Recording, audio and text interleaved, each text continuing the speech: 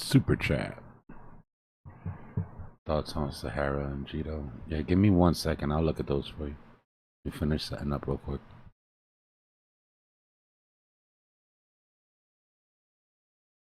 W super chat.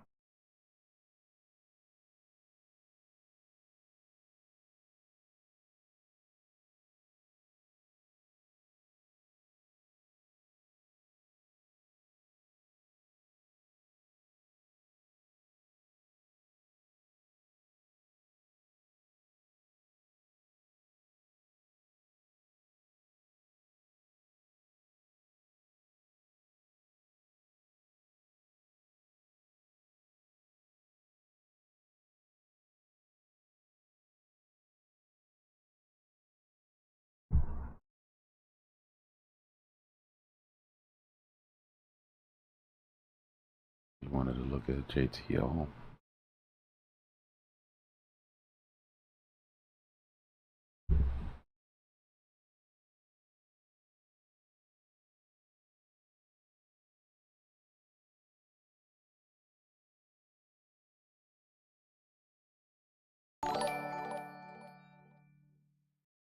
And Celestia dollar Tia, please. All right, user. I'll look at Celestia next. Give me 1 second.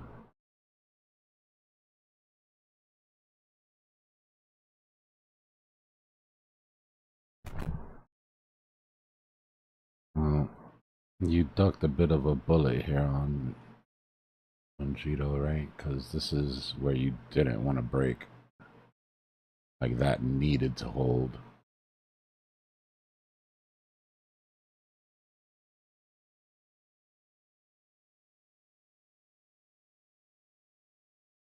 That desperately needed to hold.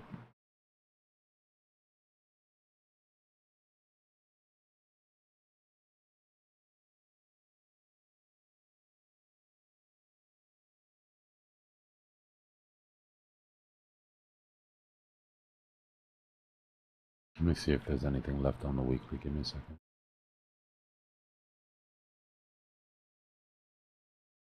My vector guy.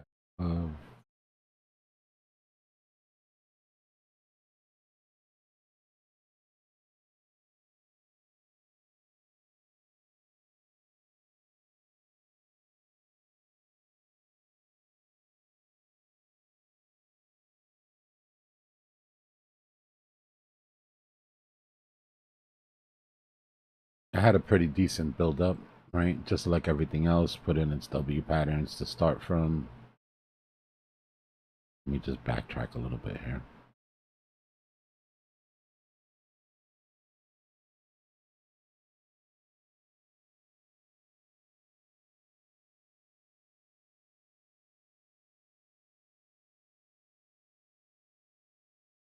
Yeah, it looks a lot like a lot of the other alts that did the same thing.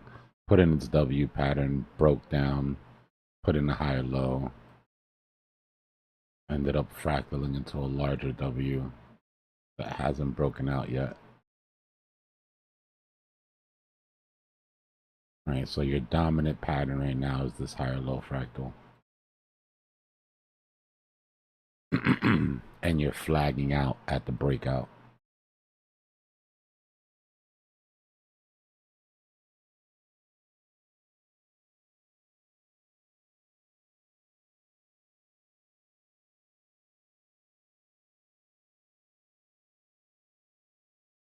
So that's the measured move from your higher low fractal, but then you're also putting in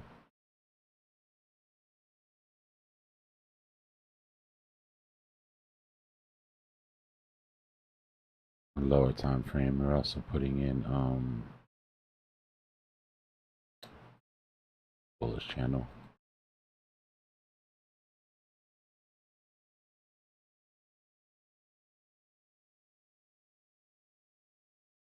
Bullish channel, slight deviation. Measured move from that bullish channel would be very similar to your measured move from your W pattern, which is a bit of confluence. Yeah, give or take a couple $100. So you've got to keep these alive, right? You don't want to break down out of this flag. This flag is sort of locking in your original move. if this flag does break down, you really don't want to invalidate. This would be your invalidation for your W. At this point, everything's different.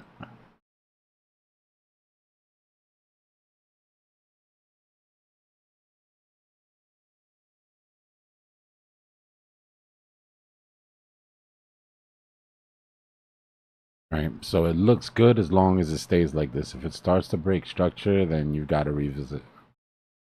My opinion, if you break down out of this flag, I would want to pick up lower. I wouldn't even take that ride down personally. This is on a 4 hour, right? That's not a small move.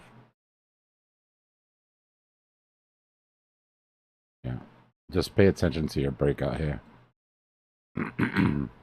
Short time frame, you're consolidating against the breakout, see? Things don't tend to consolidate at resistance if they're not going to at least make one more attempt. But if you can't get over it, just be aware that you've got like big vector gaps on the way down.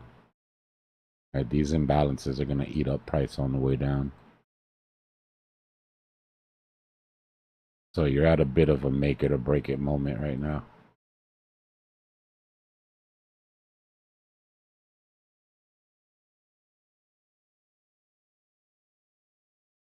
Makes sense.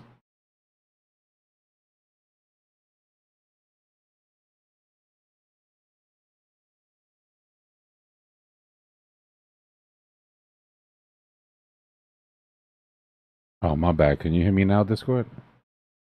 All right, yeah, now we can hear you. Yeah, now I can hear you. I had half of it muted somehow. I don't know what the hell happened. Yeah, but that's Jito. And then what else did you want to look at? Sahara. What's the ticker for Sahara? The new one for me. Yeah, I stumbled across Sahara yesterday for the first time out of the blue. I'm like, what the heck is this thing? I had never seen it before. I remember somebody bringing it up that they had listed it, I think, on Coinbase, right?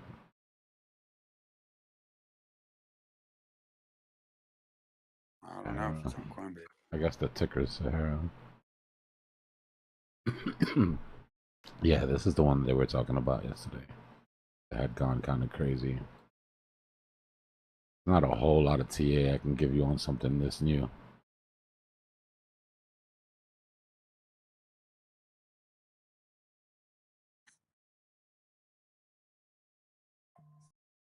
Was this a fair launch? Was it an existing project already on Dexes? Was it an airdrop? These are all questions that I need answered before I can give you TA on this. Right now, short term, I could tell you that you had that false move up and you're recovering these vectors. Somebody had mentioned it was an AI narrative on that somebody posted on Twitter. So I don't know if that's Nah, I just need information on how it was launched because that'll tell you a lot to whether this thing is done dropping or not. But for the most part, you've got vector imbalances all the way back down to 88, which would be a daily open retest. But without knowing more about the tokenomics, it's really hard to tell you whether that's going to drop and keep going or not.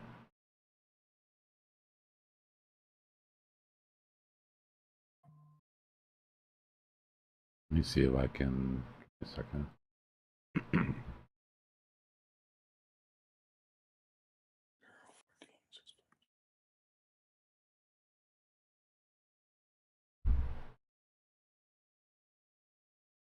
See what we're working with here.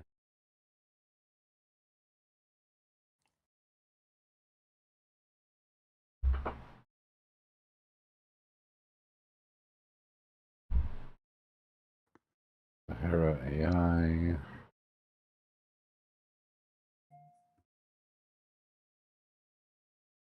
$10 billion, only $2 billion in circulation, so it's on a 5% float or a 1/5 float. Okay. Let me see. Unlocks.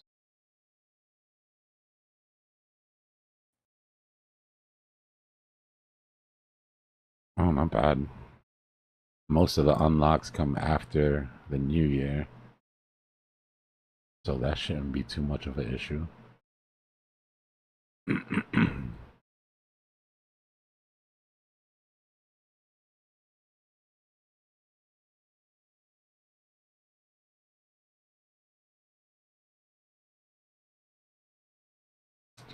What just want to I'm let people know that are on the market real quick for car markets, man. When you go to the dealer, make sure you always check online on like the headquarter website to see what kind of deals and specials they got. And don't go on the dealer's word for what the window says. It says always look, because they're not going to tell you. They're not going to spoon feed you your deals.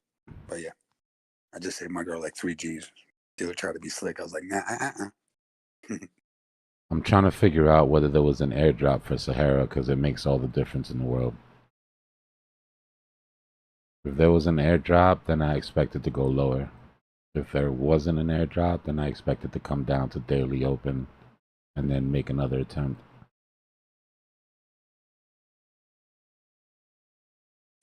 Just respect this uptrend.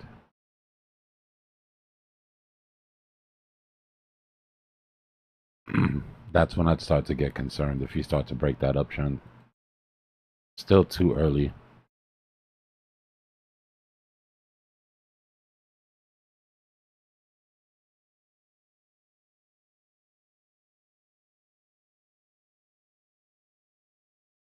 Yeah, they got some airdrops around the Oh, corner. that's what it. Okay. So Yeah. claims start June 26th. They just started on June 26th. And there's another. There's a post from them. Not from them, but Vibe Vault. So Sahara Airdrop. The post is from 28th, and they're saying it's right around the corner. And there's a diagram saying when the airdrop is. No, I see. I see what he just said there. It was on Alpha Points. Eligible users can claim 1,000 tokens. Yeah, there's gonna be steady sell pressure on this thing. School, be careful.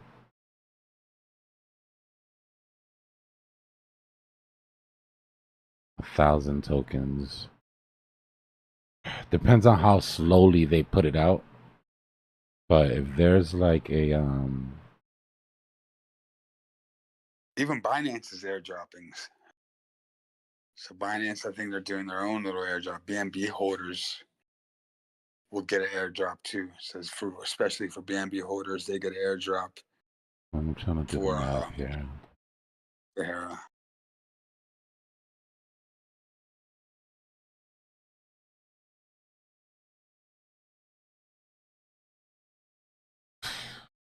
Yeah.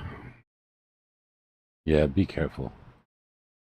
Be careful. There's ways to earn this token, and in my opinion, from what I've seen, people just tend to cheat these projects.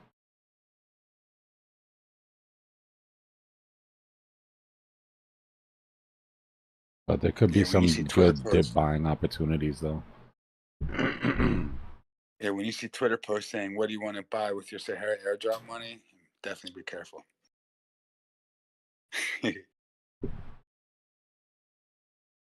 Yeah, there's another one that's floating around too, midnight. It's supposed to be for Cardano, Ethereum, Sol, BTC holders. But just be careful with those things, bro.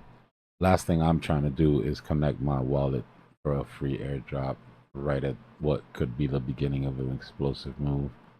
I'm not trying to take those risks. Let me look at Tia for you. Give me 1 second. Celestia. Trigger warning, guys. Not going to be a pretty chart.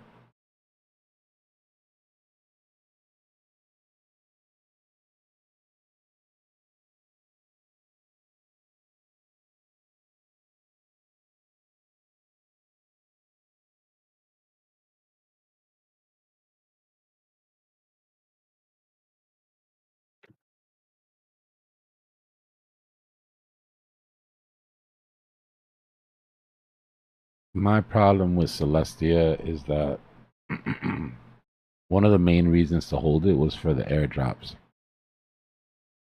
That's sort of gone away now. And while everything else, you know, mind you, everything else put their structure up here. Right? They might have lost their original W. Celestia played it out, which is cool. But when it was supposed to come down for its higher low to set its bigger W on a daily, right? Just like everything else did, it just bled out. Right? It just bled out nasty. And the only thing that can sort of, yeah, from the very beginning, it was one of those high float, high FTV. The people that did really well on Celestia were ones that got airdrops because they had Atom stake.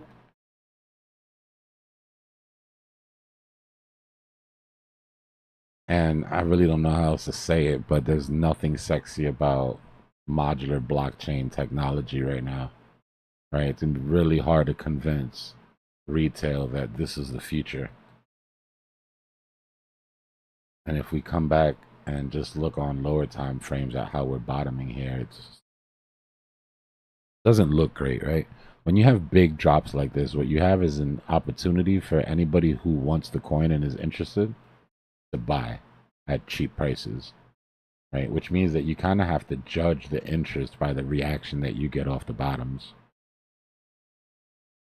And if we're going to judge the interest on this coin by how many people bought it when it hit bottom, doesn't look great, right?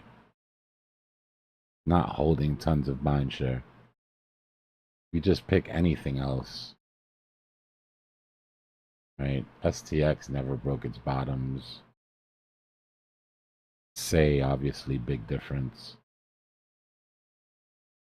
But then when you compare that to a TIA, it's like, you know, had the opportunity, had the push, everything else had it. Just when it came time for retail to step in, they didn't.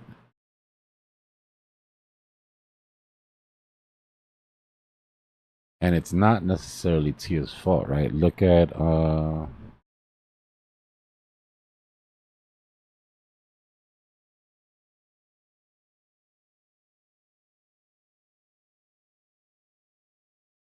look at Dimension,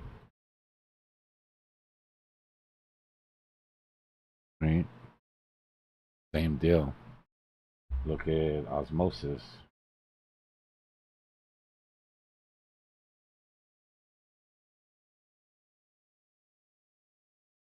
Right? It's all the Atom projects, all the Cosmos projects for the most part. The only thing that made it out of everything is Injective.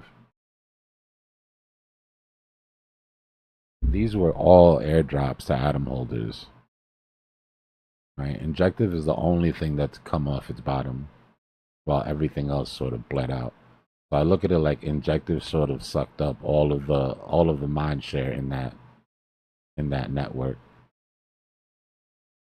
And it sucks because the tech is amazing. Modular blockchain at the end of the idea is it at the end of the day is an amazing idea. It just is an amazing idea during a run that nobody gives a damn about utility in. You get what I mean? Yeah, and DOT. I mean, if you just look at it's the whole ecosystem, bro. Honestly. Did they have good runs in the beginning? Yeah. Were they playing out perfectly? Like, look, DOT was looking great from the beginning. Right? W pattern broke out of the daily, went into a bull flag, big explosive move up. But after that, it just, you know, went to shit. Yeah, I mean, utility will have its day again. Utility will have its day again. Just unfortunately not now. I wish I could give you better news, GP.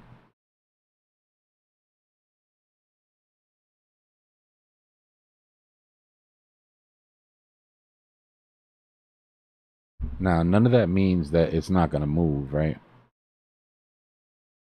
I'm just saying you can judge the strength of the move you're going to get. Like the last time that all the alts went crazy, this is what TIA did. Right? With all the money flowing through, all the risk, you know, everybody risk on, and this is what you got from TIA.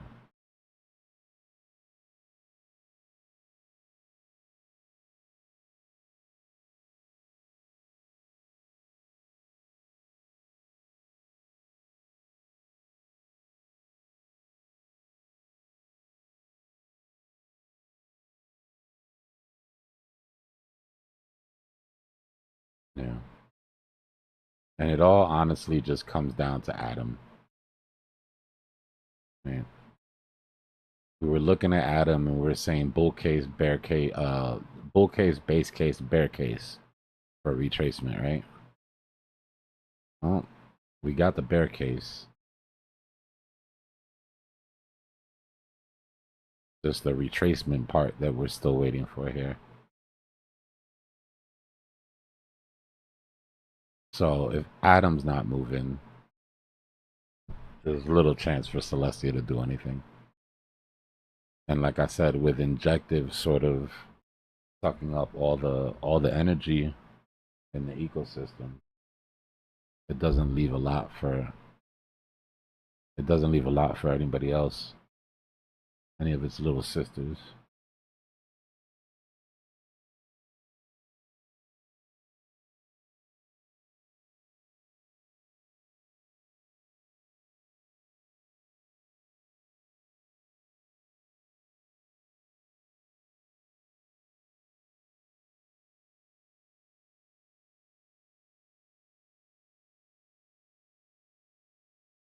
Yeah, really bad timing, bro. It had they had a great run at the beginning, right? They all went nuts. Injective, Dimension, um, Osmosis, all of them for the most part had a really early run. But it's like as soon as the meme super cycle came in, utility just went stupid flat. Nobody wanted anything to do with it. Well, utility will have their run now, Slick. The only memes that are getting real attention right now are like high market cap memes. And those aren't gonna go anywhere. Those will always be there. But I expect more speculation to come in. Especially once we get regulation, once this clarity bill comes in and people realize, okay, they're regulating crypto, it's not going anywhere, then all of a sudden utility gets sexy again, right?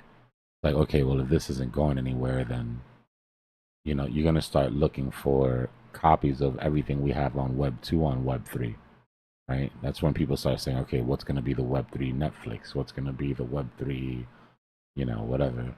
And then utility starts to spark back up.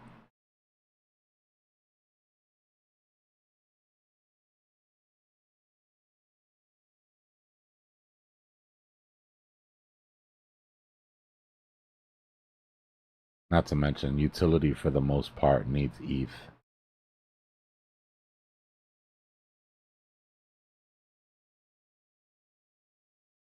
Yeah, yeah, for sure.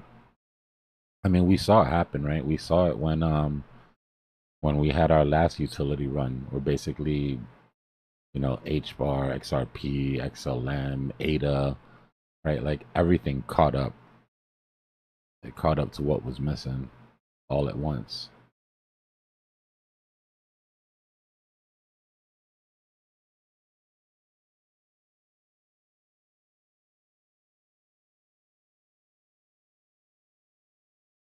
What it is rapid repricing, right? Like utilities boring, nobody cares, so utilities priced at the level that it is. Once the importance of it shows up and people realize, wow, these things are super undervalued, then they need to be repriced.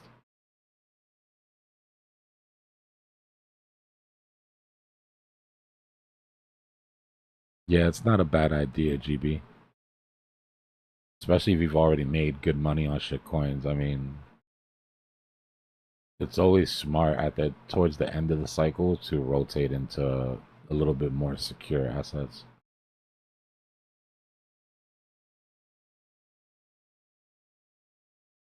Higher market cap stuff, you know.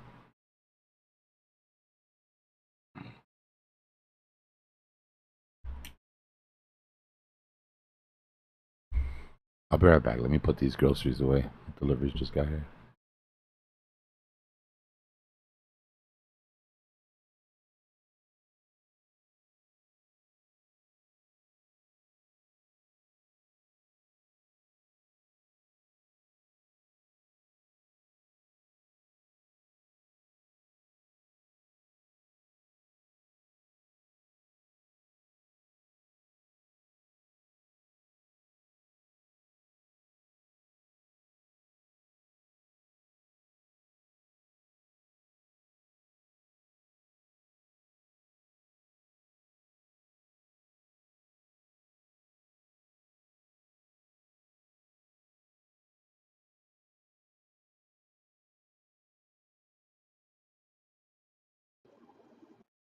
Hey, Dbloc, what do you think about the 15-minute chart?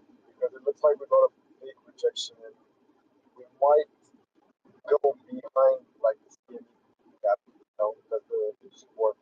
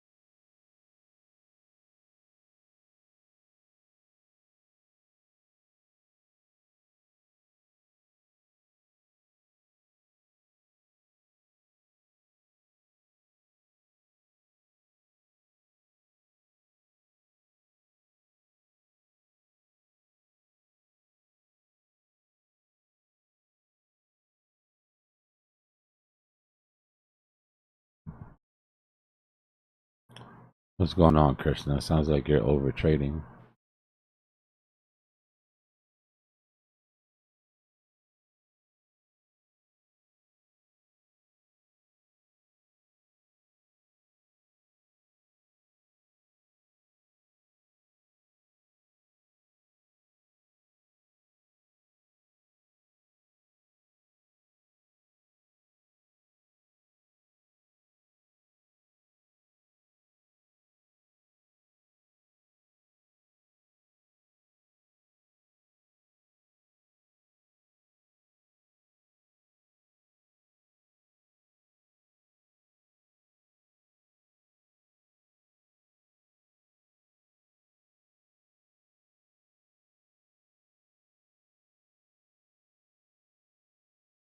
It happens, bro. Sometimes we're just out of sync with the market. Could be anything.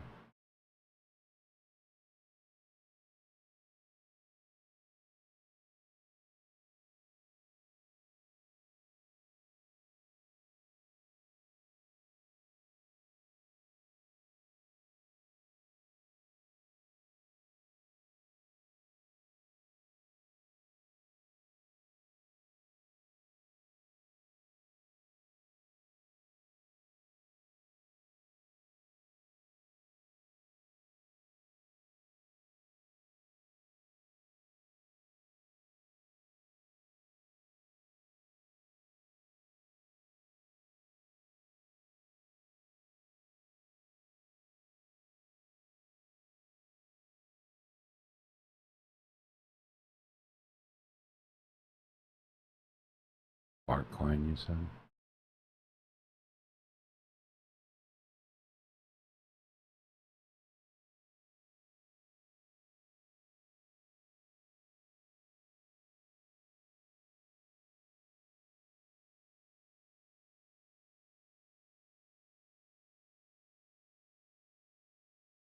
Shorting this thing is a scary proposition, bro.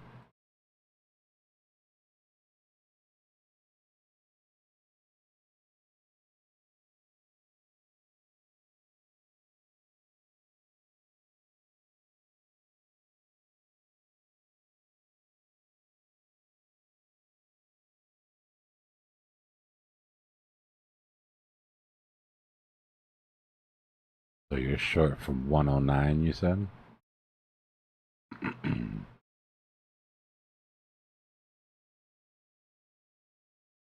think you'll be okay.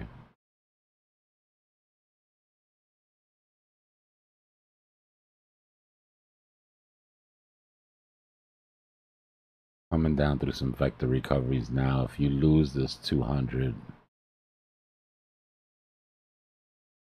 should come down into this vector gap here.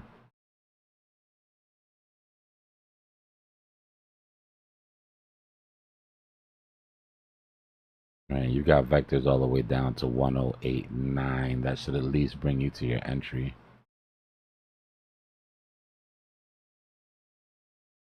Problem you have is if this if the 50 holds, you're already losing the 50 on the 15-minute. You would love to see this 13 EMA come down underneath the 50 to lock in this bearish momentum. That would make you a little bit more comfortable.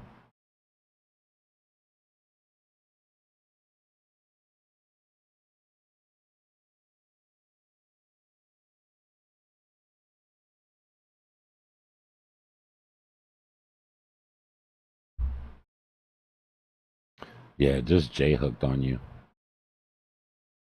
These things can be nasty.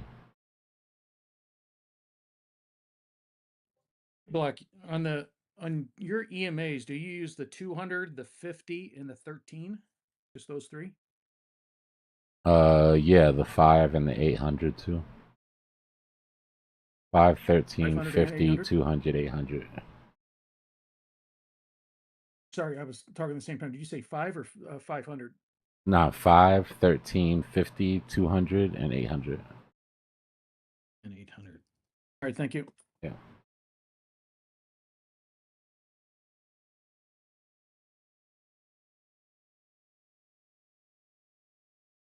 Is there one indicator that you can put all those in, or is that going to eat up 5 of your indicators? Nah, there's some that have multiple. I just use Trader's Reality. It has space for 5 indicators. Or 5 Oh, you don't use TradingView? EMAs. No, it's on TradingView. It's just that's the name of the indicator. TR main. Oh, sorry. Sorry, what was in? Oh, main. Yeah, TR main. No problem, Krishna. Okay. You're welcome. Got it.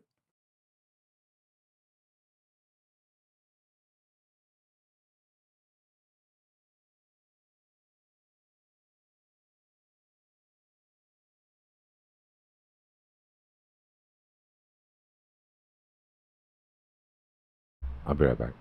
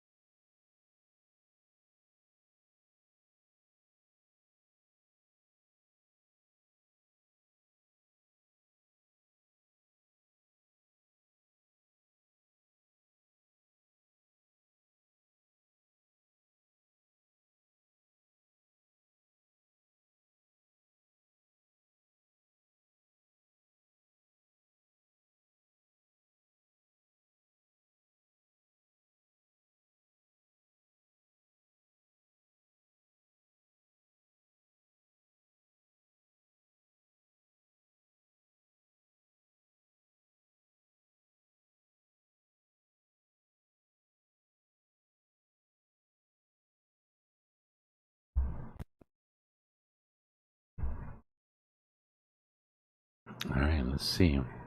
We're down to the 5 minute.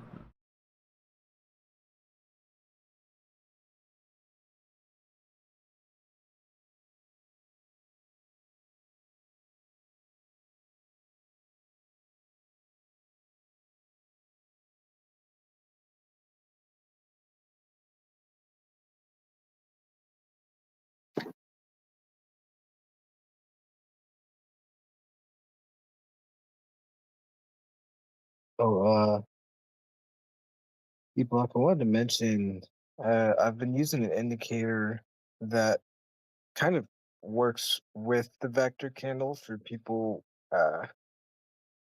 folks who maybe like are maybe for trying to learn or understand what's going on. Um, that I like because it kind of shows you the vector candles in a or it gives you the box. It gives you an oscillator with your volume, and then paints the vector candles as well. And it also shows when like the work is done. So like when that like section has been balanced, I guess, in terms of volume. Um, that I can put that in indicators or something or TA or whatever. But for you to check out. Yeah, I'll take a look at it. I think TR main is best for most because it's got so many different functions. But it's figured I'd mention.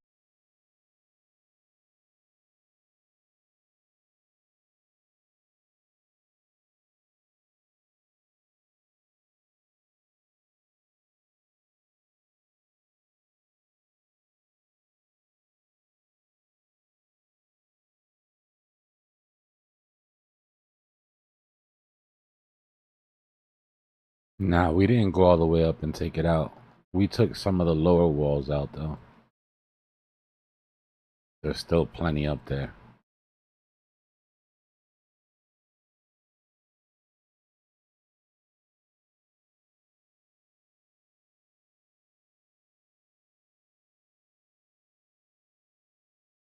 Actually, I'm totally tripping. This is the volume spread analysis, which I think you did help from Algo Alpha.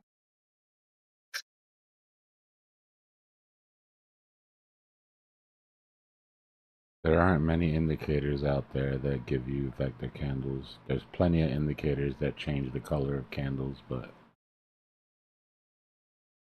not all doing the same thing. Yeah. No, it's just been helpful for me to kind of like see what's happening and when movements are done, which is like helping me understand the vector candles a little better.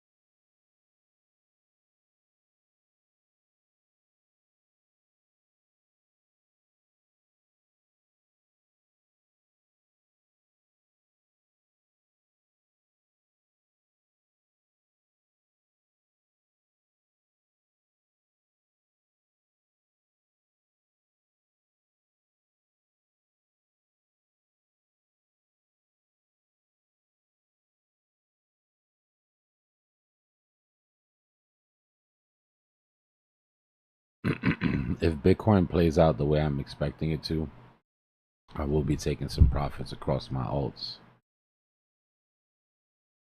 going into Monday.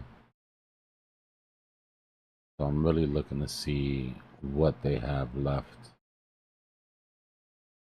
But if Bitcoin comes up to make that higher high, just to finish the false move Monday, then I'll be taking profits across the board.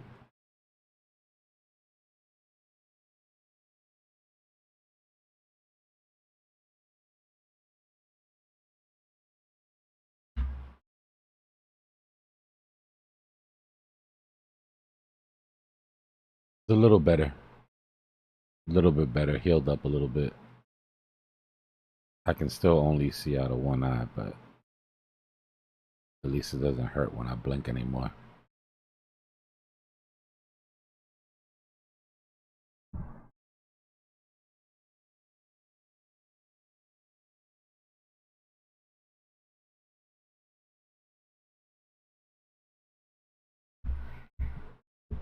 Nah, I just mean to peel a little bit of profits off of this move, Sean. We've had a decent move up. But if this is going to be the false move week beginning and we get another push up, and I'm expecting a 3-day down, then I'll take some profits in the stables. Just for a couple days.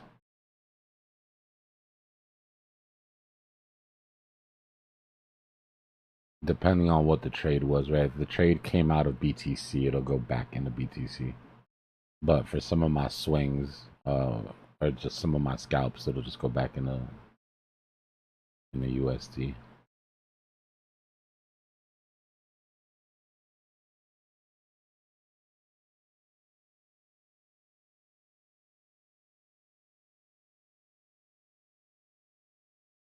Yeah, I don't. The top, these are our walls, but as far as where we end up, it could be anywhere. We'll push until the move gets exhausted, which to me probably means this cluster of liquidations and this cluster of sell wall.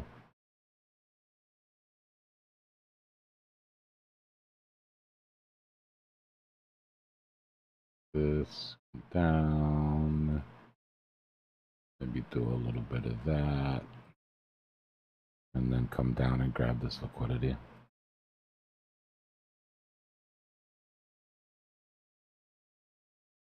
We do have to be prepared for the chance that we don't get a higher high, right? Just because there's a 24-hour expiration date on the move, meaning we usually get our false move topped out, or either our weekly high or our weekly low by Monday. But that's not hard and fast. It could literally, we could have already seen it. That's why we're watching now to see how much effort is made to stay above this range.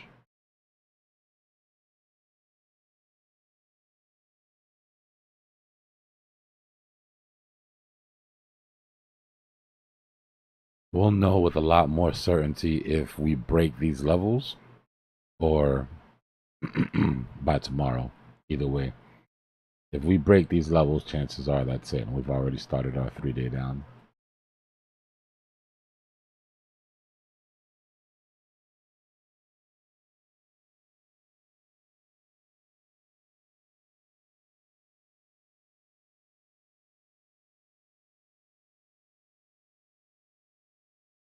Yeah, exactly, Obsessed.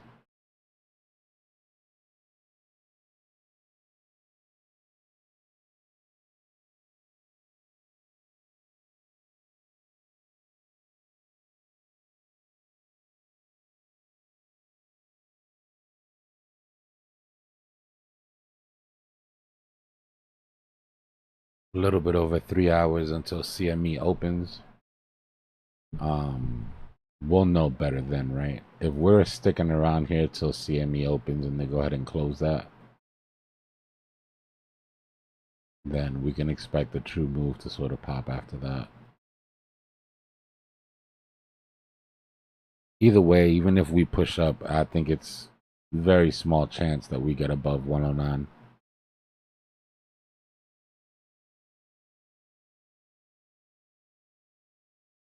The 3-day down, I would want it to come. Well, me, if I was in control and I was the market maker, I'd want it to come down and clear these legs, like the 800 EMA.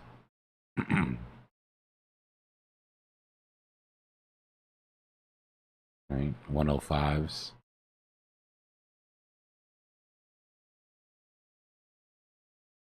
So right here on the heat map, this is basically what we want to do. We want to clear both of these out. Right. We want to clear the board and then move. Bulls make money, bears make money, pigs get slaughtered. Time for these piggies to come to market.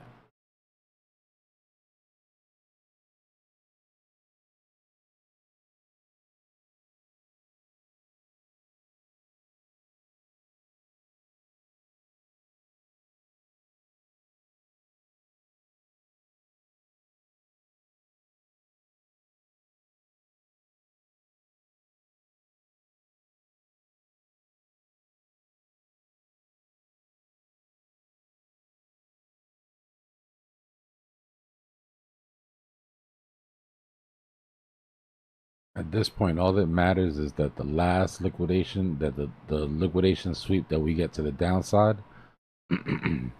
ends up higher than the one before. Because what we're doing is we're making sure that we're not leaving massive liquidity underneath us once we get up to break all-time highs. Imagine this scenario, right? Imagine we V-shape from 97.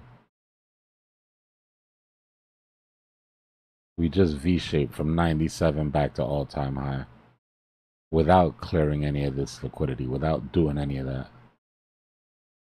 And naturally reject off of all-time high. You know you're not going to break all-time high on the first go, right?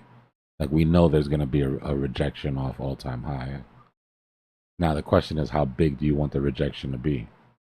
Right? Because if you V-shape and you don't clear any of these liquidations, then your rejection is going to be like that. You're going to come back and you're going to clear all that shit. Or we could be smart about it and do it on the way up. Right? By doing it like this, then it means when we reject off of all-time high, maybe we only come back to here. And then the next time it breaks. Right? Because you haven't killed momentum. You haven't killed sentiment. Doing something like this is going to kill sentiment. All the bear market over people will come back out of the closet and they'll be like, oh, double tapped off of all-time high. We told you.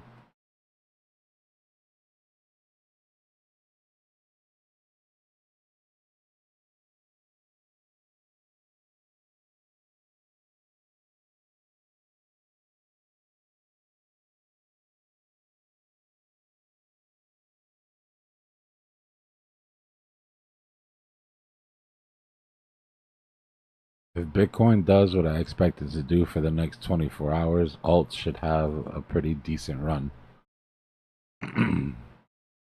I just want to say that with a little bit of warning, because if it does everything I expect it to do, then that run won't last past Monday, Tuesday.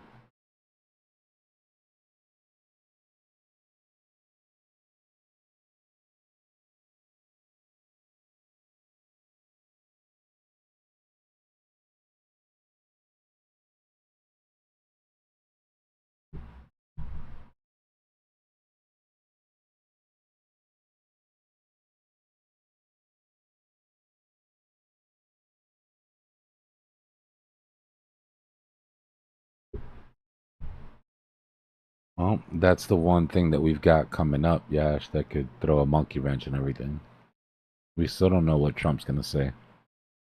I'm expecting a little bit of warning, right? Sometime from the 1st to the 9th. And then the 9th, we officially get word.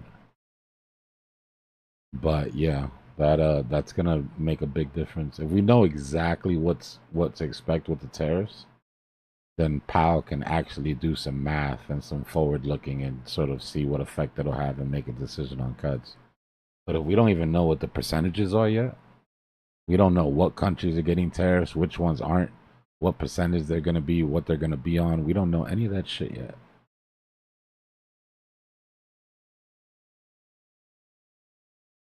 If we take out the shorts first, then it means we already had our false move up. That's what I was saying. Like, between now and 24 hours, this could be the top. If we take out this top, then, you know, you've got 24 hours to put in the next one, or even less now.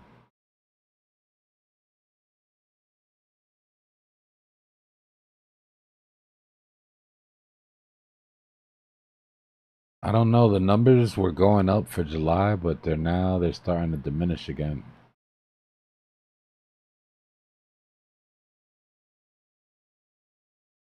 Go to Fed Watch.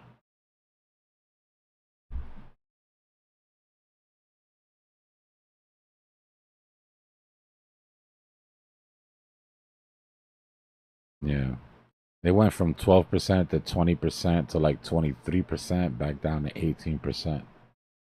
But the odds for a cut in September are way up. For me, September is almost a given at this point. We've got to see what happens in July.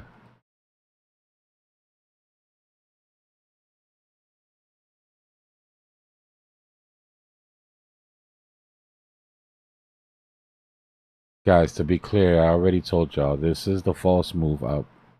We're already in the false move. We're waiting to see what the high is going to be. We've got 24 hours to put in that top.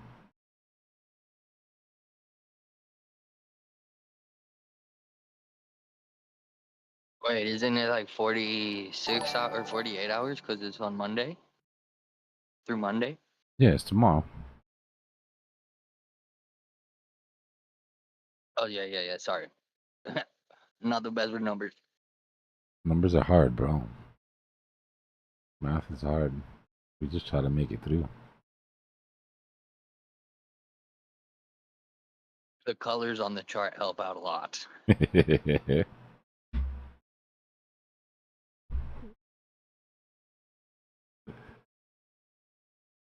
Nobody's kicking JP out, bro. They can't kick JP out. What they're gonna do is they're gonna talk tough until JP leaves, and then they're gonna see, look, they're gonna say, look, I kicked him out. I told y'all.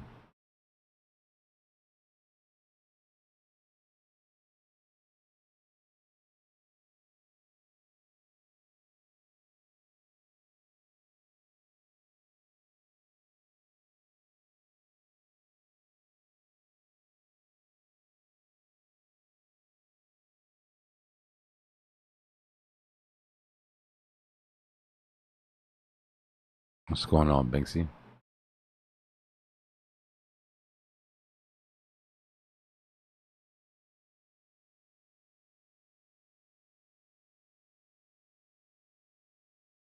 Yeah, because he's never changed his mind on what he's said before, right?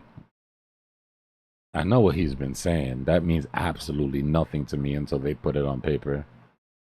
And unfortunately, it doesn't mean anything to the market either because of all the indecision. There's way too much uncertainty, bro. I would love for that to be the case. That'd be very simple.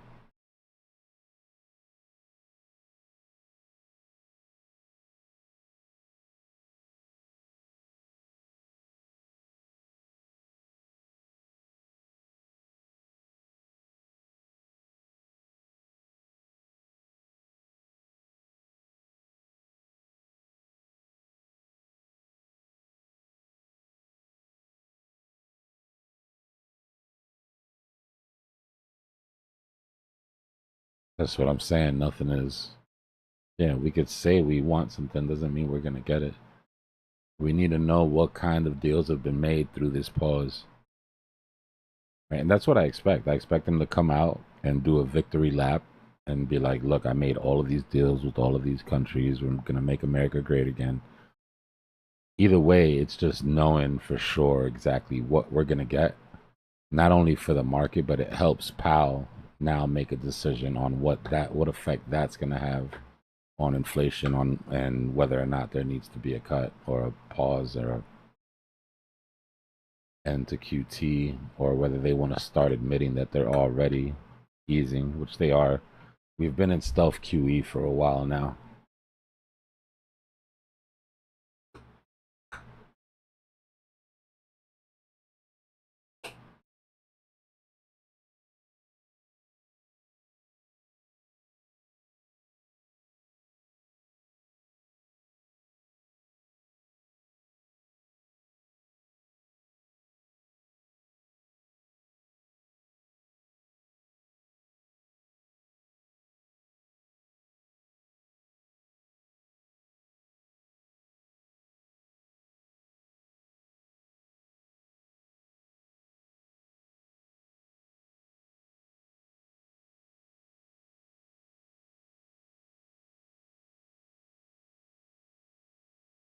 Yeah, here's M2.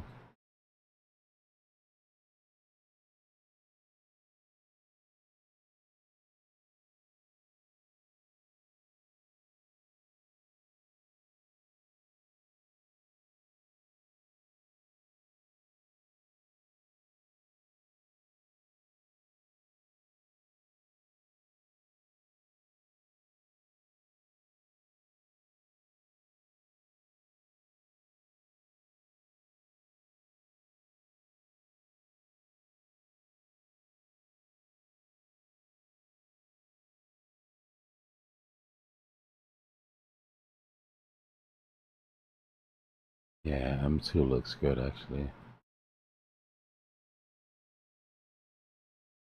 Let me hold on. Go to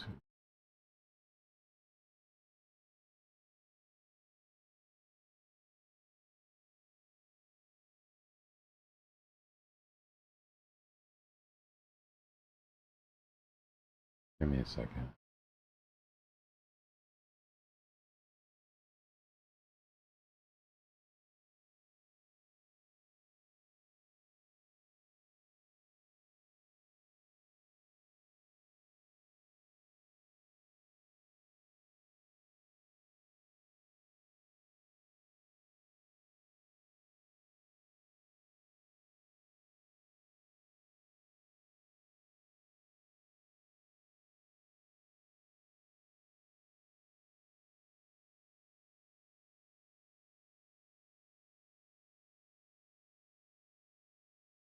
Yeah.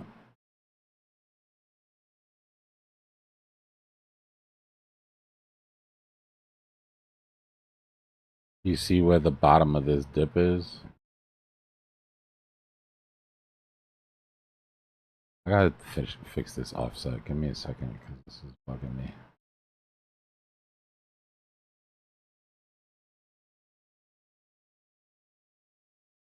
Puts on status line.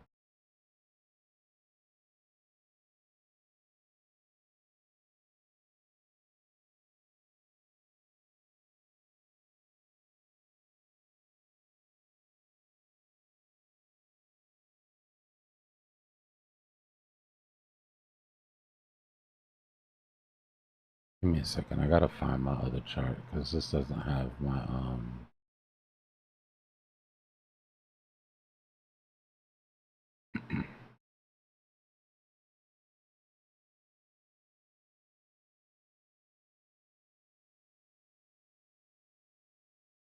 There we go.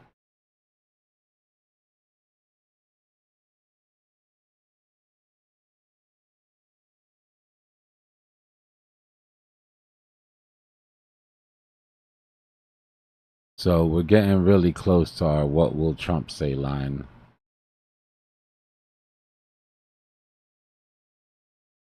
All right. The bottom of that dip on M2 on the 105-day offset comes in on the 9th.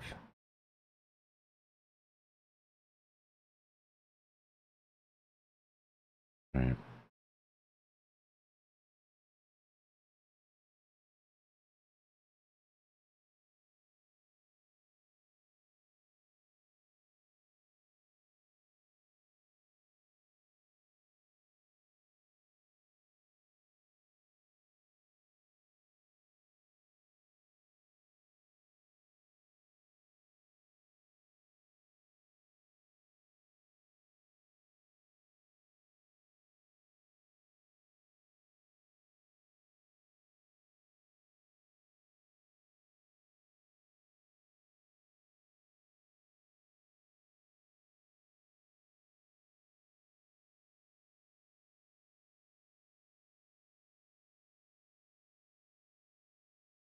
Let me show you. These are the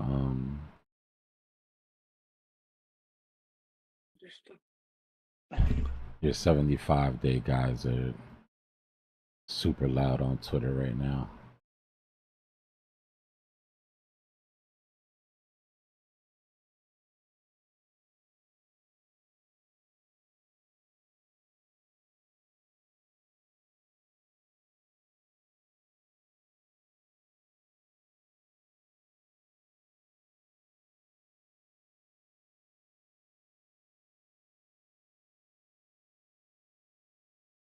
Hey, Dbloc, is the price above that bull flag that we made? What was that, brother? Oh no. Bitcoin, is our price above that bull flag that we made? Remember how you were saying when we broke above that, we were just kind of making sure, I guess we stay above it, or? Oh, on the daily, yeah. If we look at yeah, I mean we made short work of that. Where is it? So this was our line to remain bullish, right? Once we got that momentum back up. And then we were talking about how we just want to start taking out these lower highs. Right, so we already took out this lower high today, which is good. But more importantly, we held that, we held that line. This shit was an incredible move, bro. Things got so spooky for us down there. We saw how close it came. We followed this thing on the daily and it was not looking good. Yeah. The close, we hadn't really closed today. What is it, midnight when they close, or how does that work? Daily closes in 5 hours. It's 8 o'clock. Hey there, Dbloc.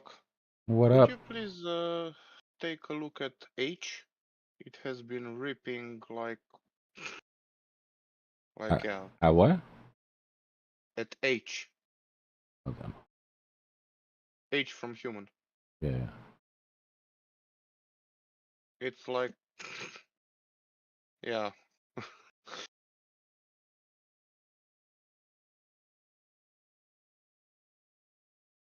Yeah.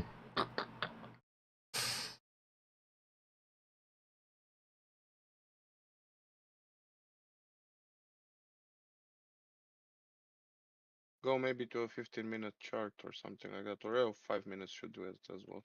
Yeah. Yeah, Has been ripping like I was trading this yesterday and just that algorithm is very baity. Like it was real cool until it wasn't. And then it was I felt like a lot of that was synthetic trades. This accumulation range that it had is insane, though. a couple of days. It's quite new. Yeah. I'm asking because I'm still in a trade. No, it and looks I'm it up looks like good. This is 3000%. this is kind of what you want to see. We were looking at something earlier that looked a little bit like this, that was still sort of coming down. But yeah, you want to see that volatility come to a stop and then have a tight accumulation. And this is parabolic, bro. There's no other way to look at that. That shit is Yeah, I'm at gone. 3700%. So it's like I'm like watching it and I can't believe it. Yeah. Yeah, this thing took a couple of taps off its parabola and just went. All right, well, let's see. And it's still going, apparently. Now, that's an issue, of course. But the question is, when does it top? Yep. This is going to take more than a chart, though. It's quite new. We don't have any history on it. Yeah, that's what I'm saying. This is quite, like... yeah. Yeah, I was it's in when pure like at the interest. very beginning, and it was I think it was like it had high volume, but yeah, it just felt like whichever direction you went, you got wrecked. After the first, like that first dip, was nice, and then everything after that was rough. I guess until whenever it must have popped. Trailing stop is going to be your best friend here.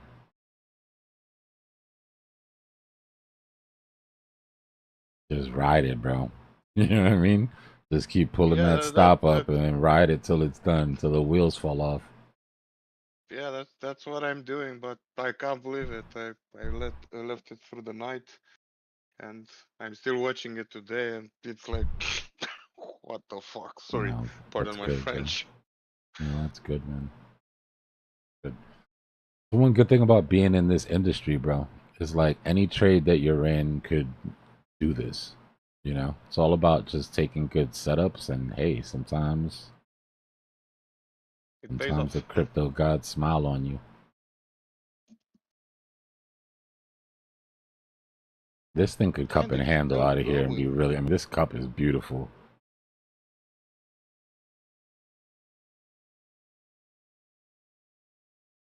If I could make this do what I want it to do, come up, have a slight rejection off of that, put in a handle, take back some of these vectors, and then gone.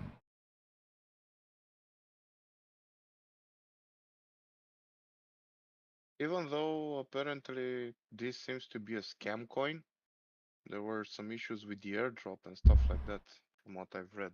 But yeah, That, I mean, that could explain it, right? If it launched airdrop, people sold off, there was some sort of FUD, and then the FUD resolved itself, and people bought back in because they sold off of some FUD that was bullshit. This to me, it smells news related or yeah, yeah. fundamental at the very least. Nothing technical about this. This is just gone. Yeah. I know, I know, I know. When I was initially trading it on the initial down, um, all there was twice the amount of trades as there was volume or market cap Yeah, or that's what you want to total. see. That's what you want to see. Yeah. When we were scalping memes in here, we were playing around one night. We went on Deck Screener, and that's when I found Keck. When we got into Keck, the day after we got into Keck, it got like a 5x. And the reason that I got into Keck was because the daily trading volume was like 3x the total market cap. So it's definitely something you want to watch for. This thing down. Yeah, it's like going berserkers right now.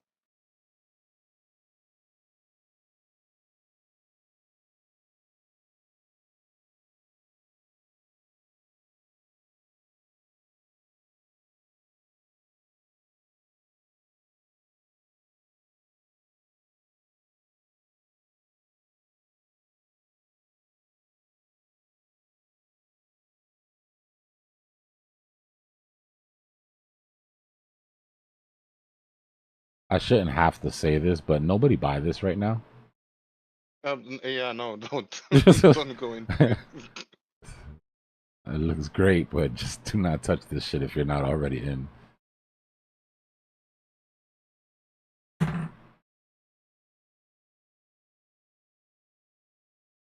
I'll be right back. Give me a second. Thank you, Dbloc.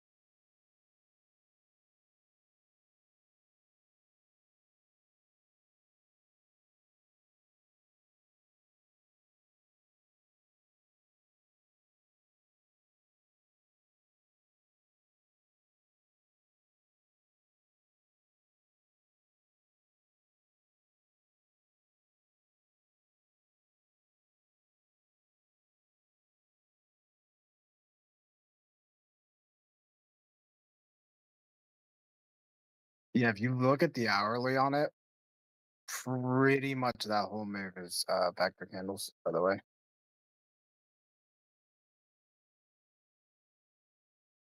It's like, yeah.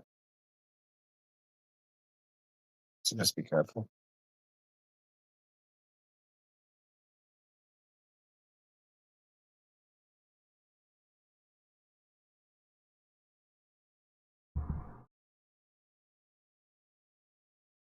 Yeah, I probably wouldn't even check it. I'm back. I wouldn't bother checking it.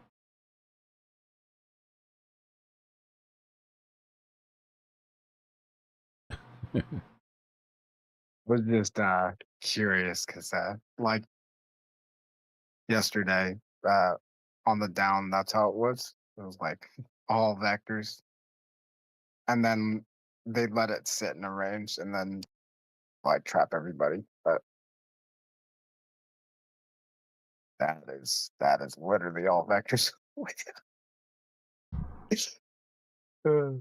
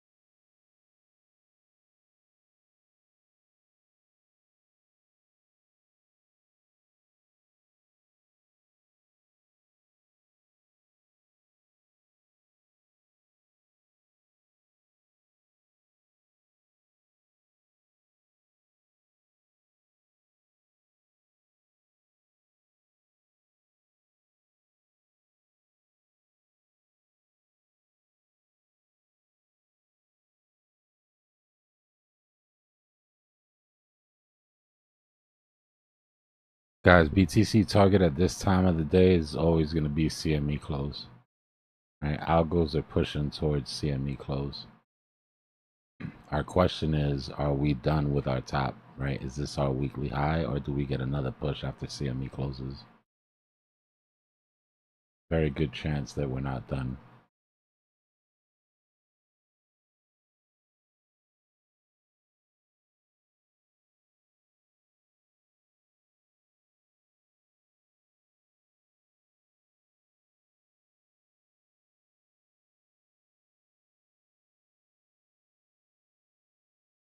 If we do go up to around 110, would you, and then kind of come back down, you'd call that like a false move? Yeah, I mean, the false move, in my opinion, is already in. Right? I'm all but convinced that this is our false move up for the week. The only question is it the top? Right? We did the same thing last weekend, weekend before.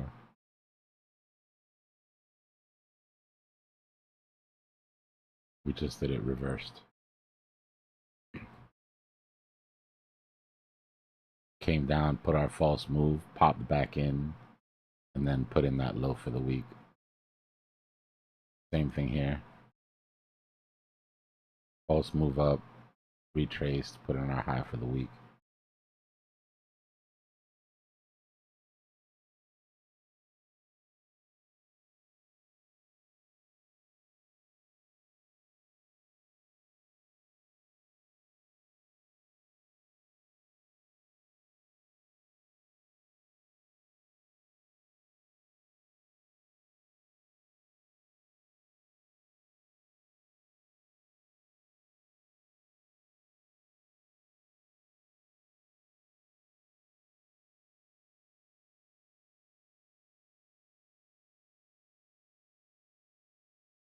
I'm ready.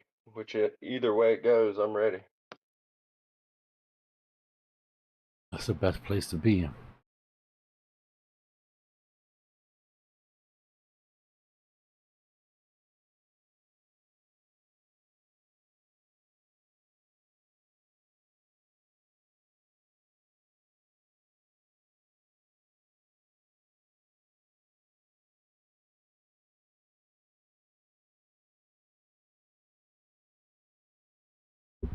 Yeah, I'm actually feeling good about it because usually it's either I have coins and no dry powder, or I have, and that's normally where I'm at. But now I actually have a little bit of both, so I'm just waiting to see now.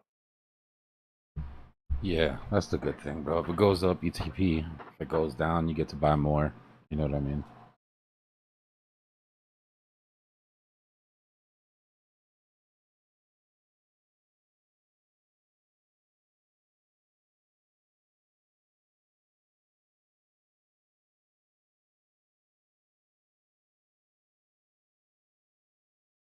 Everybody doing for lunch.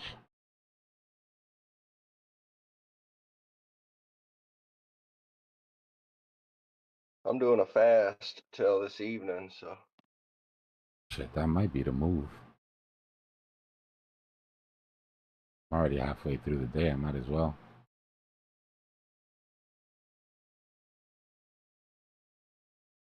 yeah. Make sure you're drinking some liquids, though. You know.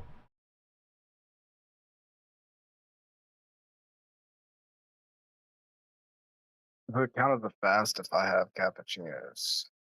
No. It does not count.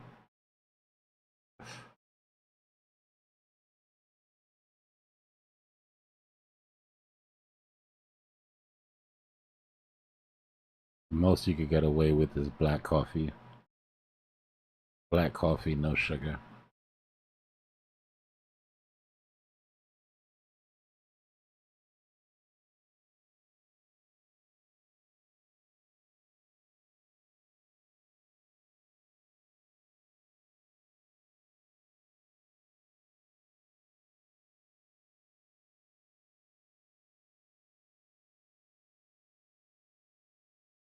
Hypothetically speaking, if the only coffee I have is cappuccinos, right?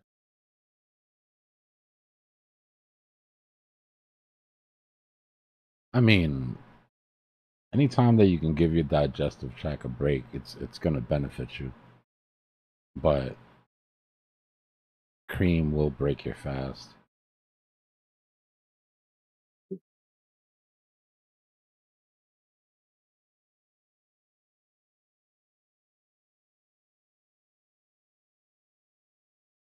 Most people need to eat less in general, anyways, including me.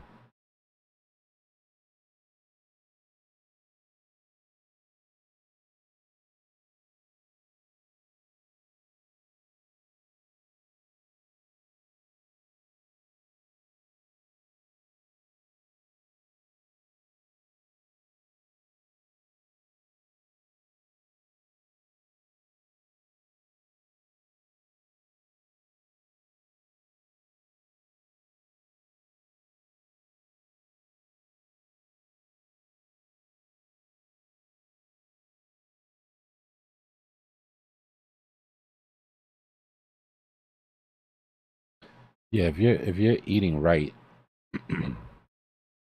if you're eating right, especially if you're working out, um, it's the opposite, right? Most people don't take enough protein in their regular diet to support like a heavy workout regimen. But in general, people eat too much. And if you're not gonna watch what you eat, then you need to eat less. You know, like fast food 4 times a day. You know, fast food 2 times a day is still horrible. It's just not as bad as fast food 4 times a day.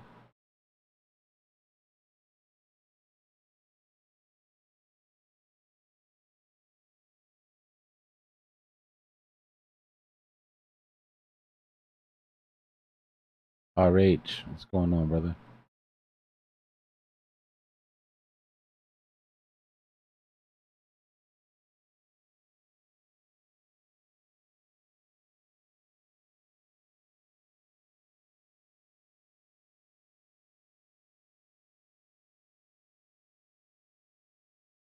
I'm good, bro. I'm good.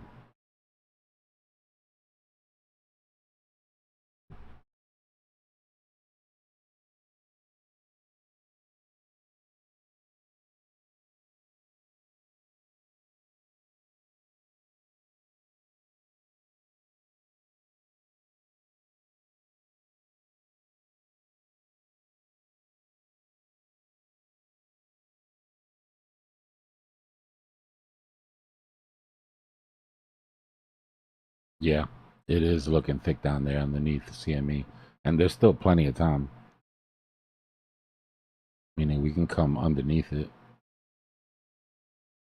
That's going to put a big question mark on the rest of that move up, though.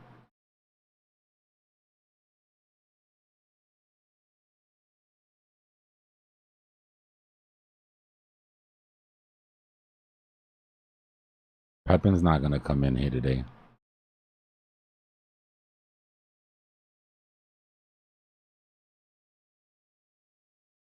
H is on a warpath.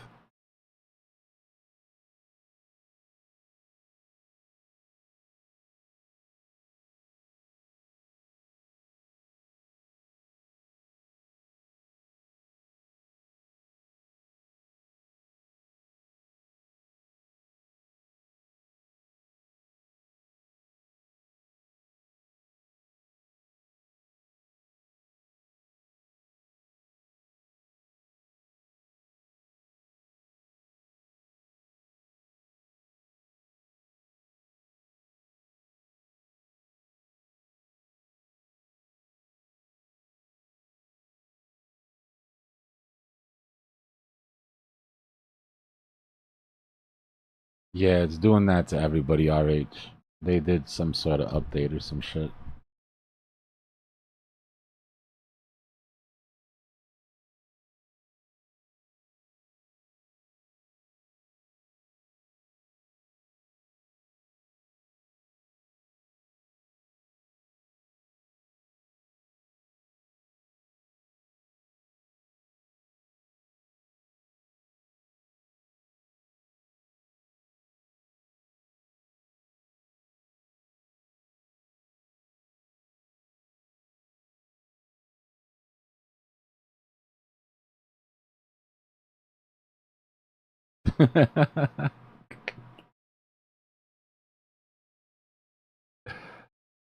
Pepin, say something. We know you're here.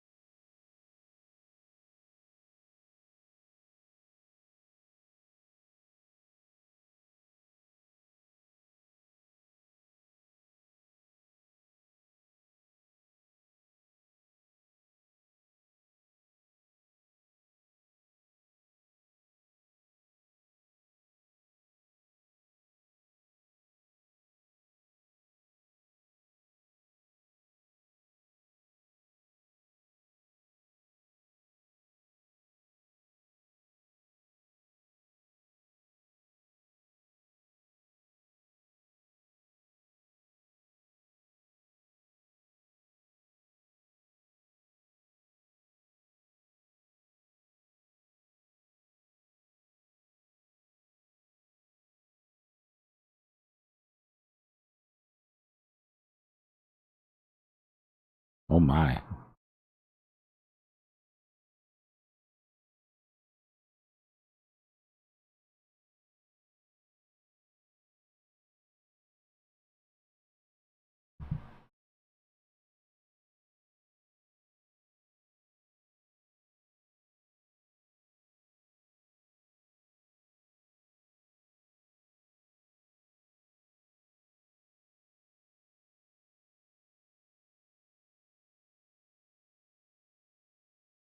That shit is every day down here in Miami, bro. They call them Florida groupers.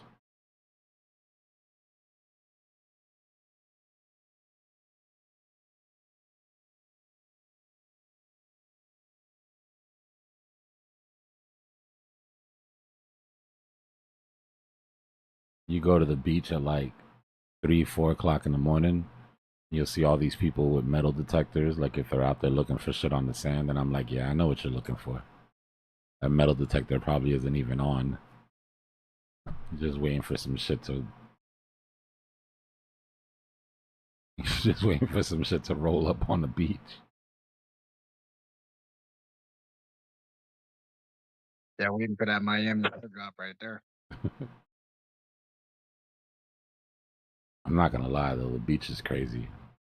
I was out there talking to one of those metal detector guys one day, and he's like, "Bro, I find gold chains, watches, cell phones every day."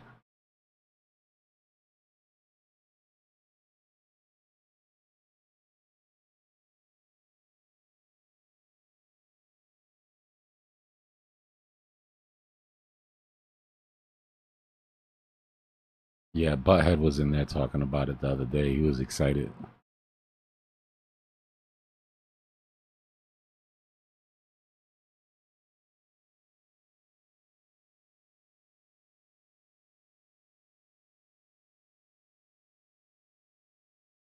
Butthead was hype. Yeah, I look at so.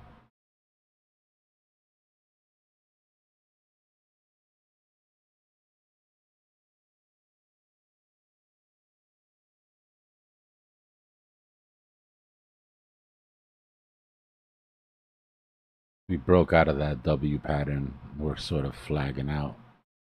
A lot of this is going to depend on what Bitcoin does. But if Bitcoin takes that move up that we're looking for, then Sol can test this SR flip. But we've made it all the way back up through all of our buys. Well, all of my buys that I set that day. Right, we're at my first DCA basically. So at this point, there's some decisions to be made. Am I going to take profit on all these buy-ins and sort of buy back on a retrace? We do retrace, it'll be to like 145. But I'm gonna wait to see if we get that breakout first. Depends on what Bitcoin does here. But I have full intention if Bitcoin makes that move up and puts in that high for the week, or if we've already put in the high for the week, then I will be peeling some off of these plays.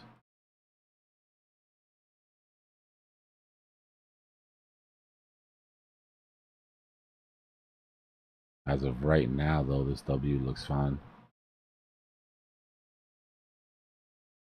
Right, just got to build it out.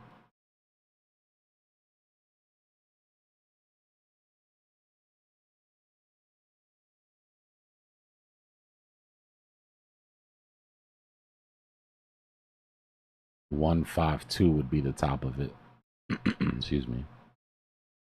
So for right now, let's just hold this 50, ride it up. Losing that 50 gives us our bearish momentum flip, and then we can start looking at a breakdown at that point. But for right now, we're good money.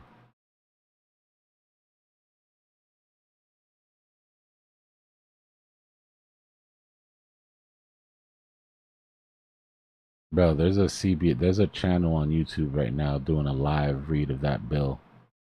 Anybody needs to like go to sleep, has insomnia or something. I listened to about 2 hours of that and I almost died.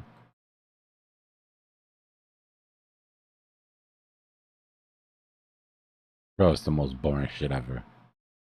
There's no way in hell that people that are signing this bill have read it or understood it. I refuse it. There's no way in hell. They just know there's something in it that they're voting for, but there's no way in hell that they've read that entire thing. Yeah, they're in there reading it because by law, the bill has to be read, right? So the reason that they do that is because if there's any senators or whatever that are too lazy, they'll go and they'll sit for the reading. But there's nobody in the room. They're reading that shit to an empty room of like 2 people.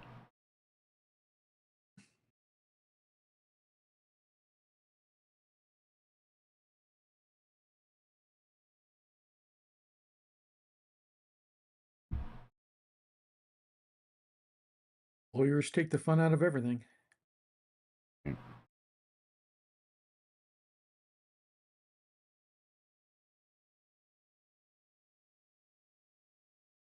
I listened for so long, DJ, just to find something I could sink my teeth into, and it was so much bullshit.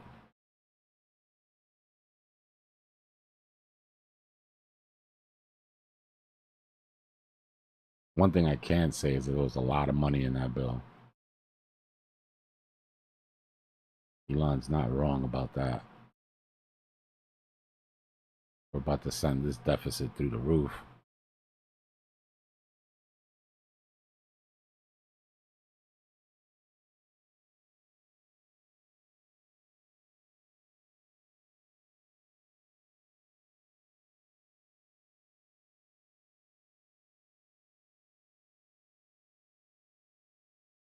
Enjoy.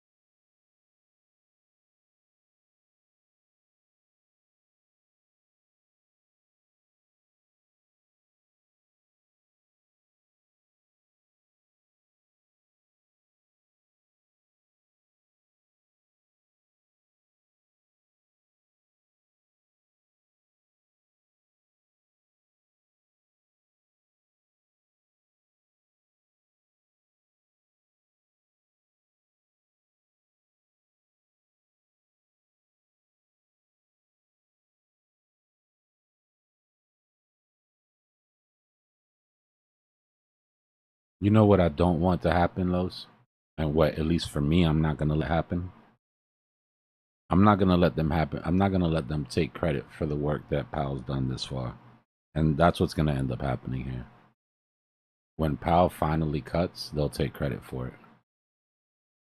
They'll say he wasn't going to cut. He had no intention on cutting. The pressure that we put on him is what made him cut. And they'll try to do a victory lap around it. He's had the most discipline out of anybody across the board for years. Yeah, I'm not going to let him do that to him at the end. You know, he's been like the best state of the grind of it. Don't bend any corners. It's kind of almost proud of him, but they're going to take credit for it. That's why it's important to keep it independent and not political, which is what Trump's Yeah. going to do with his next appointment. He'll Unfortunately, cut rates and then retire. Yeah, I mean he wants to put a bow on it. You know what I mean? Yeah, at least he's got what? He's got like 99 days left, I think, until his term's up. Anyway. Yeah, and you're already hearing Trump saying things like, "I told him he can't stay around," and you know, it's like, bro, he's leaving because it's time for him to leave. Let's be completely honest. Same with Elon, right? You didn't push Elon out of Doge. Elon left because his term was over in Doge. Wonder what it'd be like if him and Trump at dinner one night. Wonder what that actually say. Wonder what that actually would come up during him and Trump sitting at dinner. Musk or Powell? Powell and Trump. Oh, dinner.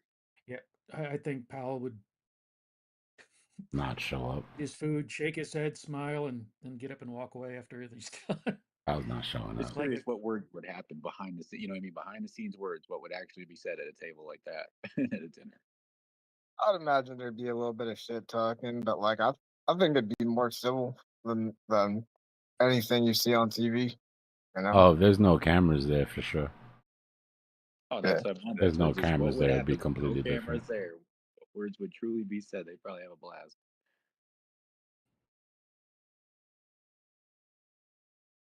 I'm sure they'd laugh about some things, and then Powell would end up walking away on a dropping the mic. You know, but that's about it.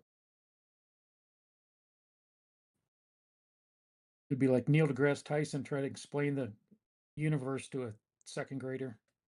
Just not going to go anywhere. Writing on the napkin and with crayons.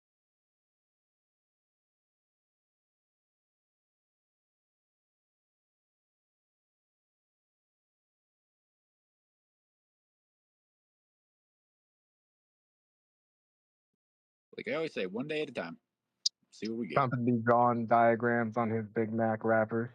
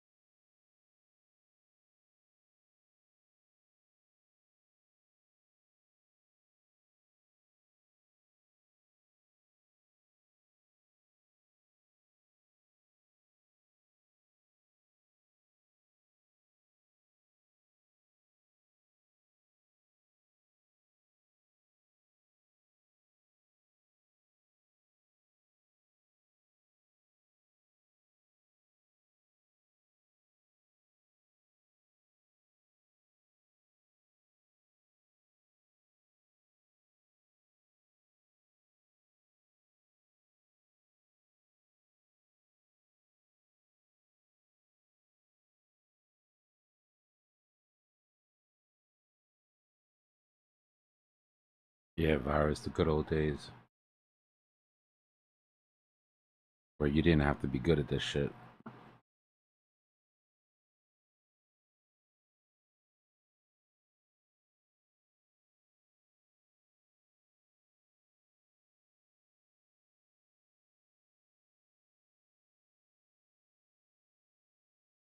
Days in a row, weeks in a row.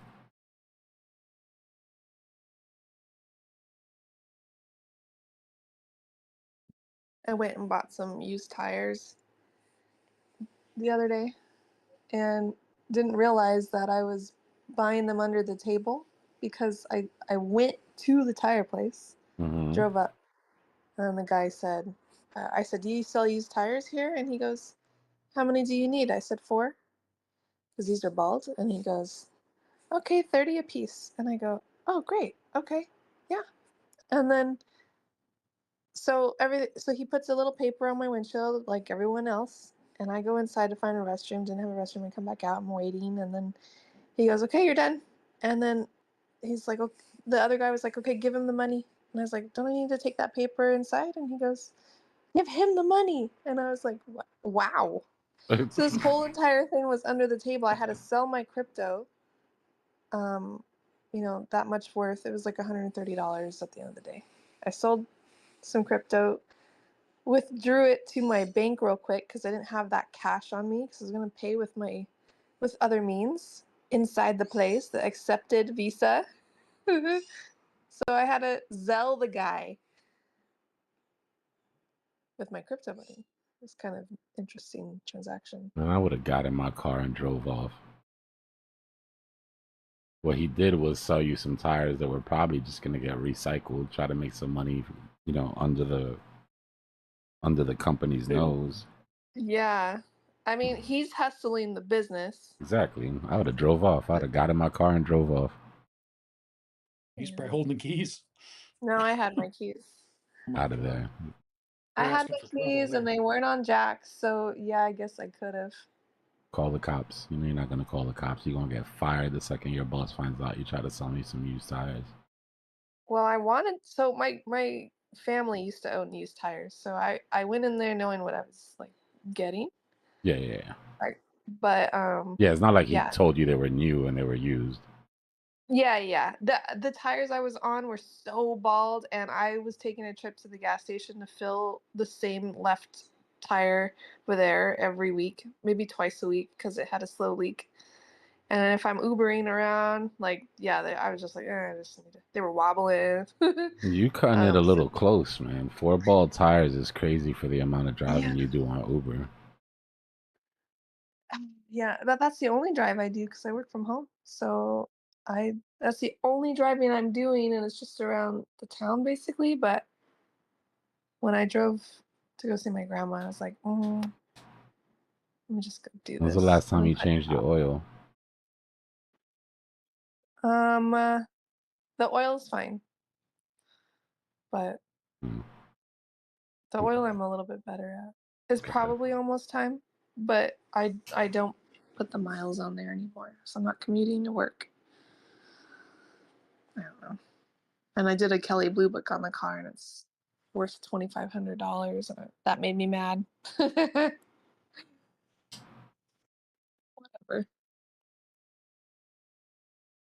Got 3 different treads. If you blow a tire on an Uber trip, they pay for it?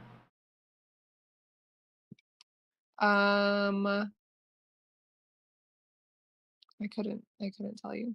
I used to know the answer to that because I looked it up once. Like I know they pay for like cleanup, like if someone throws up in your shit, right? They pay for the cleanup, or I'm just not sure how it works. What the I limit think of if what you're they pay for active, is. if I'm on an active trip, I Yeah. think that they do some. Yeah, I think there is some coverage, but if I'm not actively on a delivery, then no. And then my insurance, my actual car insurance, I'm supposed to tell them if I'm doing a ride share or not, which is Uber. But I don't do ride share like that. I don't have people in my car. That's true. That's true. That's true. So I say no to that.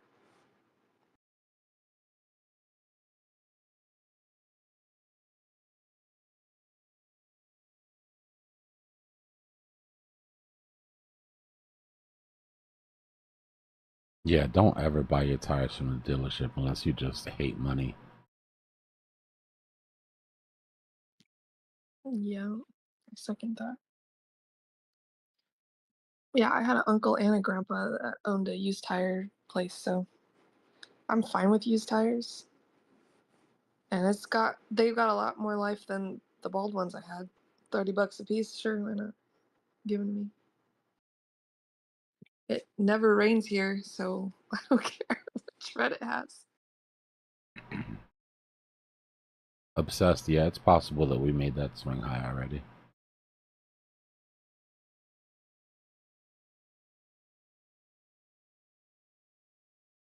We'll know if we break structure.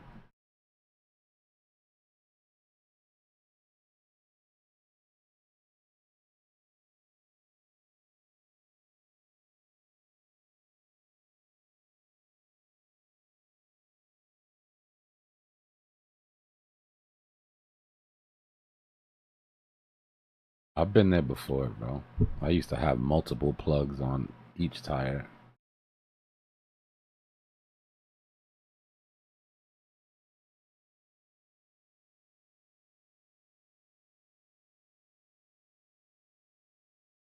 Living on the edge. Oh, me? No, I'm saying Oh, somebody you? said their grandpa used to have like 6 plugs in each tire. Like I've been there before, bro. I've Oh. definitely plugged the tire 3-4 times before changing it. Was there still a lot of tread on it? Yeah. Oh, yeah. I could get behind that.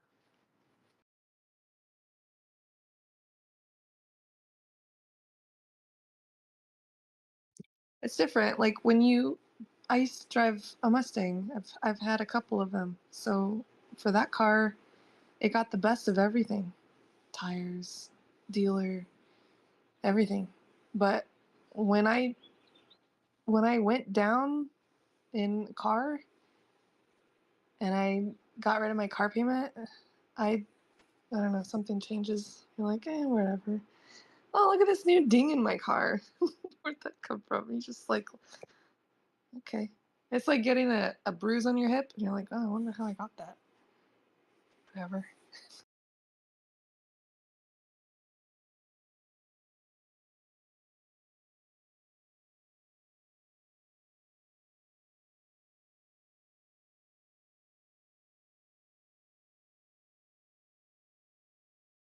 You guys notice this when you left click, hold your left click, it gives you the opening and close of each candle and the volume of the candle.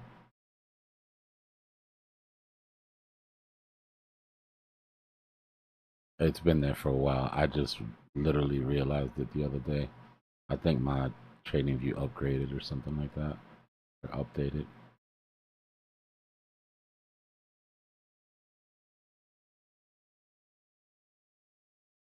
Right, Slick? I never noticed that shit either. I was like, yo, what is this?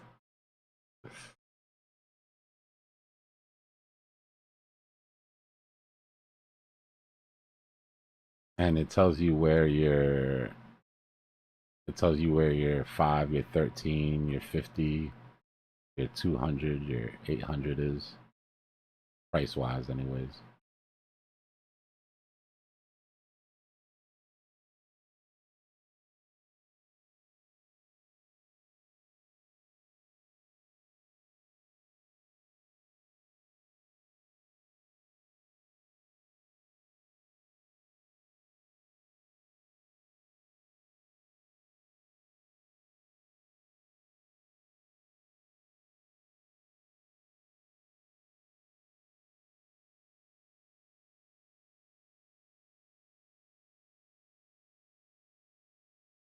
Dom's taking another leg down.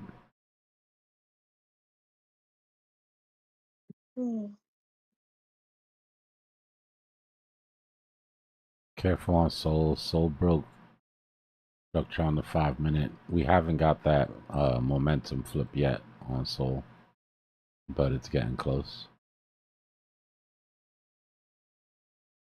Stopping volume candle to clear that vector.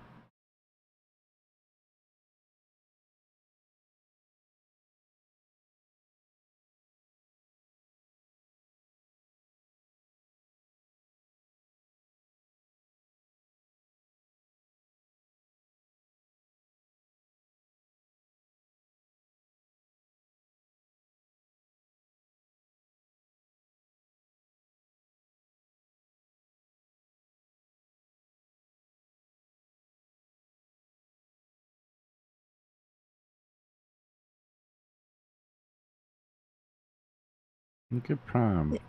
Showed off a little bit today. Okay.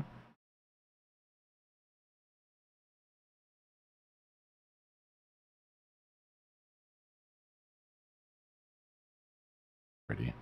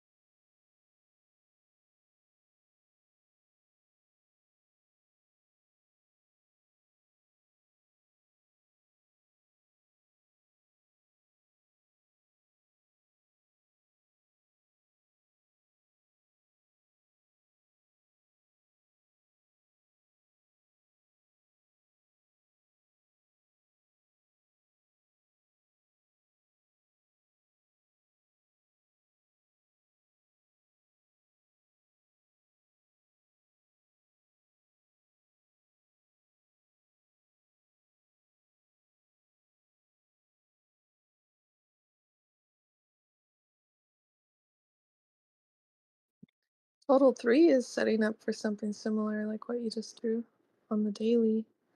It's doing the right part of it, but it hasn't completed the right side of the W yet. Yeah, it's mostly what What all your healthy alts should be doing right now.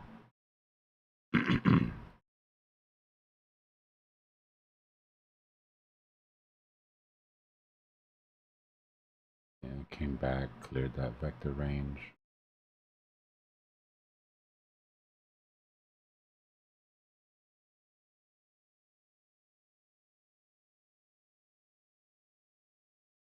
If you've been here for a couple weeks catching these falling knives, we've seen these W's go from the 1 minute to the 5 minute to the 15 minute, hourlies to the dailies, right? Even this W here that we're looking at on the hourly is just giving us the bottom for the daily, right? We've slowly followed these all the way up from our smaller W's. Right, this is our small, like 5 minute type W. Then we went to a larger macro W, then to an even larger one. Now to daily, weekly size. That's how you build your way out of a hole.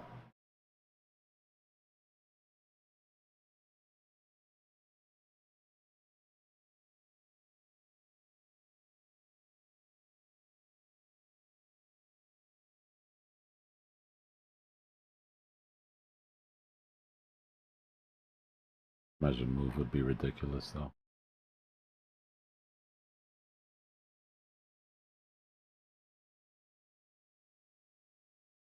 Oh.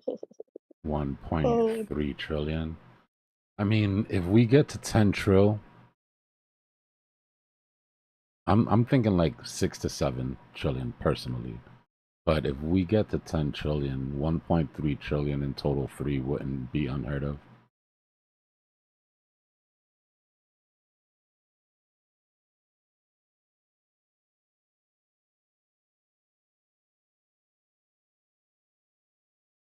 Is your M2 looking good for overlaying Yeah. the timing and stuff? Yep. We've got our what will Trump say sort of era coming up here. Oh yeah, that's in a couple days. Yeah, on the 9th is when they make the decision. On the 1st, from the 1st to the 9th is when I expect them to start sort of leaking what it's going to be or whatever. But we do have a dip here on M2 around the 3rd.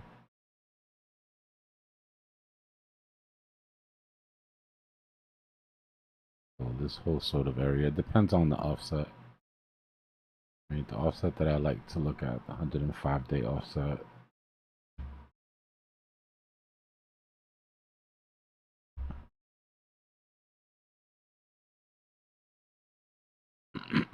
Right, this sort of to me feels more like what we're looking at.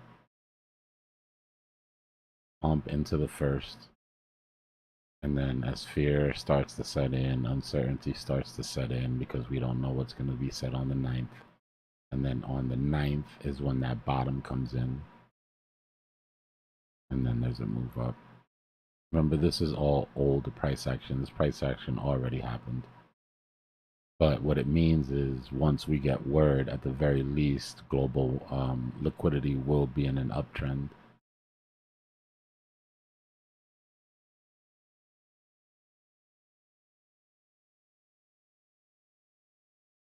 Is H still moving? Bro, did you get into that shit when we said don't get into that shit? Yeah, you did, didn't you?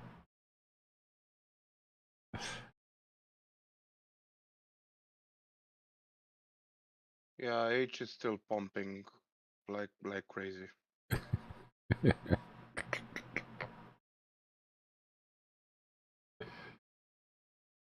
It doesn't matter, bro, how many times. There's always gonna be one degen. Nah, I'm not mad though. The shooter's gonna shoot, right? So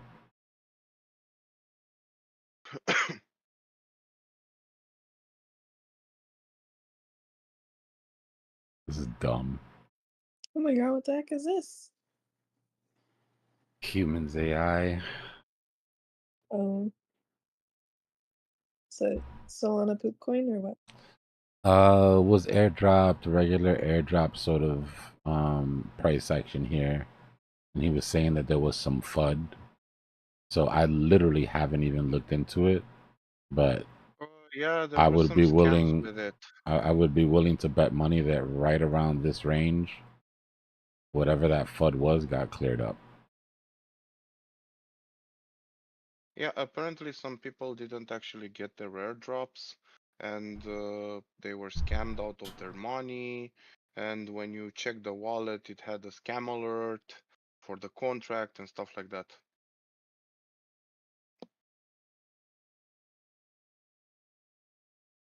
Well, But I those don't know what happened. concerns seem to have been alleviated. Yeah, What I it could smells tell. like, what it smells like to me is there was some FUD. The devs came out and explained some of what happened or whatever, and then that lifted. Again, I'm completely pulling this out of my ass. I'm just telling you what the chart looks like. I've seen this shit a million times. Price drops because of something that has nothing to do with the actual coin itself. The FUD sort of gets alleviated, and then price action returns.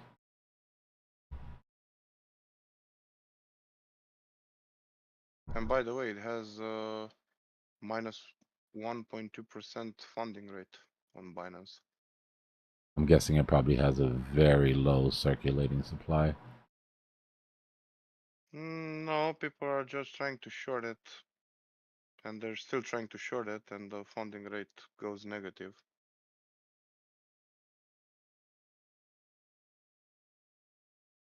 It has 1.8 billion, so it doesn't have that low liquidity. So much liquidity to the bottom. These guys ate, bro. Look at how many people 100x long this thing at the very bottom.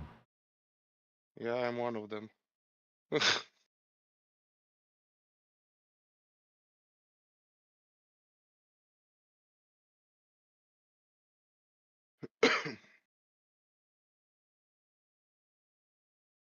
Looks like a V-shaped recovery.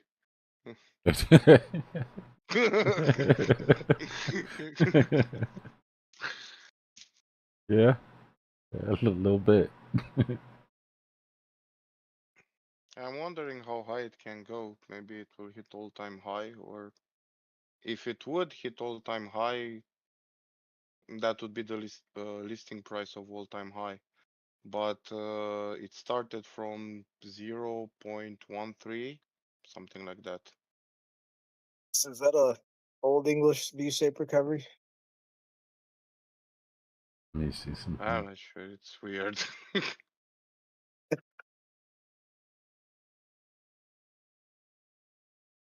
Where is it? USDT. What's the full name of it? I'm trying to look at it on. Human node or something like that. No, I thought it was human AI. I think it's humanity. Humanity Protocol. That's what it is. Yeah, humanity protocol. It's something with digital footprints or something like that. Yeah, 10 billion max supply, only 1.8 billion in circulation. So this can move easily. Hey, D. Higher D, volume than market cap. Yeah, what's going on? have you had any chance to check the YouTube channel I sent you yesterday, I think? No, I saw your message, but I haven't looked at it yet. I will. I'll take a look at it. No, just take your time. Yeah. I got your message. Excuse me. Unusual Whales tweeted, "Do you think the Feds will cut rates in July?" Well, let's take a look at what the odds are on Polymarket.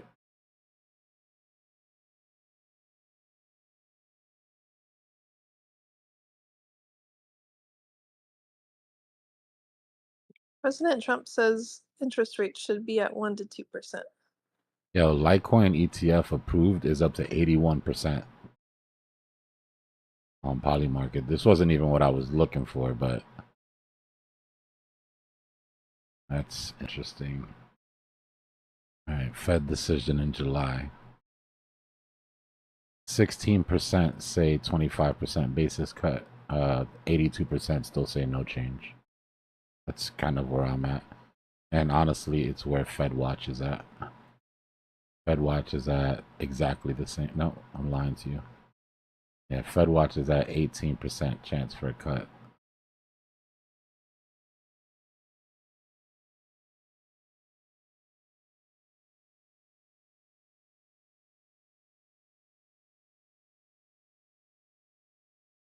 Dang, that means another month of waiting.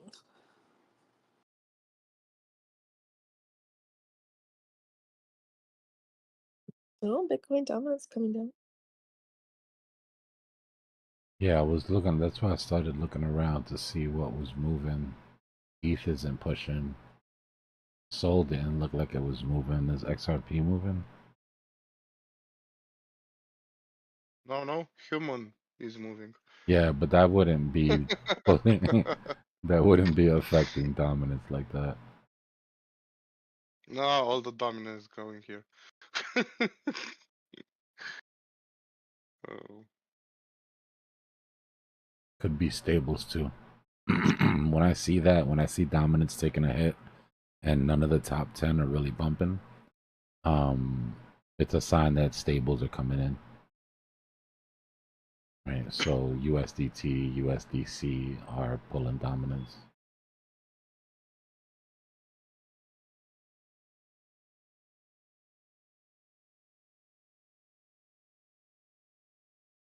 No, this thing is not stopping. It just had a god candle of 200 million. I'm watching it. And I'm in disbelief.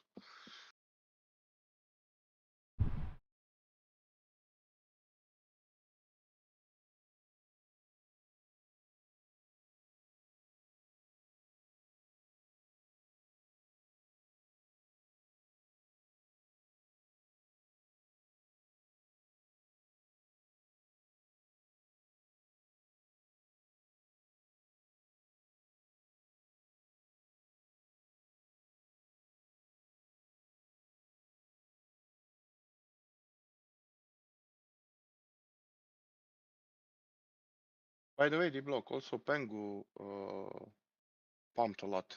Yep. I was in Pengu from Friday, and it pumped a lot, and then it was listed on Revolut, and then it pumped some more. Yeah, and it's just so we've got like 3 W patterns off of 3 different time frames that are all kind of interest right now. So I think it's got more pump. Yeah. That's what I'm in position right now for these W's, right? So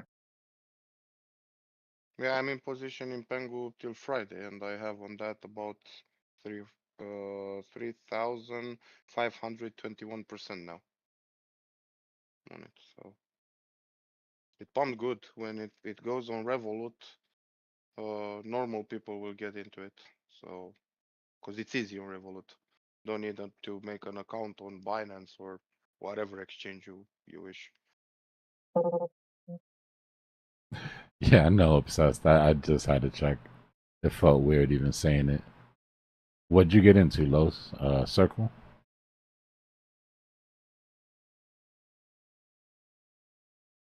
Me? No, I'm talking to Oh, sorry. somebody on YouTube. Yeah, no, you're good.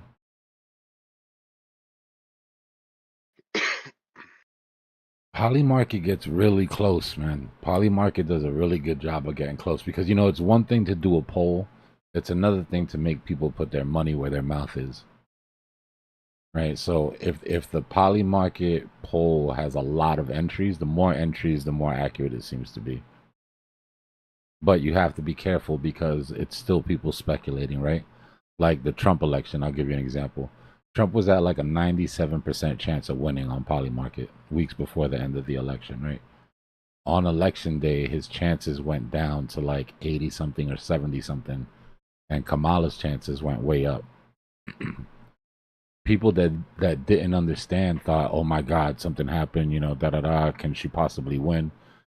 What they didn't understand is that the degens that are speculating on poly market were hedging their bets on the day of the election, right? So everybody that had Trump bets took a small hedge on Kamala just in case they pull some funny business, something happened, you know. So you still have to remember that people are speculating. But yeah, it's one of the things that I check now for percentages. I don't like hang my hat on it, but I will check to see what the market thinks.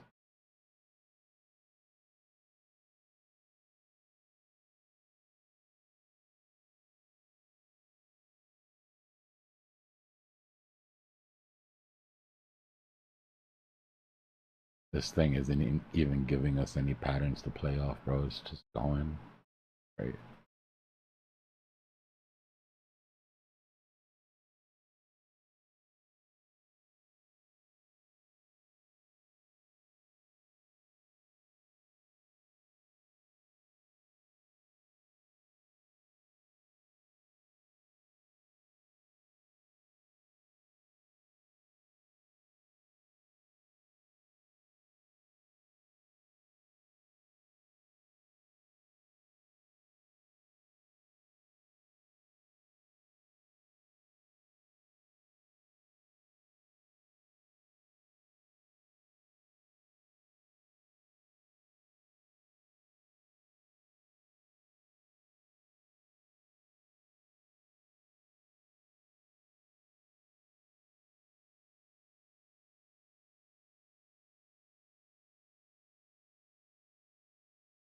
We're about to know soon enough if this thing is gonna even care about this resistance here.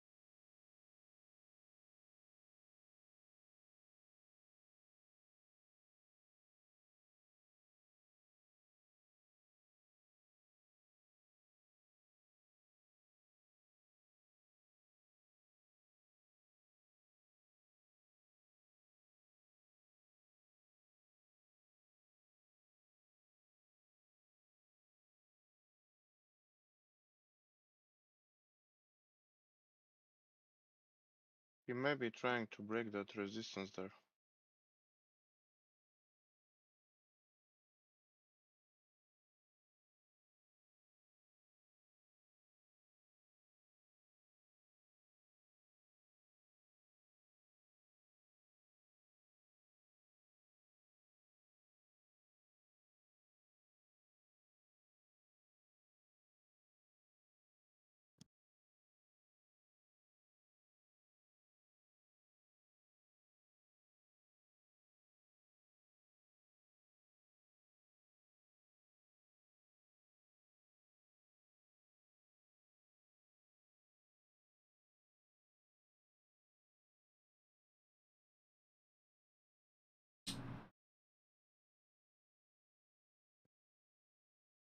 My only question is, will we get that handle we were talking about?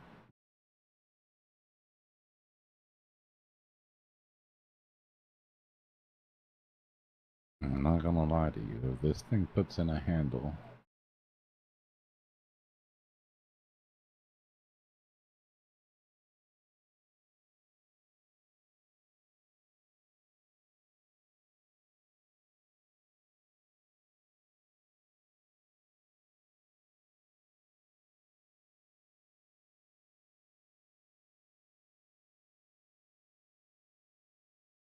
let's pull our fibs.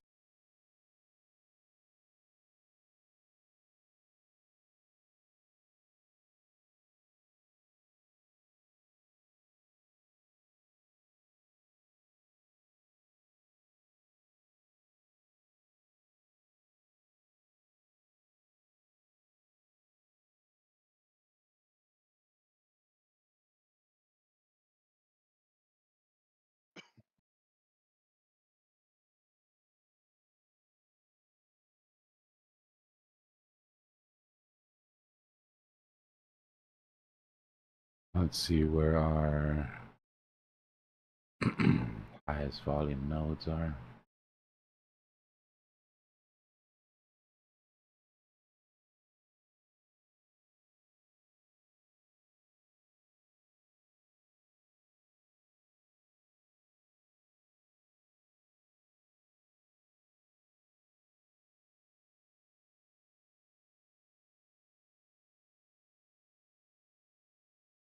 This is a time where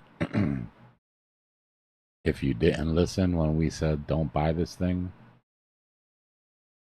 probably be making some decisions.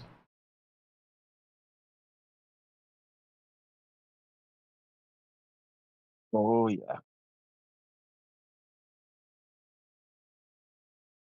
What's that big red You're in symbol it from coming the on my bottom. You're screen? not bugging out just yet, but you got in this late. You're giving back some gains. Oh yeah.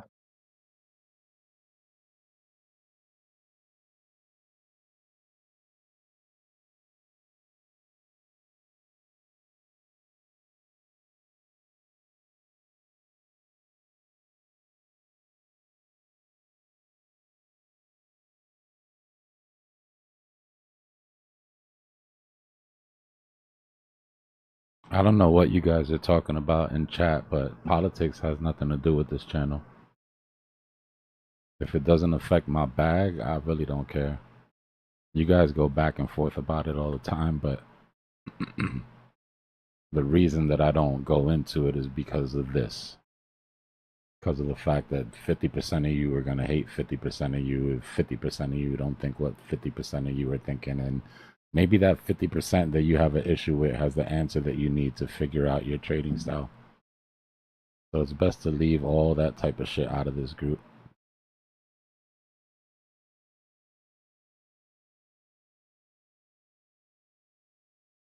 You guys can jump on social media and go crazy if you want to, you know, scratch that political itch.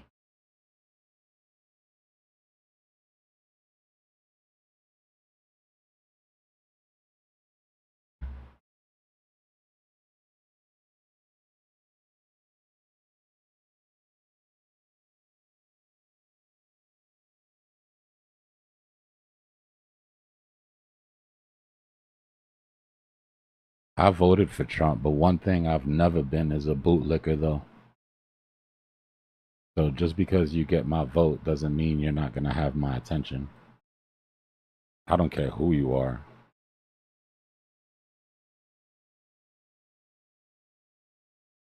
And that's our I think if you responsibility as Americans, right?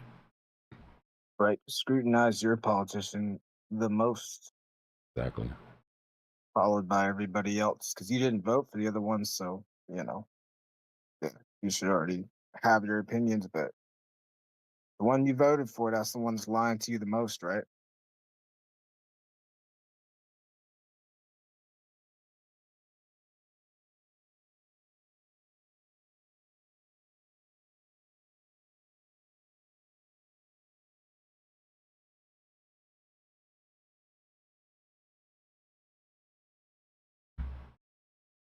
There's no relevance to the monthly candle this month, and Yeah, but we're in a good place. We're in a good place with Bitcoin, so let me pull up the. All right, hold on.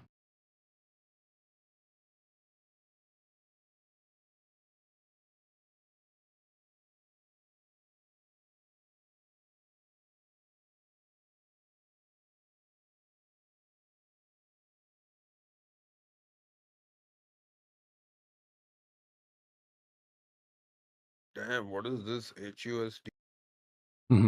Yeah, we were just watching that.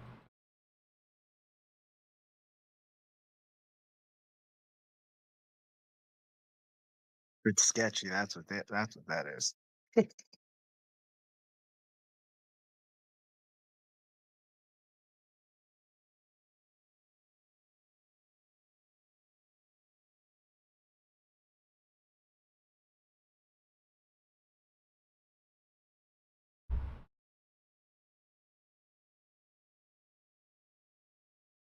Yeah, so we're already gonna have the highest monthly close at this point. Right, we'd have to come down underneath 104.7, which is possible.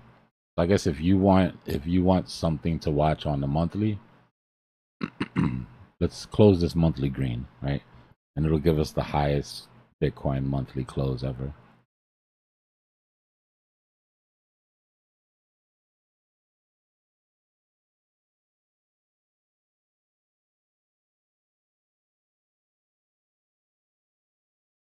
Wouldn't that be a lower low type thing? Like it's losing its steam, or I don't know, maybe.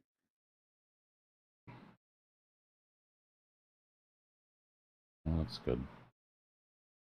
It's for where we were, it's as good as we can expect.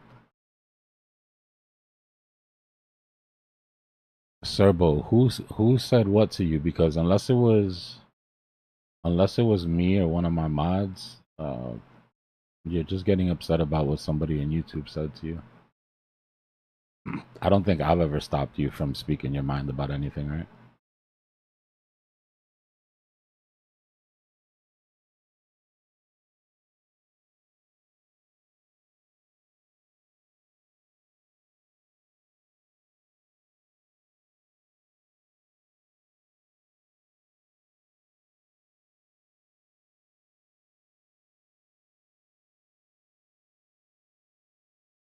Okay, I'm just making sure.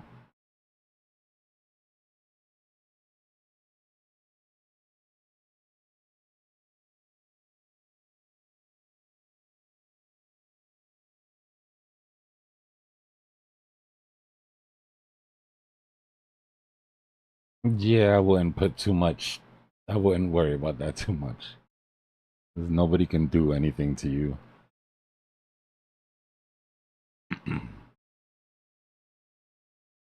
Now, on social media, that's a thing, though.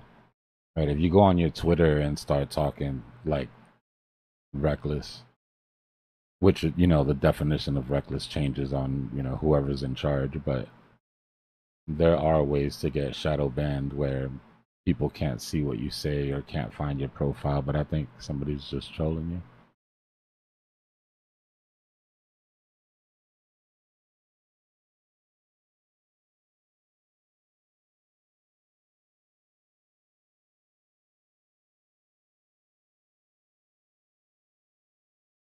Tell them nobody put Serbo in a corner.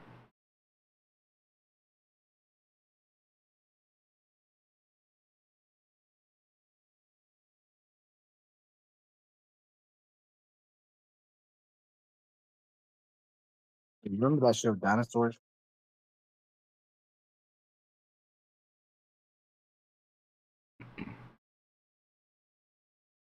What happened? I was saying, you remember that show, Dinosaurs? Where it was a sitcom, but it was like about a bunch of dinosaurs. I have a vague memory of like a baby dinosaur with big ass eyes. Are we talking about the same thing? Yeah. That's it. Damn, you just brought back like a old ass memory. I don't even remember when that was from. Bro, treat yourself to watching that show again, because Oh, I'm lying. I know exactly where it is. I know where it's from. This dude that I used to sell, well, I guess he was like my partner when I was reselling sneakers, limited edition sneakers. He had a vinyl collection. He had a big one. Ooh, Yeah, it was pretty dope. It was like 3 feet tall. yo, that's sick. Yeah, it was a great show, man. I don't know why, but when you said like nobody puts someone in a corner, I was thinking of like uh I don't know why I thought it came from that show, but then I remembered it was like the baby the baby was trying to get the parents' attention, and they were all like they found dino weed, and she's like, "Baby on fire," and they're just like, hungry.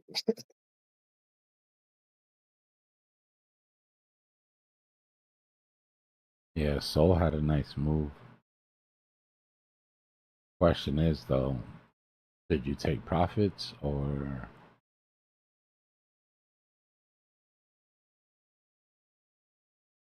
or did you just enter?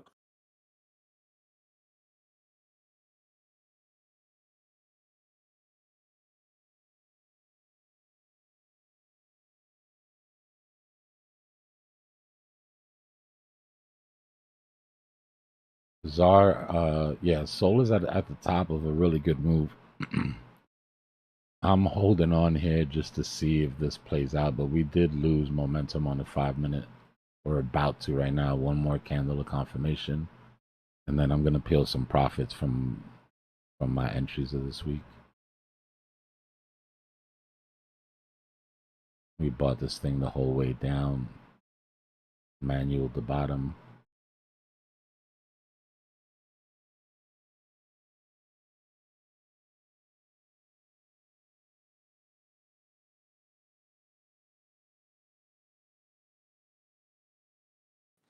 What's your target for Sol? Like on the macro? Is there a number you have in mind? 420. 120. 420. Oh. I just feel like if the mother, the birthplace of all memes, got to 420, that would just be dope. But no, fib extension wise, it could go up there. Measured move from the W that we're putting in now would take us to 280. But I think Sol still has some legs in it. I'm not, people are talking 1,000, 2,000 bucks. I'll be out of it way before then.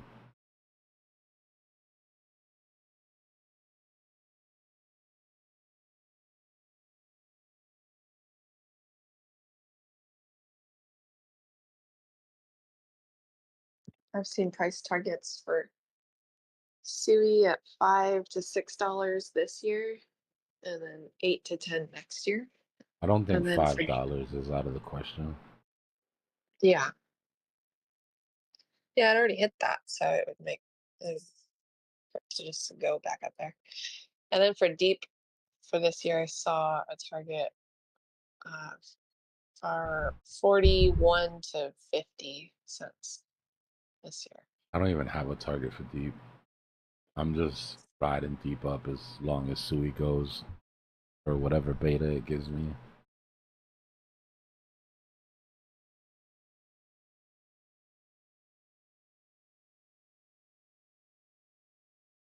Yeah, they're just fib levels for people.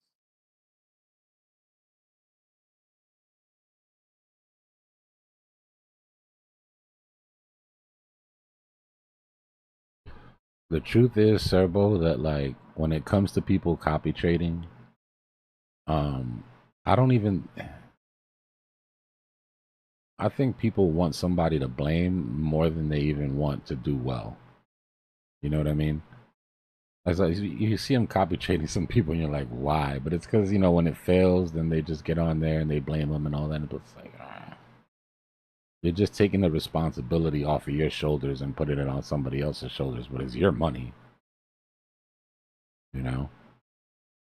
Or even worse, what happens if you find somebody that's just amazing, right? He's just always right, and you copy trade this guy for 2 or 3 years, and then he retires because he's so amazing, right?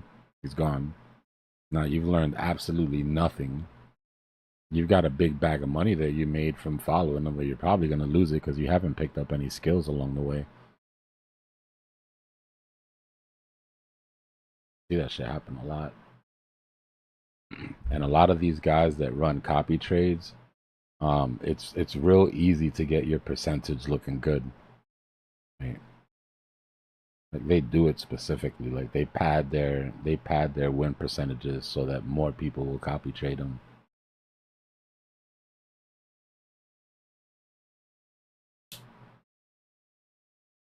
Damn, that H of yours is going up, man. Not stopping. Is this still moving?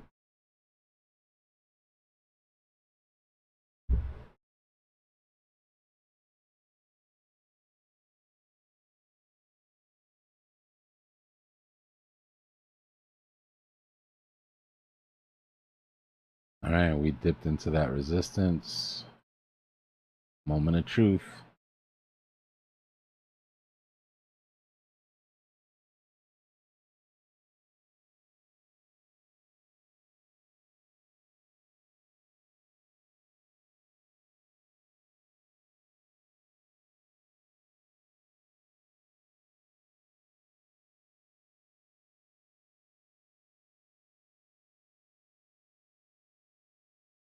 What you don't want to see into this resistance is a stopping volume candle.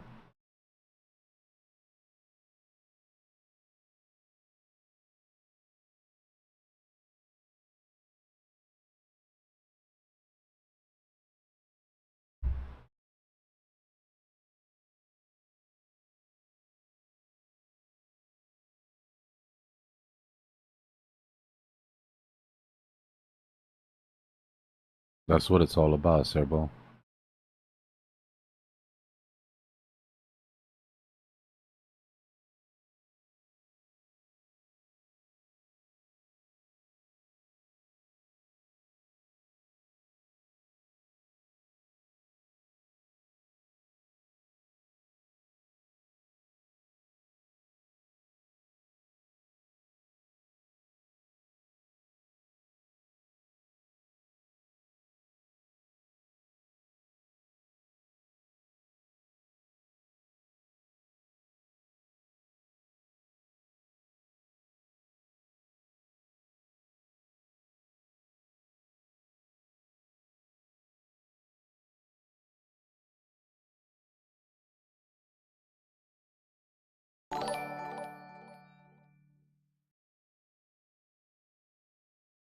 W membership. Welcome, Remrick. Appreciate your support, brother.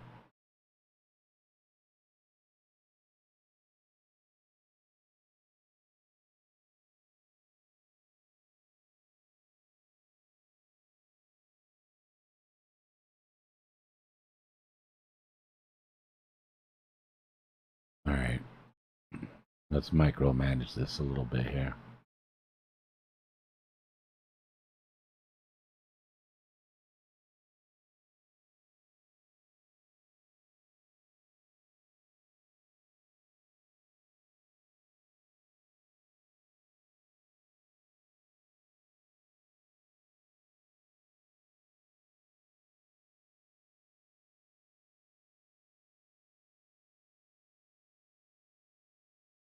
Damn, that little drop on the top is almost 16%.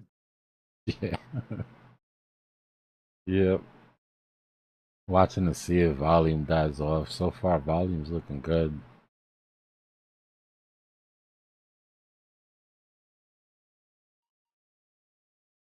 What is that? H? Humans Just protocol. H? Yeah. This is Oh, what you keep looking oh. for 100% candle days to short.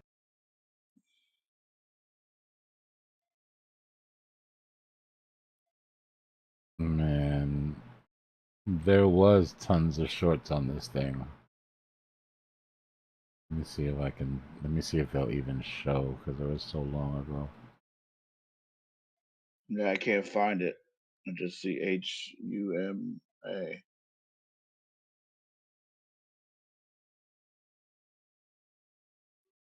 H. No H here. It's on TradingView, obviously, but I could only find it on Blowfin. I tried on BitNex and on CaseX, and it didn't show up on there. But Blowfin hasn't. Yeah, it's not on weeks either. So I'm looking. I have Yeah, it it's on on, EMX. yeah, it's on Binance Global. Yeah.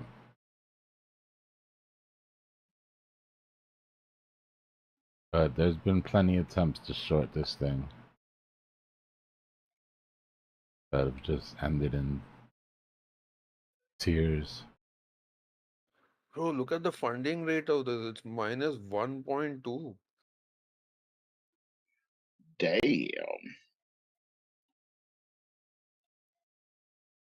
Welcome back, Remrick.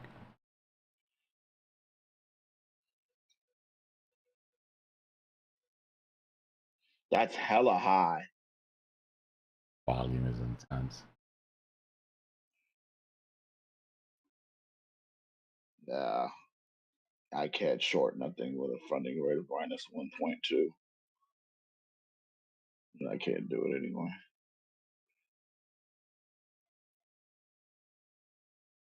If you're going to war with somebody that's sponsored, they're getting paid to kind of trade you. Pass. Big ass funding rates coming in.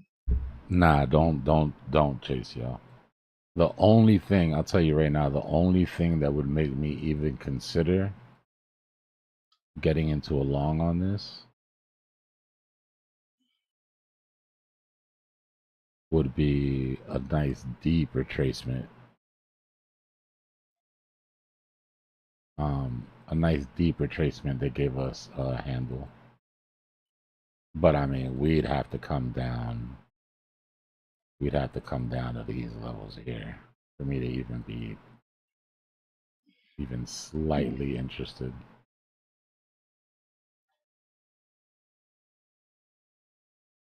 Do you remember a coin called TUT? And last month, me and Ghost shorted it all the way to the bottom. I think so. I think I remember you talking about it. It's back up all the way at the top again.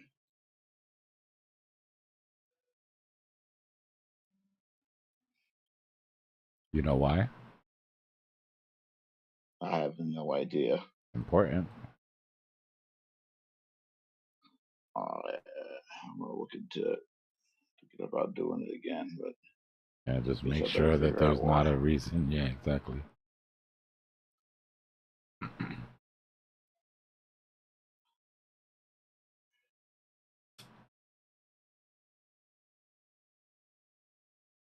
So let's see how this candle ends up on the 15.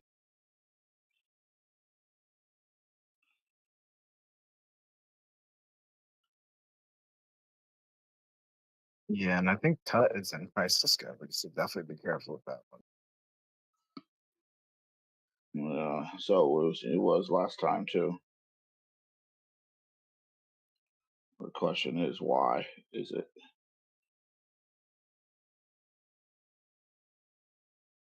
I knew last time the reason was because it had just listed on some exchanges. Now I don't know, but if that's the, I hope that's the shit. I'll be back.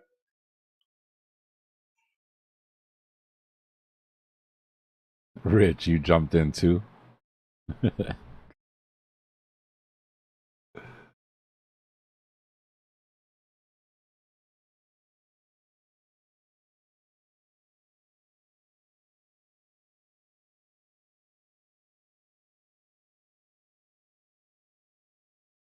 Also, if you look at the daily, that's like kind of just a giant oversized W that it made. So, I mean, I know that's like it's a small cap coin, I'm sure. So I'd be careful there in TA, but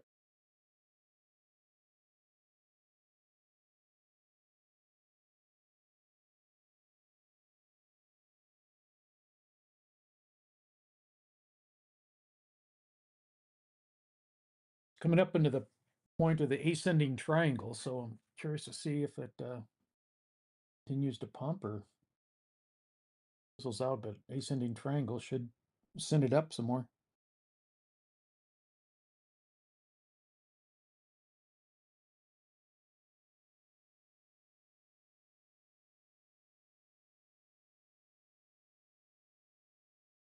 I found out why major exchange listing, BitGet Okay. and Binance also announced plans to list TUT. So maybe I guess it's not over because Binance hasn't listed it yet. So my question is, if it already listed on BitGet, how can it dump until it waits for Binance to list it? Or any other number of exchanges. And if it had such a good reaction to an exchange listing, then people will assume that it'll have that same reaction to any further exchange listing. So if you get an announcement of an exchange listing overnight while you're sleeping a short, GG's. I'll be asked. All right. You know what I mean? There's too many So I'll just catalysts. sit around and wait on Binance to list it, and then I'll go. Or dig into their I'm coming Twitter, for you, see if Chuck. there, see if there's any like impending shit.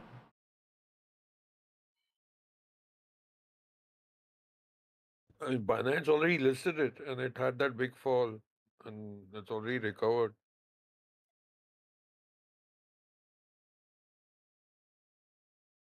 It's a Binance meme token. Ah,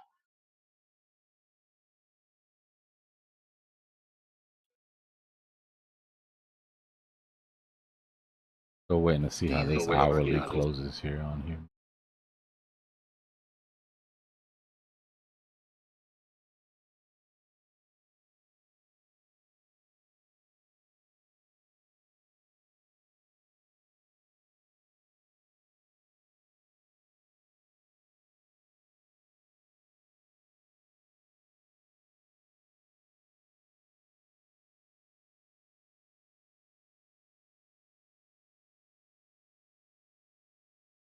I think everybody's thinking the same thing right now, Slick.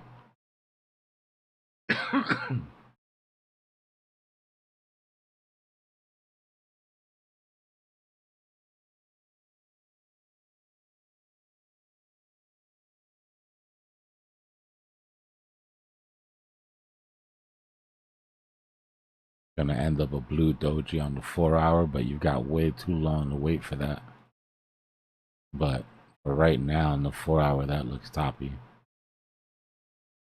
1 hour closes in 22 minutes. We'll see if that ends up a stopping volume candle. Right? If we were looking at this, if we were catching a falling knife here, we'd be waiting to see how this candle closes, right? And if you wanted to be super safe, you'd be waiting to see how the next candle opens.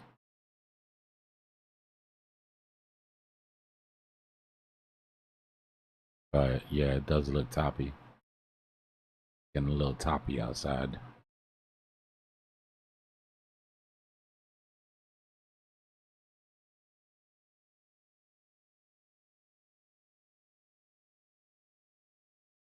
Oh, small time frame. You could have already caught a short on this and been out. But as far as bullish momentum goes, you still got bullish momentum on the 5-minute. You're starting to challenge your bullish momentum on the 1-minute here. Once your 13 comes underneath your 50, you would have lost your bullish momentum on the 1-minute. If and when.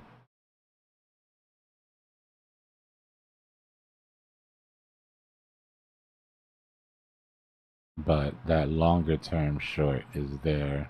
It looks like it's starting to set up now. But we'll see it play out in smaller time frames first, obviously. You really want to watch is this volume. Volume starts to die off when we go volume divergent here, then chances are it's at least temporarily a wrap.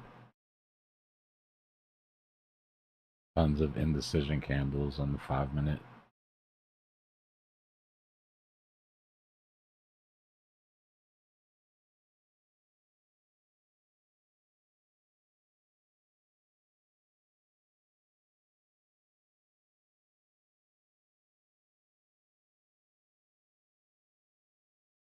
Yeah, but just remember they dropped it went from 49 to 42 and then popped it up to 53 like it wasn't shit.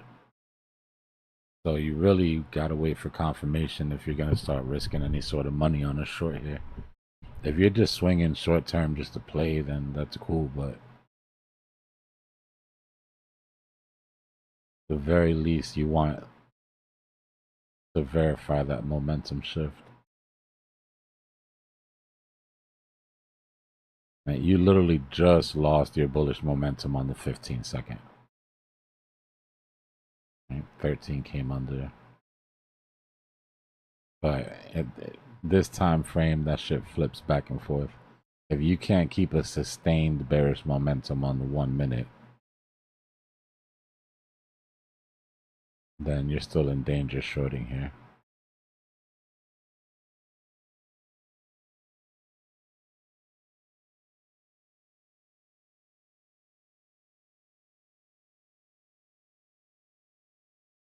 Bitcoin just not moving at all.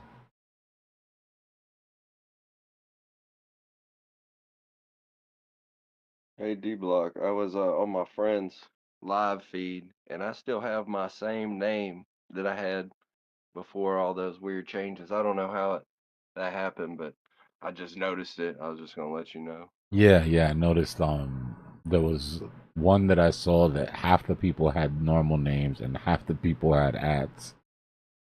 And I still can't get anybody to explain to me how to,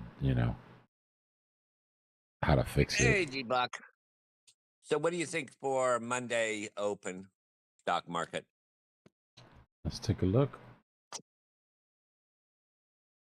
We're coming on 2 news events on Friday. One was the Trump not trading, not acknowledging Canada, reasoning on that. Then the Supreme Court decision that the lower courts have no authority over Trump's executive decisions. Those are the 2 major events. Third one was that the peace is still holding, so that's another factor. I'm not giving positive or negative aspects to it, but what the effects are, you think? Over. I'm still looking for us to push, honestly. My target 2, and I'm probably out at this point completely, is 6257 on ES Mini. I think we're gonna pop up. I don't have that much in the game personally, but if we look at let me go to NQ real quick. Somebody's got an open mic. I got you. Where are you? Here we go. Yeah, so I mean, we're a damn frog's hair away from my target on NQ, the 287. Yeah, this is the start of second half of the year. Traditionally, July is an upward movement. Yeah. I think 8 out of 10 times. Yeah. We're already seeing it. Blow off tops, I think, are coming soon on everything. Nvidia's already past target. Yeah, I sold at the within 4 cents of top. I was very lucky. Nice. 158.24, if I remember correctly, somewhere in that range. Pull back to 157, which is still high, hugely high. Yeah. Can you see gold? Gold? Yeah. Yeah. Pull back on gold. I could trade gold on 20x leverage. So we're almost done with this measured move. Actually, hold on. The forex market. I could get back in like an hour. Are we done with this measured move? Not quite. Measured move for gold for that retracement is 3223, but we are breaking the 50 EMA on the daily. I'm still shooting for 4K gold long term. But let me see something here. I'm just trying to figure where to get back in. Yeah, I'm trying to see if we recovered that. I know there was a vector here on the 4 hours somewhere.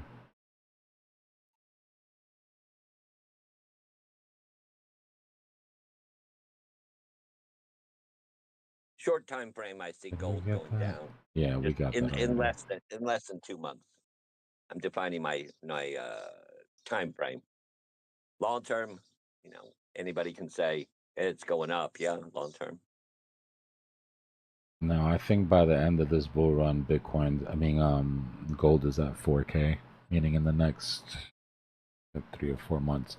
But I don't think that's where it stops. I think metals could very well be looking to set up for a run. I think gold will pause, but I think silver is going to take over where it came in. Silver is at a 30-year, if not more, cup and handle right now. I know everybody thinks it's going to reject at that spot. It could be right. Silver's high is, I think, 145. Silver is as high as it's. Silver is, when you look at silver. Hold on, let me show you something. Where is silver? I was trading silver at 145 back in the late 70s, early 80s. Here it is. So let's look at silver on a monthly, because you almost have to when it comes to silver.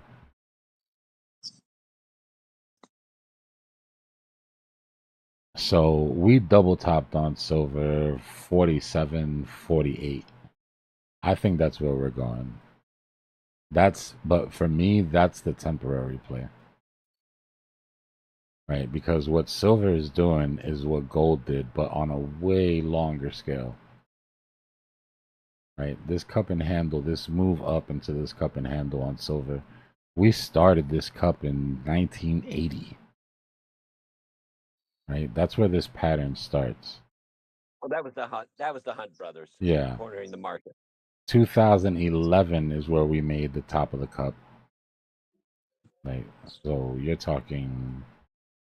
You'll never see a Hunt brothers action again. You're talking. That's back when 30 years. Yeah, but that doesn't mean that we'll never take those highs again. I think we will. I think that first move is to get back up to those levels, which is about a 30% move from here. And since I brought this up, since we were looking at this when we were in this flag, we're already up. What? We're already up 47%.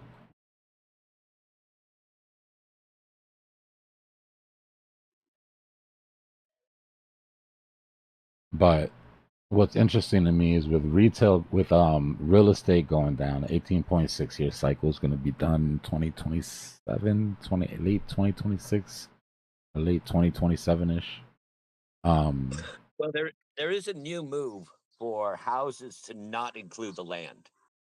That they're taking 99-year leases on the land, selling you the house instead of paying $600,000-800,000 for the house, because the land is worth $400,000. They take over the land at $400,000, sell you the house at $250,000. All right, well, that's not going to make a difference in the next year when it comes to topping out on real estate. So for now, we have to look at the rotation of money.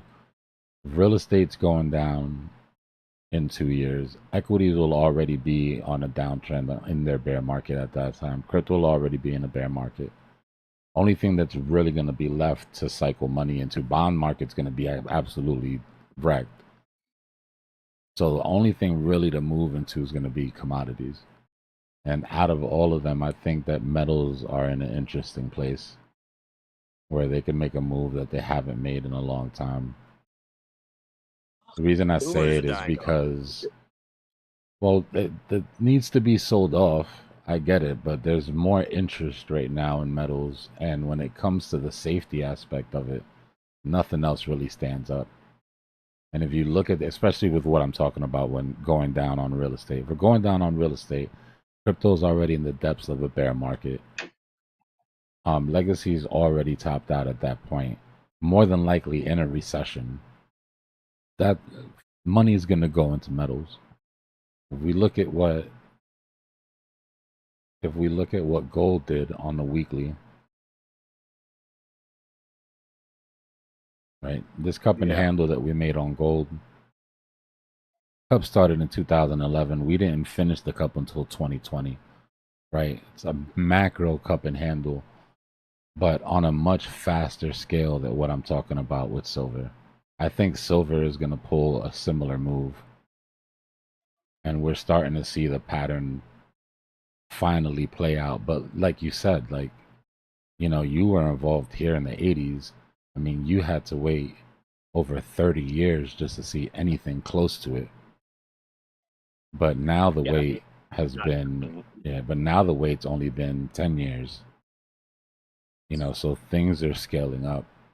Unless we triple top on silver and it just goes down, but I think that it's going to be a rotational play into metals, and that we could possibly see like a metal super cycle happening while real estate and everything else is going down. But that's just speculation. We're way too far away from that. Yeah. Gold is by far the most malleable metal in the world. I think it's I forget. I think it's a 1-inch cube of gold can cover 640 miles. Yeah. It's different than any other. Silver, unfortunately, just hasn't. They haven't found any real use for it in comparison to other metals. Now we're coming out to the rare earths. That's the new play. The rare earths, and China holds that. They're holding an area in I think it's Colorado that they just won't open it up. Kelly, It's our only. Go ahead. Yeah, they're trying to nationalize it. That China has to give up that land and let us mine it. Kelly, platinum works into that too. So if this is gold, right? If this is gold, it's already made its cup and handle, played out, hit its measured move. And my theory is that this is silver, who's now just making its cup and handle and getting ready in the next probably 10 years or so to end up making its measured move. Platinum lands even before silver. So platinum has just now started to put its cup. I see. Right? Platinum isn't even to the point where it's going to make its handle yet. Platinum is here on silver.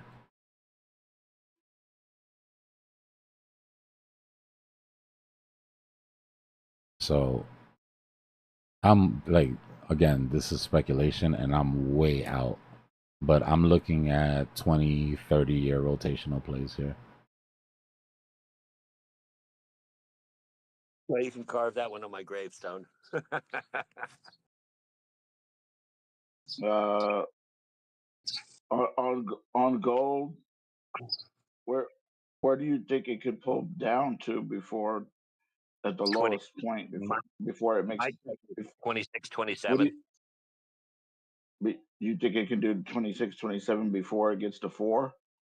Yeah. What do you think, Dbloc? No, if I thought that, I would have taken profits on my gold already.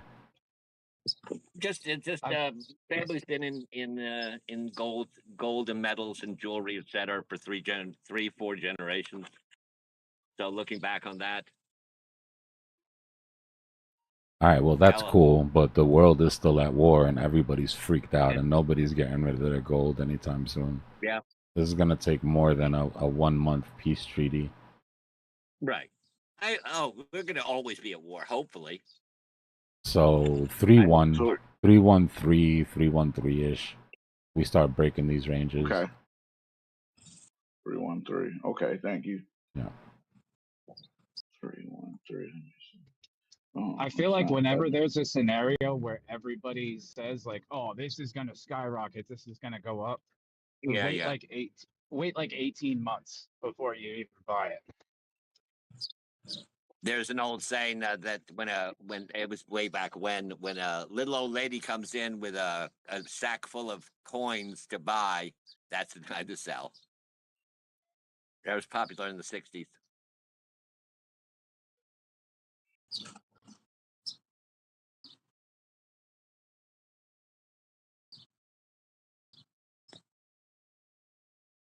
Just an interesting conversation on a Sunday afternoon. Well, I remember back in like 2021, 2022, people were like, "Oh, silver's gonna skyrocket," but it didn't even start going up until a couple of years later. Mm-hmm.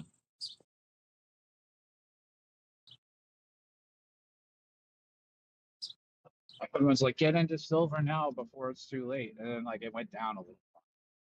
When COVID destroyed the traders, the live traders market. After that, it's all bets are off.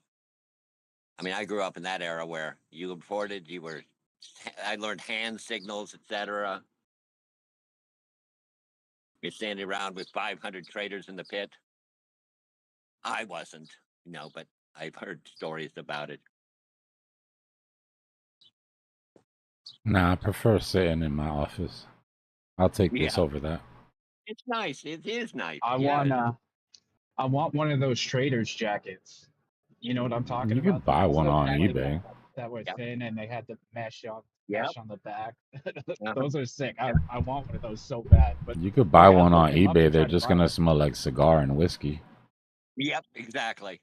Yeah, well, I mean, they're expensive. Yeah, they're expensive because they're kind of rare, and like they were like company specific and all kinds of stuff. We were discussing this morning now how taxis disappeared. It used to be $600,000 to get a taxi license. When was the last time you saw a taxi? If you're not in New York City. Long time ago, I can still remember how You the still taxis see used them in to the city drive here, by.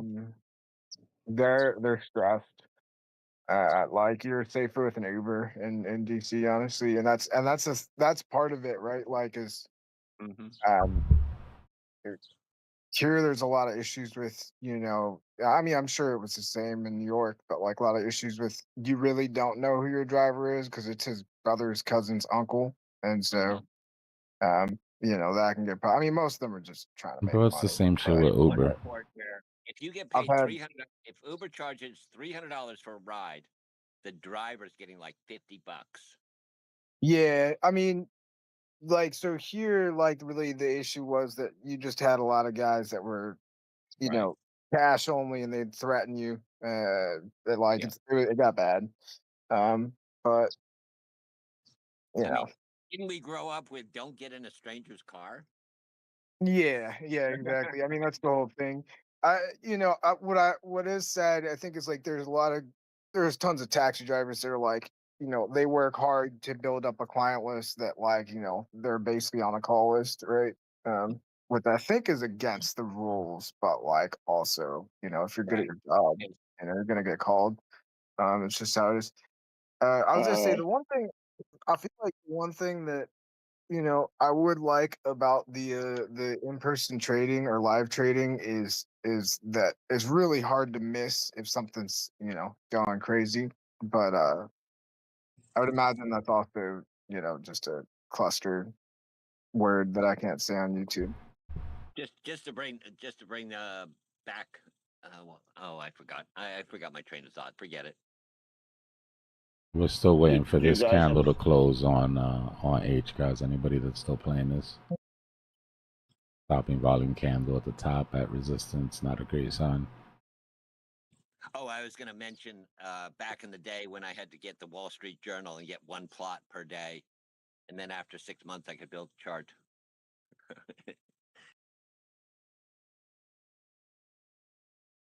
Do you guys have a Z trip?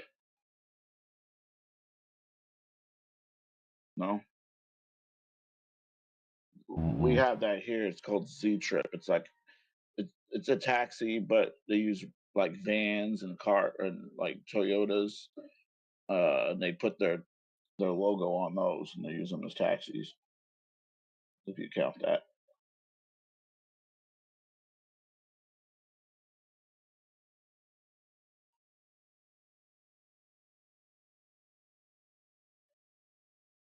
Guess you guys don't have that. $500 in 3 minutes is how much per hour, Slick? And you talking about you just thinking about letting it ride?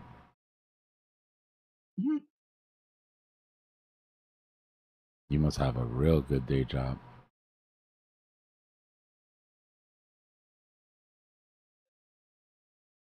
Oh, there's lots of women that make that.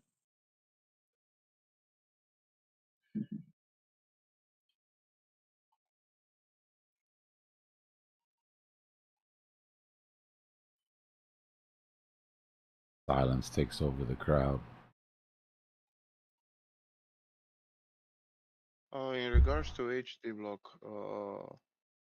it's quite interesting because the founding rate for a position to go in long, it's still minus 1.4, almost close to the maximum of 2%.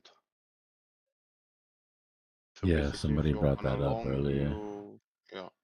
when you open a long, you're getting paid for it. Doesn't look good on the hourly though. You just put in that stopping volume candle. You're about to put in a bullish engulfing. If I was in this position, I would have made decisions at that point. Yeah, they're paying people to go long because who the hell would want to long something that looks like that? Oh, by the way, it was They literally have minus. to bribe you. No, it was minus from the accumulation point. Yeah, it's crazy. Oh, bail, bro. So it's not right now. We have a But couple it of was, people in here that took shorts here, I believe, right? Yep, I think so. I would. I can't. Yeah, I was in a short, but like they shake you so much. If you don't have a ton of margin, it's kind of hard to stay in with them. Gotta wait for That'll get confirmation, guys. If you're not trying to catch the pico top of a short, it's really not that hard. You just want the meat of the trade. Yeah. One last thing before I go. Google and Microsoft, be careful on Monday because of this fight over the 2% tax Canada has now. It's going to cost them $8 billion, which they rightly should get because there is a service being offered and Trump's against this. So just watch those two for Monday. Over. We need to just invade Canada already. What are we waiting for? My bad. Is my mic open?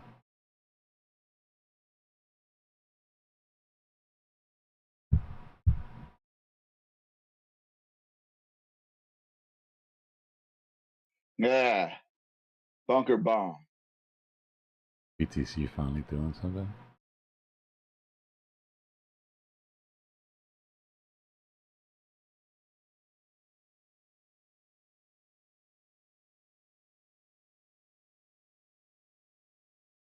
Started taking out some of those maple syrup facilities.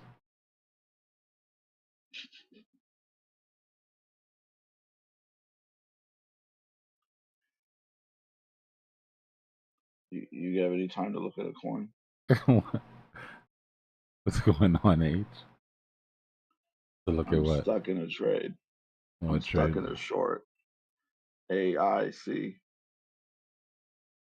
I'm stuck at 14.20. No, I want to bail. AI It hasn't been companions. fun. It hasn't been fun. You're long? Short. From where? And I'm stuck at 14.20. Oh. Yeah. 2x. Well? Yeah. Hasn't been great. But I'm thinking I might be able to get out. Normally I Or would I could get out. say you're good. I mean, mean reversion to 13.5. The problem is that 800. There's still a chance that it holds that 800 at 15.5 and gives You see you, that green vector?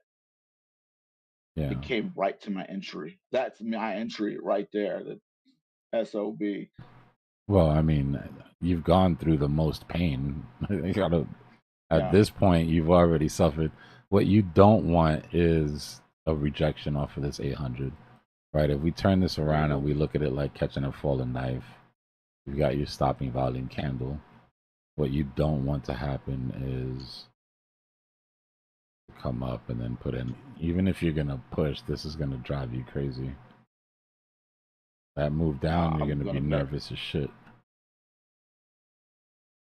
It's not high enough stakes to do that, but Trying to see what you Yeah, it thought. looks like it's Okay. going where it's supposed. I mean, it looks like you'll be all right, but then you did kind of, yeah, held it too long. I would say you need to start The having torture an of it. invalidation for these trades. I'm just trying to see. I was trying to get down to like 0.7.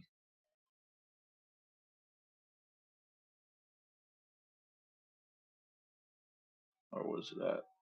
Yeah, 0.07. But either that or I'll bail if I get back to entry. All right. Yeah, I'm about Really to eat want in to. a second, DJ, and go watch that. I'll take one for the team, man. I kind of have to pay attention. I'll try to stay up through it and see what they're talking about.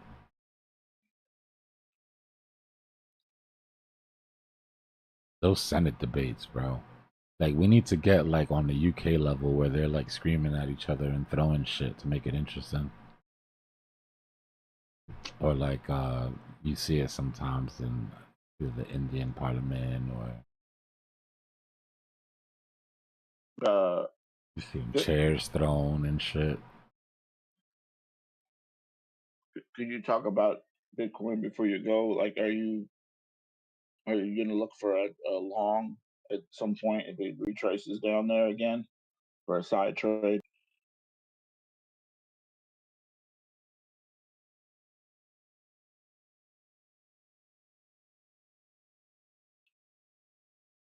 Well, it looks like we're gonna close this CME gap.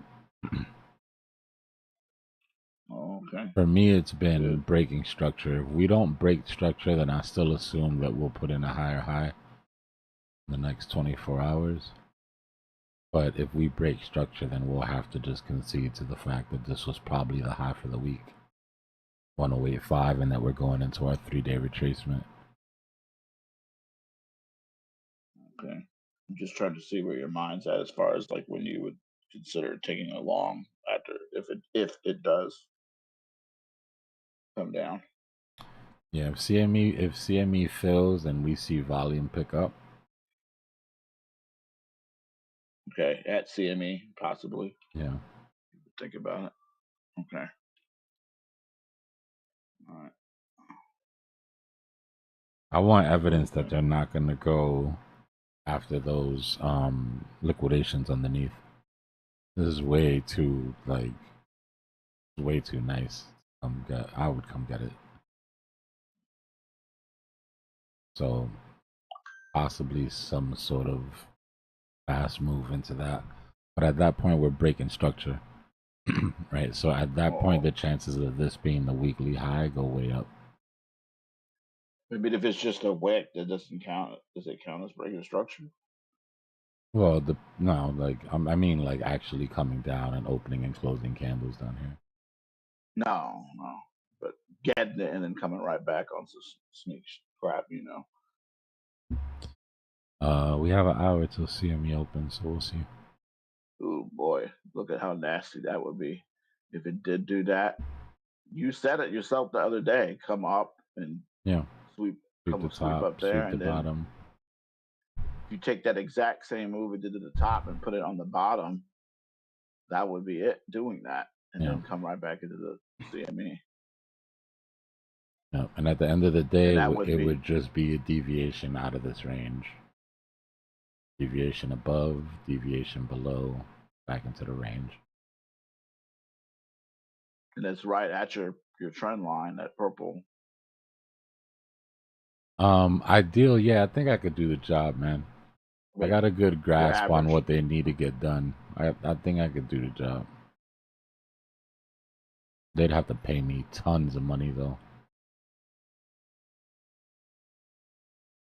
When you say 3-day retracement, does the low have to be on the 3rd day, or can it be like No. on the 2nd day? Yeah, it could be on the 2nd day. All it means is that at the end of the 3 days, you end up lower than your false move. Okay. Yeah, it just gives us sort of a directional idea, right? We don't draw too much from it. That's when we start to look. Okay, if we know that directionally market's going to want to move in that direction, we start looking for targets. Okay, there's a nice bit of liquidity here. There's a vector gap that hasn't been grabbed. Maybe a mean reversion to a bigger EMA like the 800.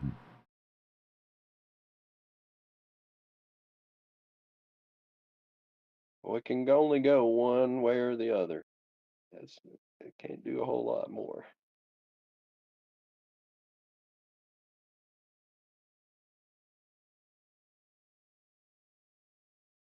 I know it's been doing a hell of a job going sideways a lot the last few weeks.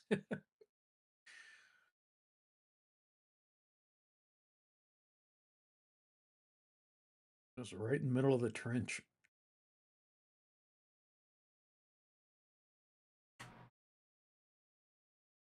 There's one thing I know for sure is that it's going to move to the right, and you can't get none of those minutes on the left side back.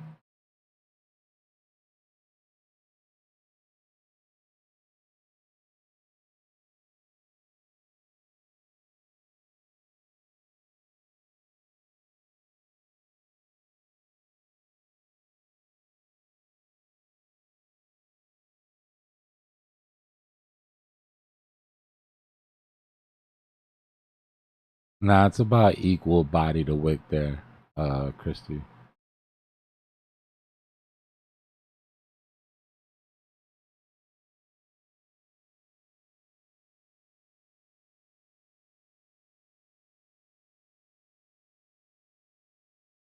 I think we're too close to CME for them not just to hold it and close that up.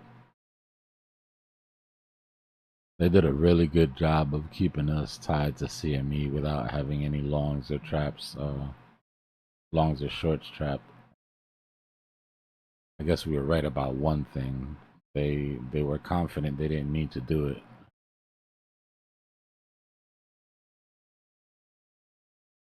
What's going on, Sin?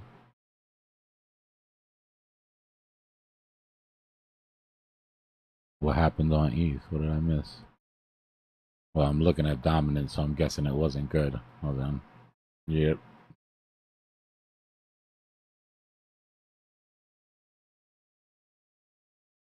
Well, we're still in this range. We were talking about that we had to reclaim this if we wanted to stay bullish or become bullish on ETH at all. And yeah, we rejected right off of the bottom of that range.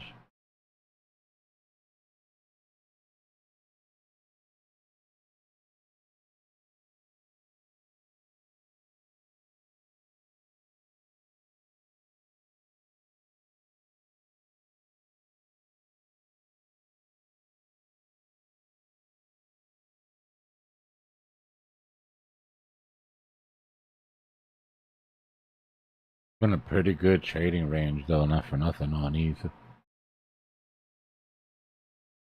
Right? If you just bought 239 and sold 2 4s, bought 2 3s and bought and sold 2 4s, you could have swung that a couple times already. Yeah, it looks like it, John.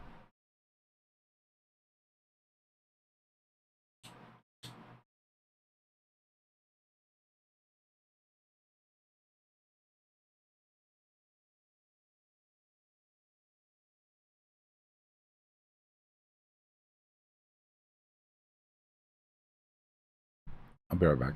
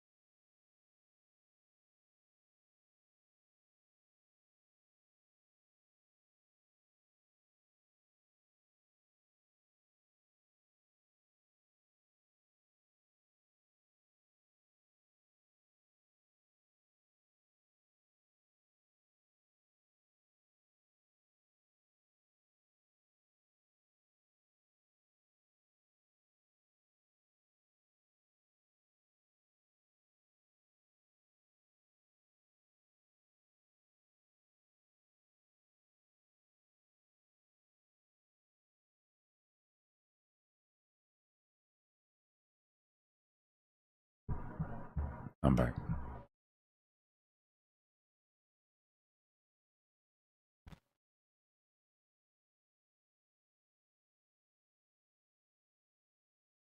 A social interest comes back in the market when it's too late.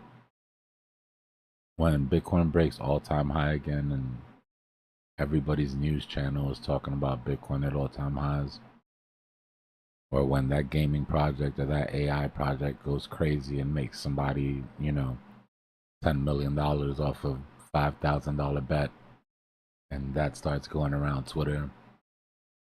Problem is, at that point, they're coming in to buy our bags, right? Like, that's what happens at the end.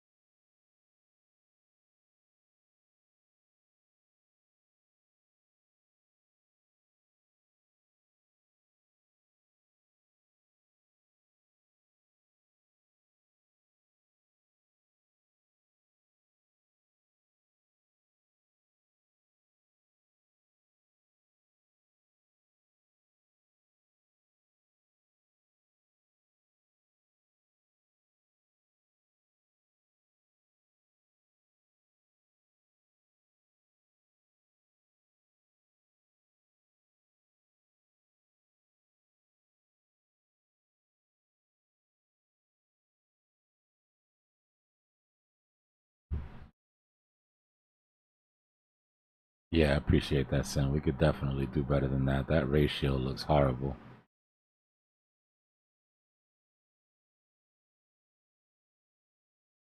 $187 viewers, only 74 likes. That's a lower high. Like a M pattern we're building here.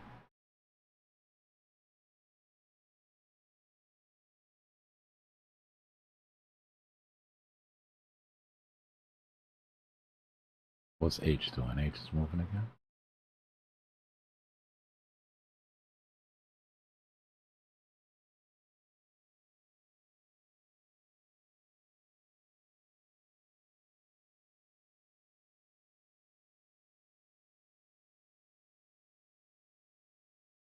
Mod, what's going on, brother?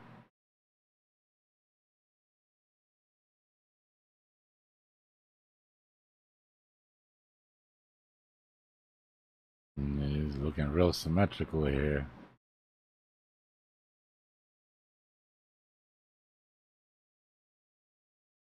Yeah, I've been loving this Pengu trade though, because it's like there's enough room in all these little swings, and even like as we're just riding up this EMA, it's like just making big W's.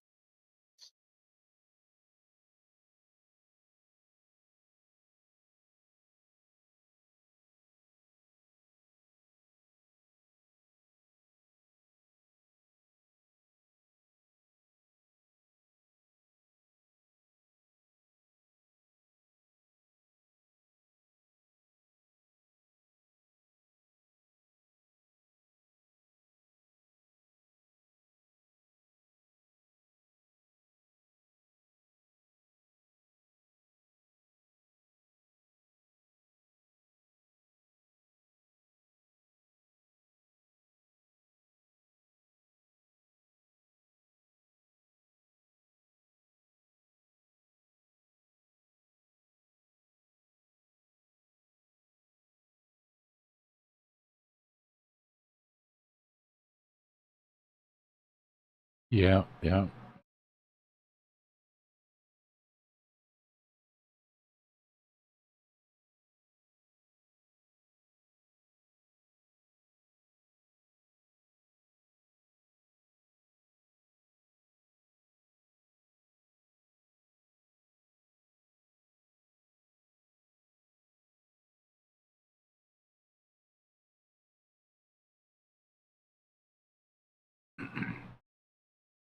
Looks like it wants to try it.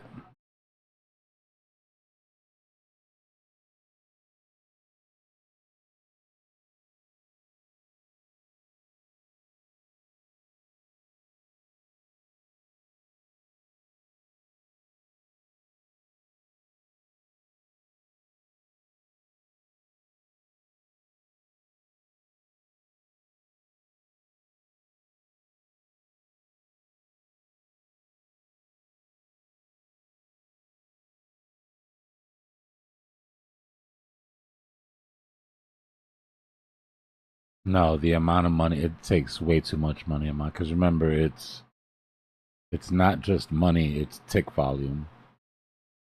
Right, so it's how many times price moves a pip inside of a candle. And it's got to be 200% of the last 10 candles. Take way too much money and way too much coordination.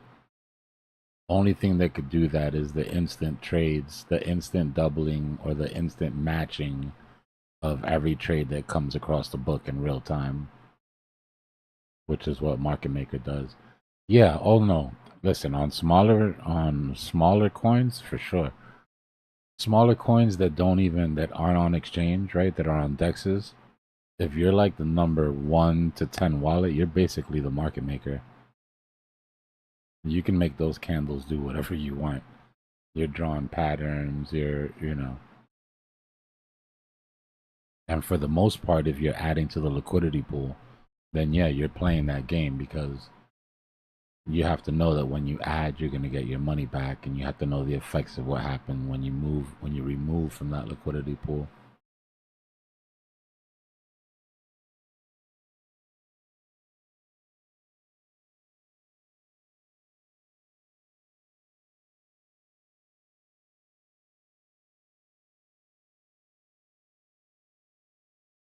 Now, it would still mean that every trade in that candle, for the most part, had a match. That's market makers are still handling, even at that level.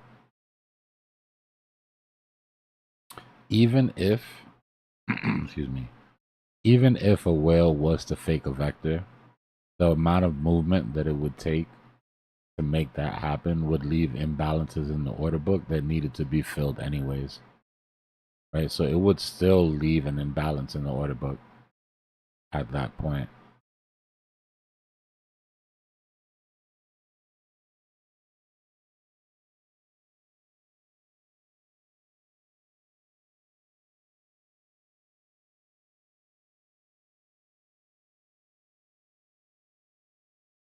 Give me 1 second, guys. My food's here. I gotta go grab it from the porch.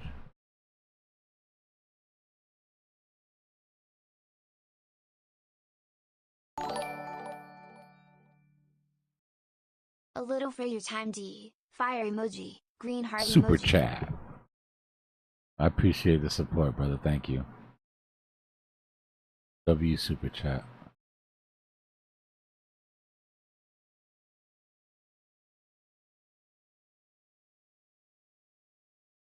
Alright, I'll be right back, guys.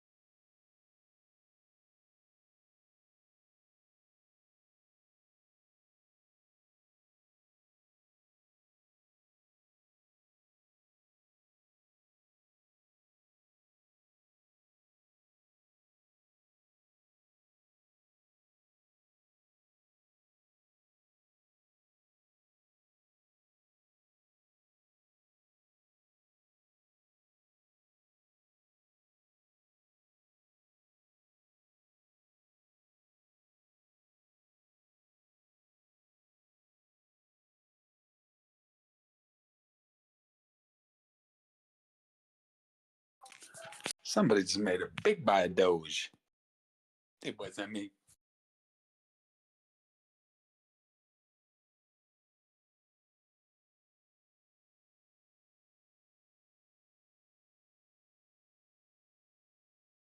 Hope everyone's enjoying their Sunday. Big buys coming in, big buys coming in. Watch out.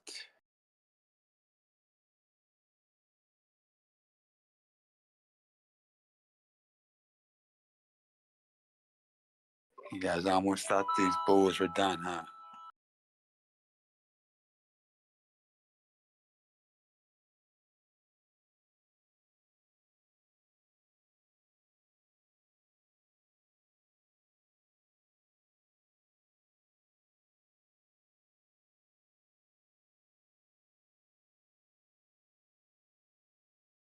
Oh yeah, what's up, Fox? TY Fox, Big Doge Rockets. See what's going on YouTube. I see our dominance trying to go down a little bit. Still at 65. But I'm thinking Bitcoin, hopefully we can push to 108. Looks like Dogecoin got some nice buys. I'm sure a lot of altcoins got some very nice buys right here. Oh yeah. Snagging up that Doge.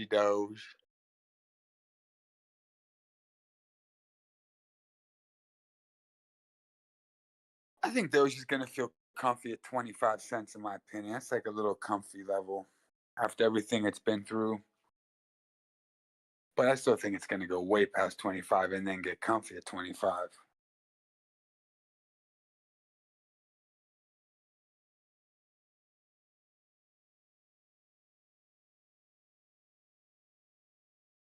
think there's big things on the horizon for Dogecoin. Just don't know how long it's going to take.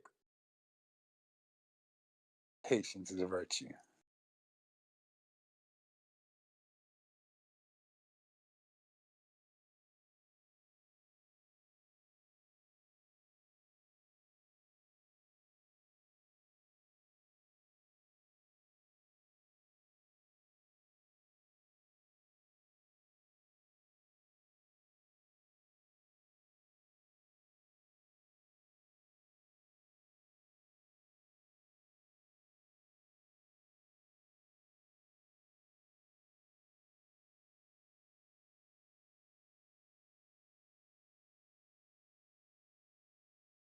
Yeah, I just came in real quick. Weather's too nice outside to stay inside. Came checking out some things. I'm going to hit the roads. Oh, Sin Game's bearish.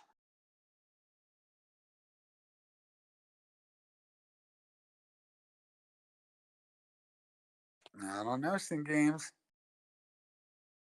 Thinking these bulls still got a lot of ammunition.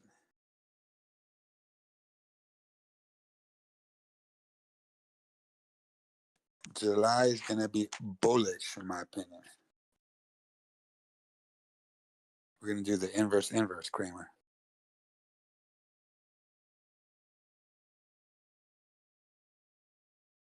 I'll be right back.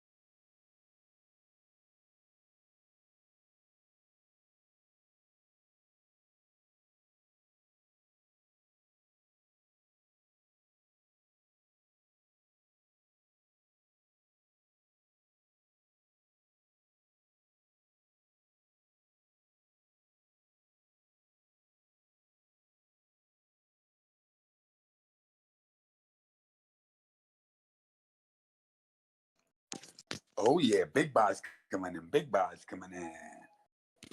Almost back up to that 108.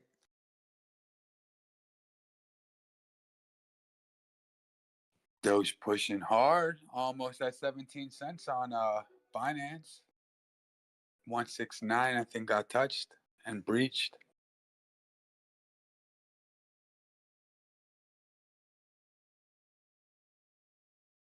The bulls. I'll be right back.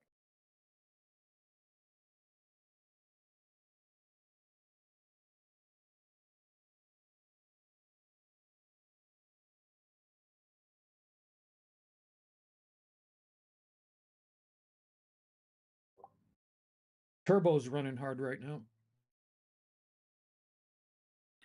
Everything's running hard right now.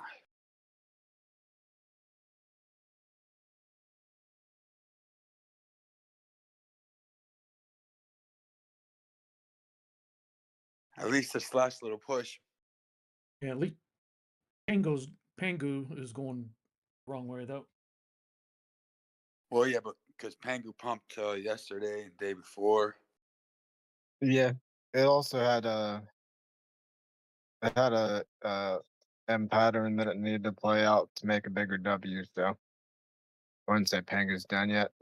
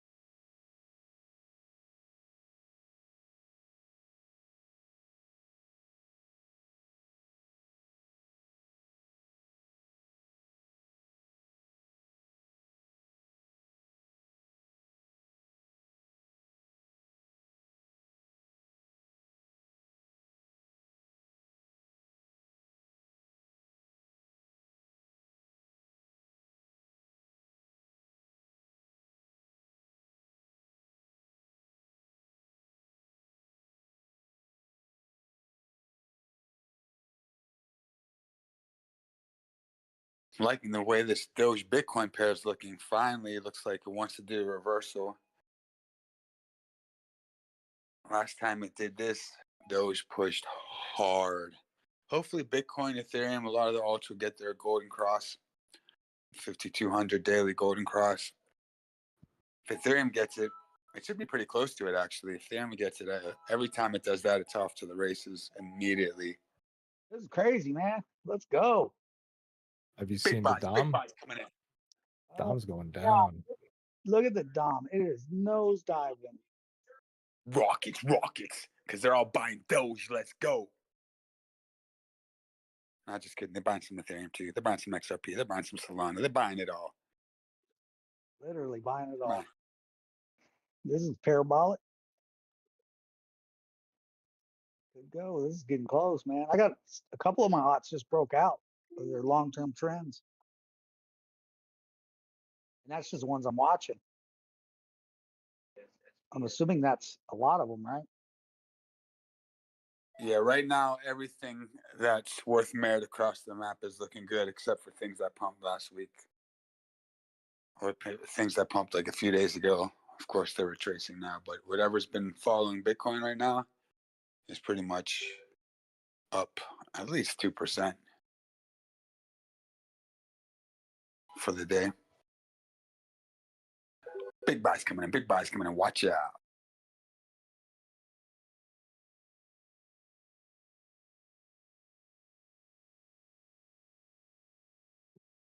Let's go. It's about time. Come on. Like how dominance has fallen terrifically hard. This month is going to close nice if we stay at these levels or above. Yes, sir. It needs to hold up here.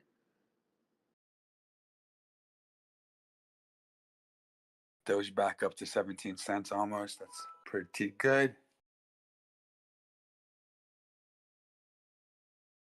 Did you scoop back in?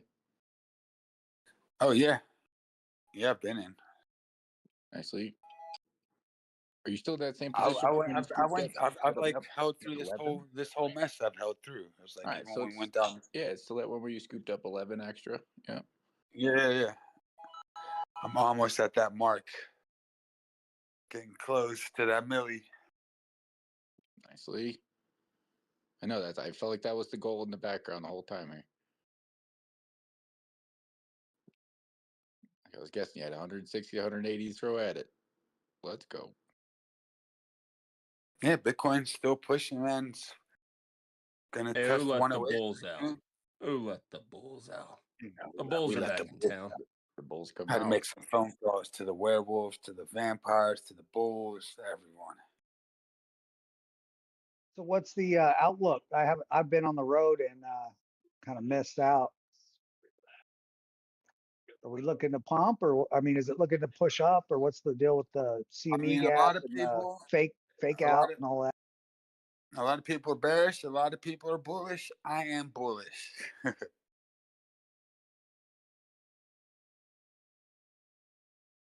I mean, we broke that descending channel that we were in, the smaller. Now we have that daily descending channel that we're still in that we could break out of. Let me draw some trend lines here on this daily. So we're actually pretty much breaking out of the daily descending channel or descending wedge we've been in. So that's why we're getting this extra push, I think. I mean, there's probably a lot of reasons, but that's one of the reasons. Yeah.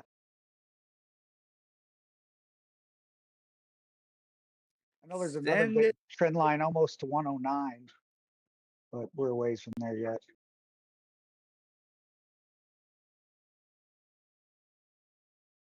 I think it's under 109 now, probably like 108.8, 108.9, something like that.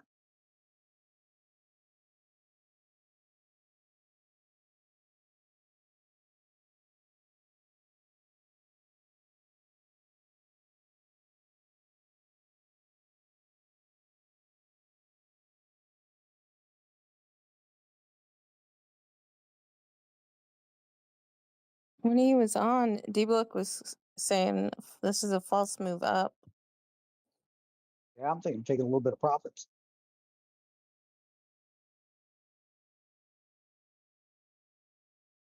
Shoot, arrow pump last week. It's pumping again. Of course, it did retrace most of it. It does look like there's still a lot of liquidation sitting down to that 200 or 800 below it. So if it wants to come down and retap off that 800, clear a lot. Fake people out in that direction and bounce even harder back up. I think might be what happened.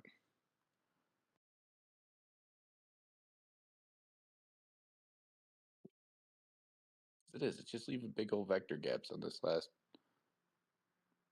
maybe move up, but more like a false move shebang.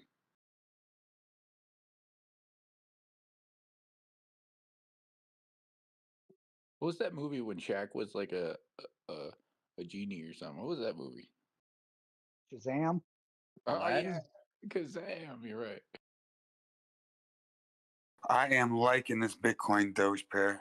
It's a good sign for the alts. Ethereum Bitcoin pair is looking pretty juicy too. XRP is not bad. Solana Bitcoin pair is not bad. We never know, man. This alt season might be cooking. We might start warming up right now. Get this dominance to drop. About whole season, but the new Bitcoin dominance just rejected kind of a in the 2020 they had a weekly candle. If you go back, there's a vector, and it's kind of making resistance at that point right now. It seems to be that's why it's rejecting and causing some alts to go up. Yo, ETH's about to make a straight shot to 2,800.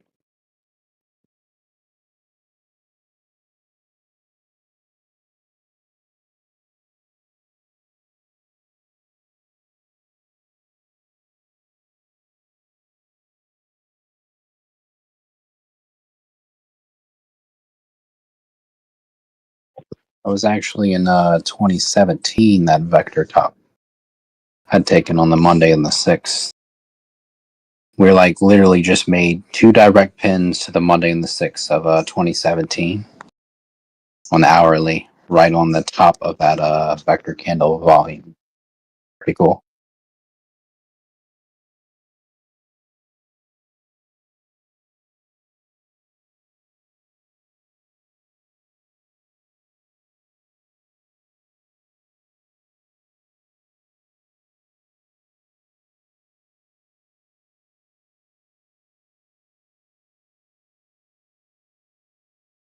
I think if it can stay below that 66% mark, we may see a little bit of rally on those alts.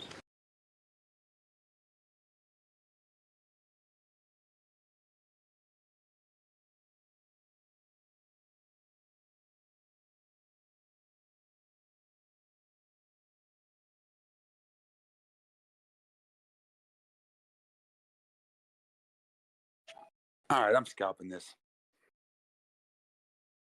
Call me crazy. Dumb beat. Oh, you're so crazy. Oh yeah. I'm crazy. I'm scalping this pump. Let it drop.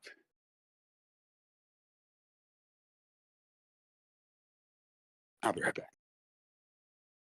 The thing is, if you almost just sold to $1 million, now they got to bring it up and sell it at a higher price. Tough. At least that's what they always do whenever we sell them a big old bag of stuff.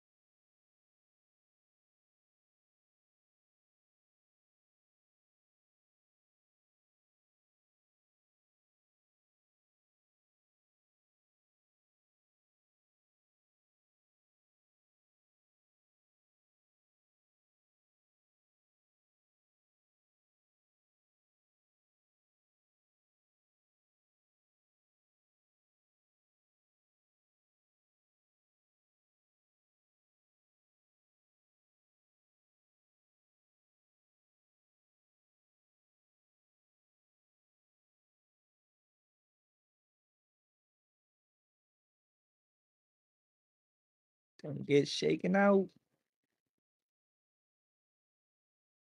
Man, I kind of want to take profits on the alts, but man, there's a chance to go higher here. They're bouncing off some. No. Will you take me higher? Oh, yeah. Right. Yeah, I'm just scalping away, just clipping them as they go up, resetting.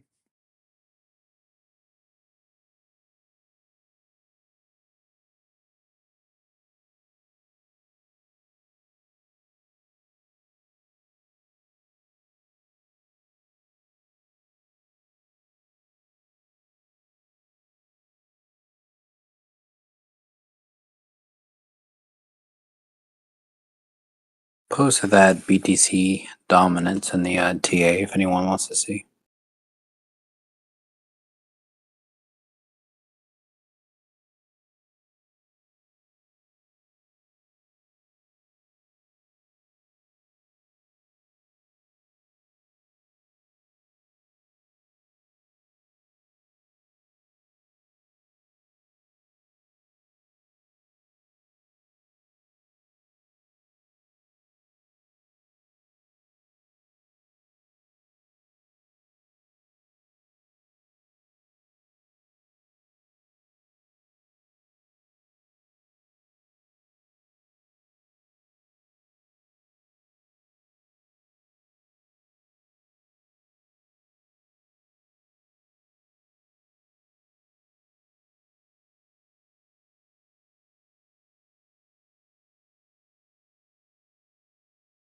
Some of these are top of the channel. If they bounce and go to the bottom of the channel, they're like a bear market fucking price. Oh, sorry about the language, but they're at bear market prices.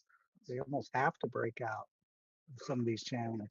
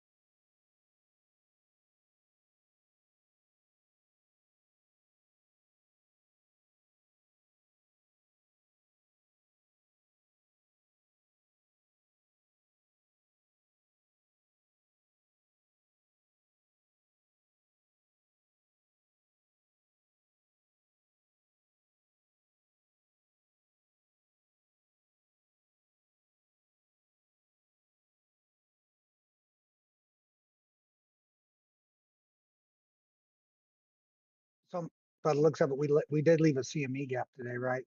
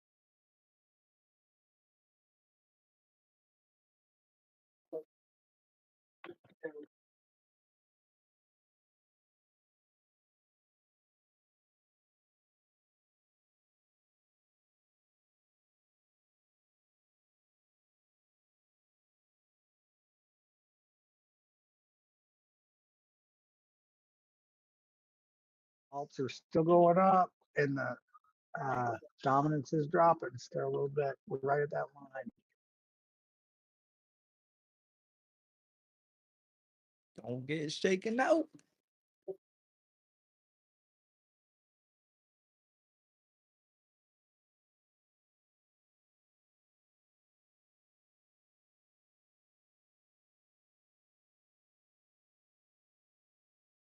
I'm saying maybe alts are going to go on a run here,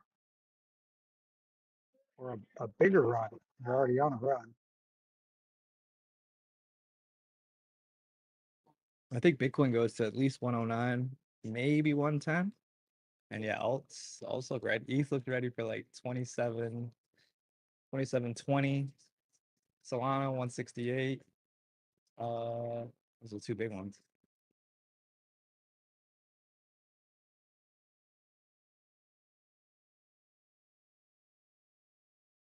Whiff also looks like it's about to explode. Yeah, I'm in with. That one's still below a trend line for me. For me, Whiff broke through the trend lines. Let me see where I'm at. Whiff through your trend line.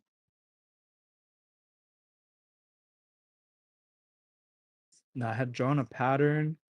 Well, like it's basically a trend line from its previous high that it made a few weeks ago at 130. Gotcha. It just broke that. I have it almost to a top of a trend line that started like back in May 11th. It's about to be at the top of that trend line again. A huge descending wedge. Yeah, that's some of the wedge I'm looking at.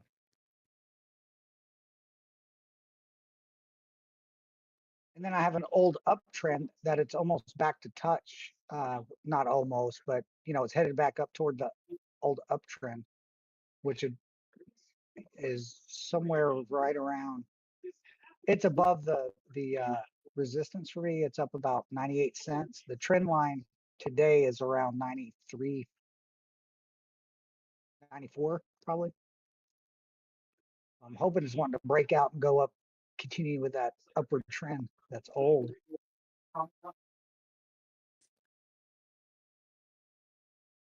Yeah, I think Whiff makes a move towards the dollar here. I'm with you. If it'll break that 94, I think it's gone.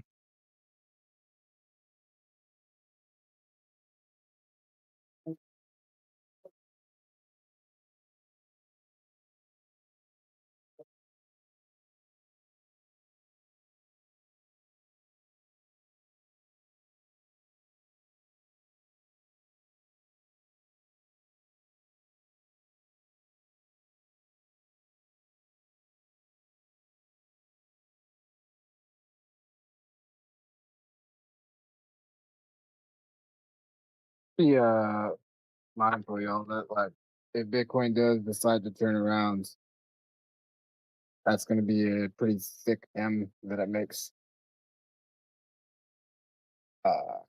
Yeah.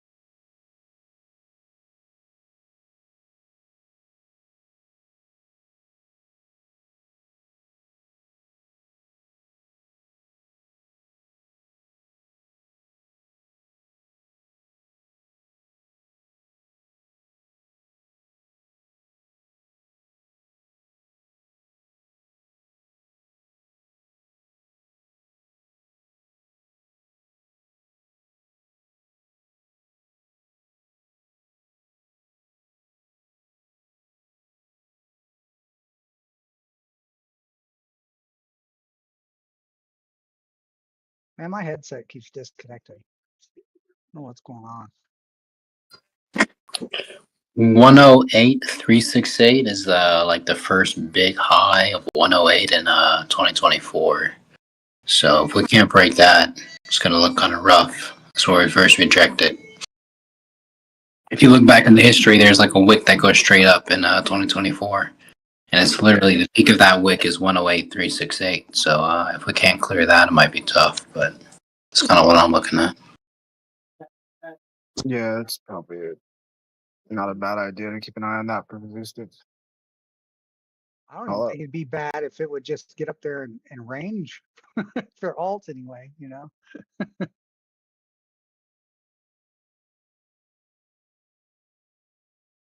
that's probably not going to happen. It's either going to go, it's going to come back down.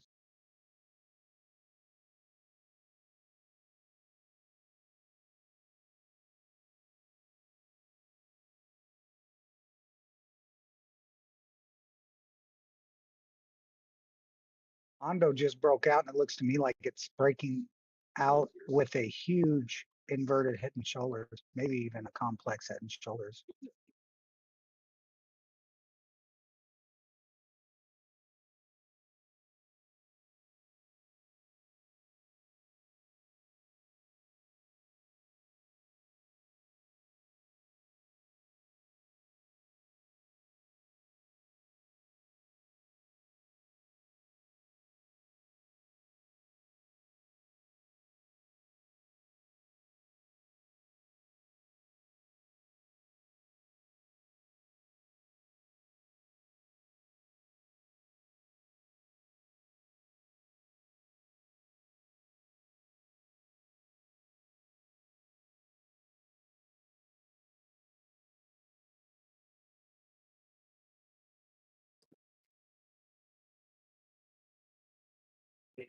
Sui looks like it's about to launch.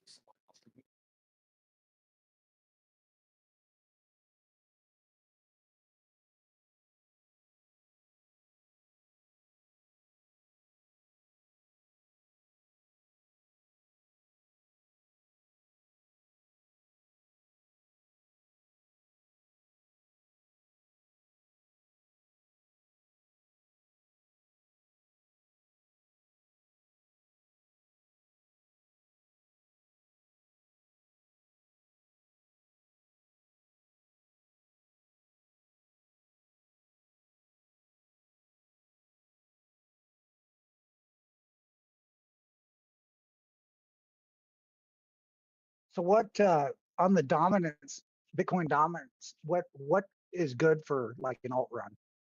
What do you guys look for? Is there a number, or it should be below this if we're considering an alt run? Or... Should be below 60%. I'm sorry, what was that again? Below 60%. And for I think Dbloc said that, I mean, unless it's changed, but I think that he said once dominance is at 59%, he expects to be like I'm not trying to say all in, but like fully allocated into his alts at 59% or whatever. Gotcha.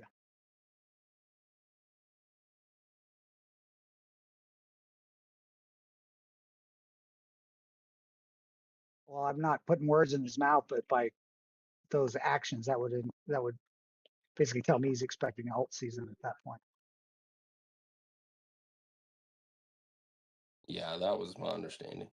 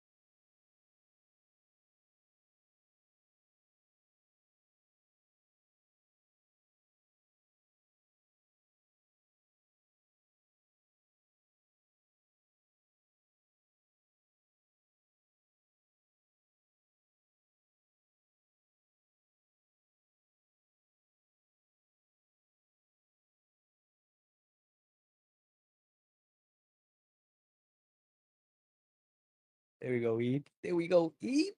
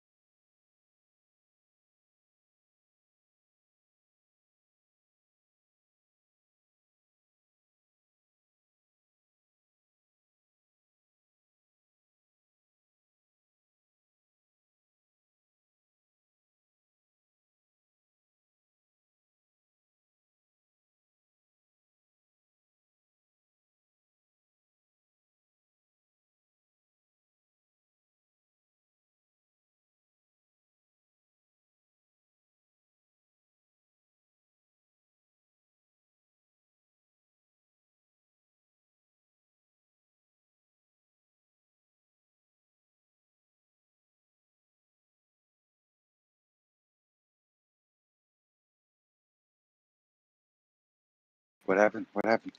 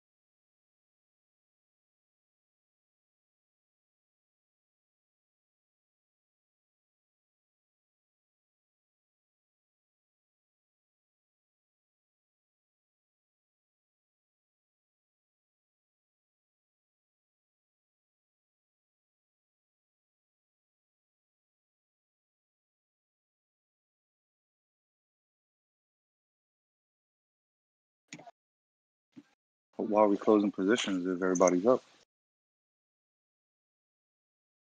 What did I miss? It's a good chance that this is going to be a fake move up, and so it could top out and then sweep down low for licks. Kind of the inverse move of what it did last time. But that's not necessarily confirmed. That's just the suspicion. So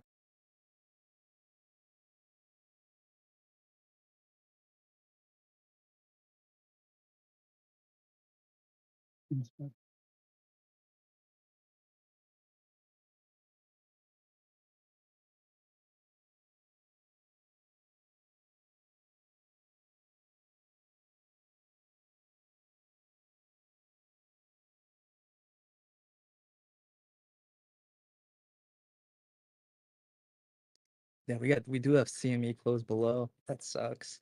Maybe we leave it. Leave it. I mean, we could go up, make all-time highs, and leave that, you know. And I mean, it's still that's still higher than our lowest low. So I mean, at some point we could trail back and then bounce, you know, once we get in the new range or whatever.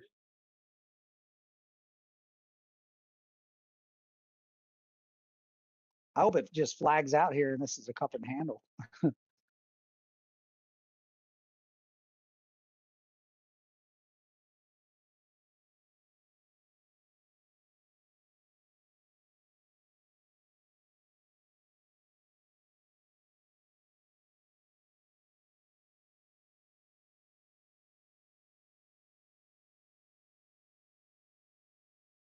They kind of showed us a double bottom down there by 107.4.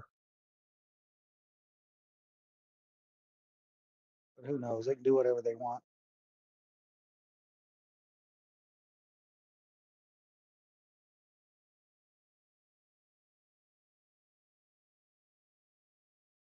Yeah, there's a lot of Bitcoin defending that 108, 109 area.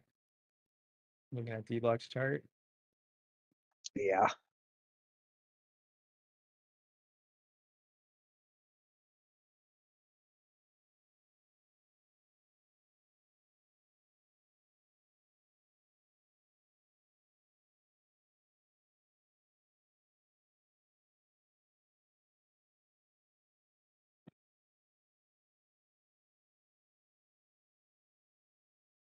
Are those buys? Is that could that be considered shorts that are already on the books? Is that, or is that just straight up buys?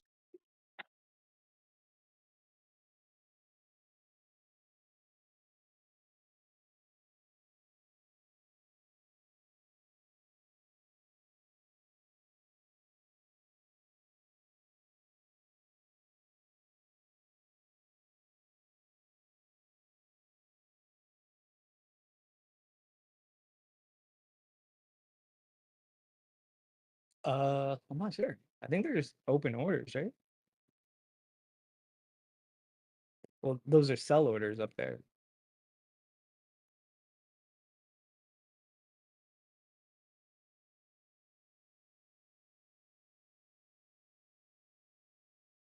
The reason I asked, that's right, that huge over that long-term trend line that's right at that. What is it that you're looking? What is it that you're looking at? The sell wall on Dbloc chart or what? Basically, I'm looking at Dbloc's chart and I see up there above 108 and above there's quite a bit of Okay. sell orders. And my question was, are those straight up sell orders or could they be people ready to short? Because I had a Yeah, I hunch that it think. could be shorts because it's right at a huge a really big trend line. Okay, so I think that what he's tracking is the spot sell order, the sell walls that are like limit spot orders, like actual Bitcoin up for sale at those levels. Because if you look at CoinGlass, you can actually see the large sell walls, like the whale orders, large trades, and where the sell orders are, the limit orders, which they don't necessarily have to be there. By the time the price gets there, they could pull the orders out, right? But yeah, I'm pretty sure that what Dbloc uses is it's according to the spot um like the spot sell orders. Like if you're looking at something that's just tracking open interest, then yeah, it could be short combined with spot orders, whatever. And then the same, like it's buy orders, it could be closing a short or something, but that's just open interest. You know what I mean? It's not, it doesn't necessarily mean like it could include both of them, but I'm pretty sure that what D-Block's looking at is that's specifically what you're referring to. I'm pretty sure what he's looking at is orders that are on spot that are limit orders that are waiting to sell So that's just if the people price gets there. at the top of the trend. Yeah. The resistance that's up there, like the sort of descending trend line from the descending channel, Right. and you know, some of the previous highs are close to the previous highs. So yeah, I think that if you're referring to D-Block chart, I think that that is in reference to spot orders, spot sell orders that are in. Gotcha. Yeah, I was just curious, trying to learn how it all works.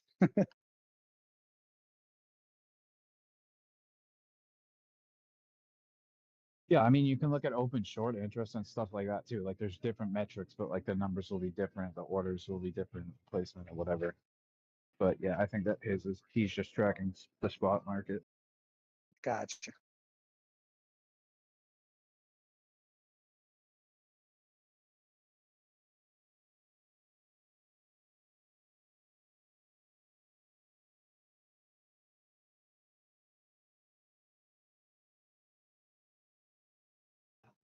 So like for instance, you know how he has those lines across his chart that are like liquidation levels?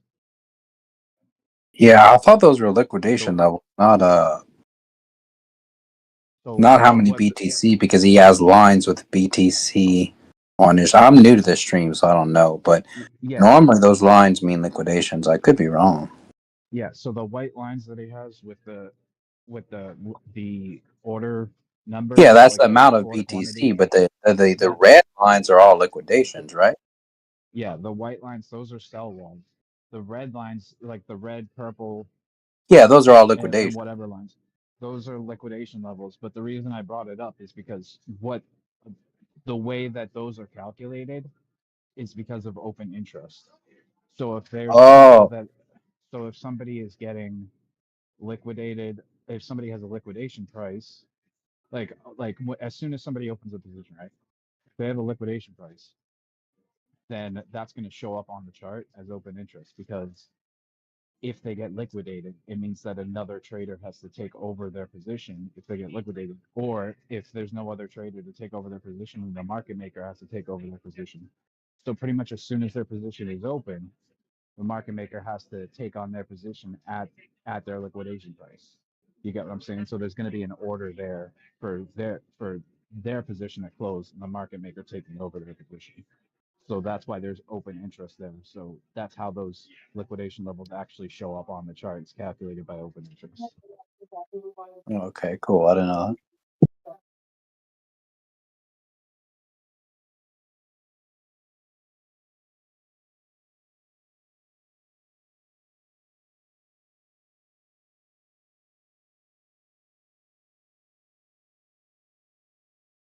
Yeah, just to sort of point out the difference between like the volumes of like sell walls on spot versus like calculated liquidation levels based off of open interest.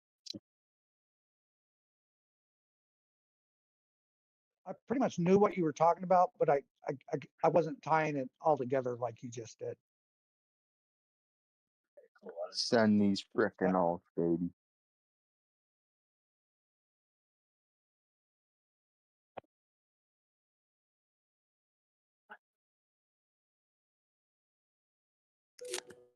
Dom beat. Just a quick dump. That's all.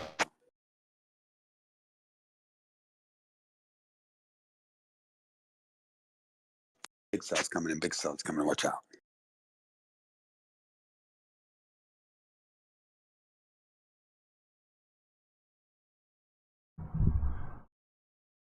What's good, family? What up, Dbloc?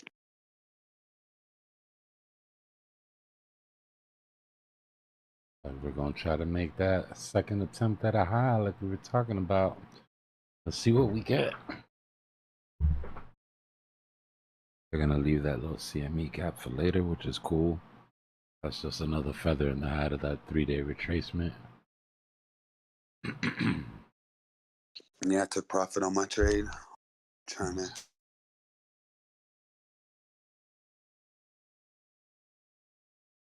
Dominance fell out, let me guess. Yep. Nice. Alright, so we got that range we were trying to reclaim on ETH. Now we gotta hold it.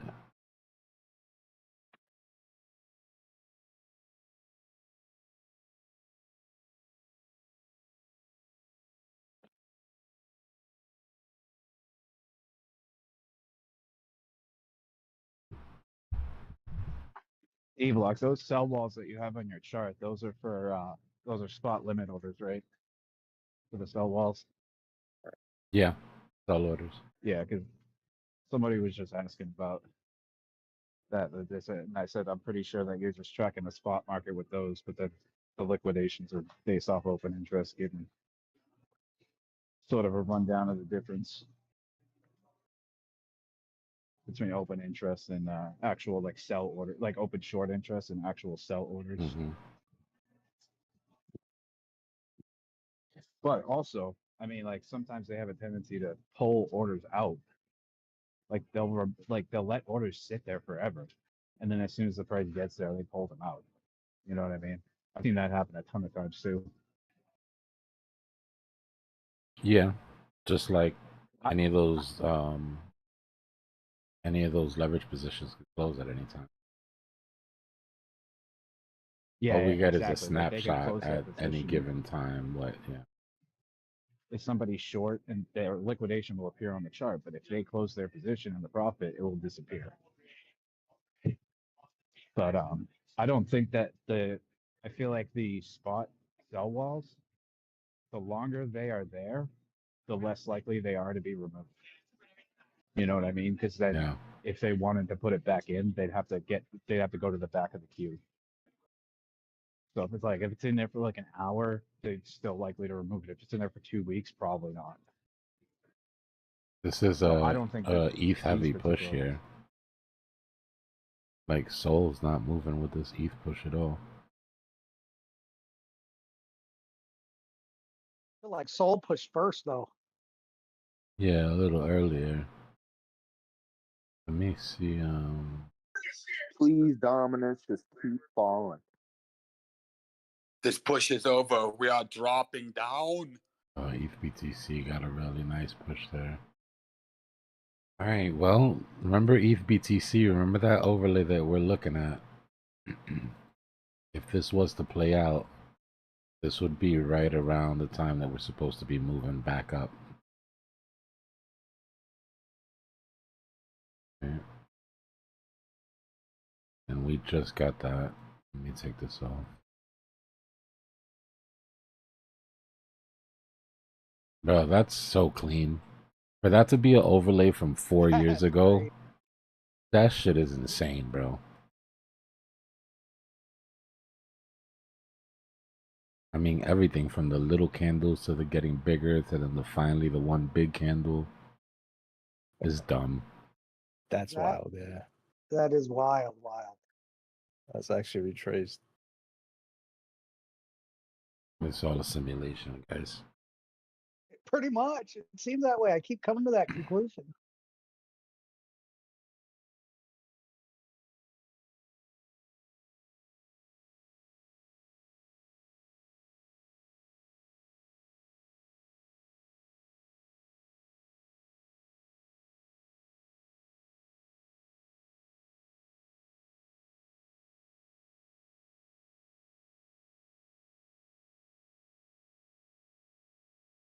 Damn, kind of wishing I didn't sell here now.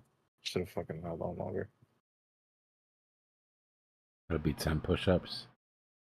Not gonna lie, same. I kind of sold early, but Yeah, I'm hitting the gym. 50% ain't bad, so I'll take it. Another day. So you sell for profits? Yeah, didn't you sell here too, Drew? Yeah, I sell for profits. What if we don't go back for the CME, bro? Then what? Do we miss the train? Then I wait We for hitchhiking? This isn't the move that never. Started, baby. This isn't the move that never comes back. We're not there yet. What if it is though, Dbloc? What if it is? Wait a second.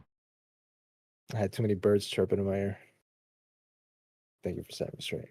If it's not, but if it was, it's not, but if it was, then have a plan for if it was.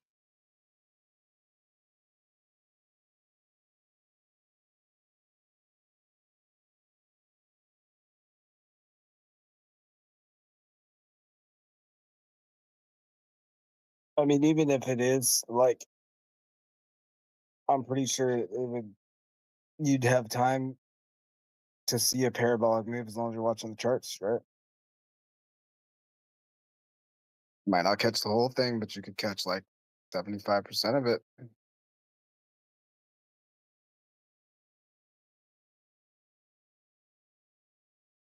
Selling is the hardest part for me. I just heard him say it's basically not gonna, this isn't the one, and I still don't want to sell, but I know I should. There's always that chance, right? So you're saying there's a chance? Well, especially for alts, because they've been so low. It's like, how lower can they go without us being in a bear market, But I am assuming that's the altcoins are in a bit. The altcoins are in a bear market. It's just Bitcoin. It can that's in a bull always market. go lower.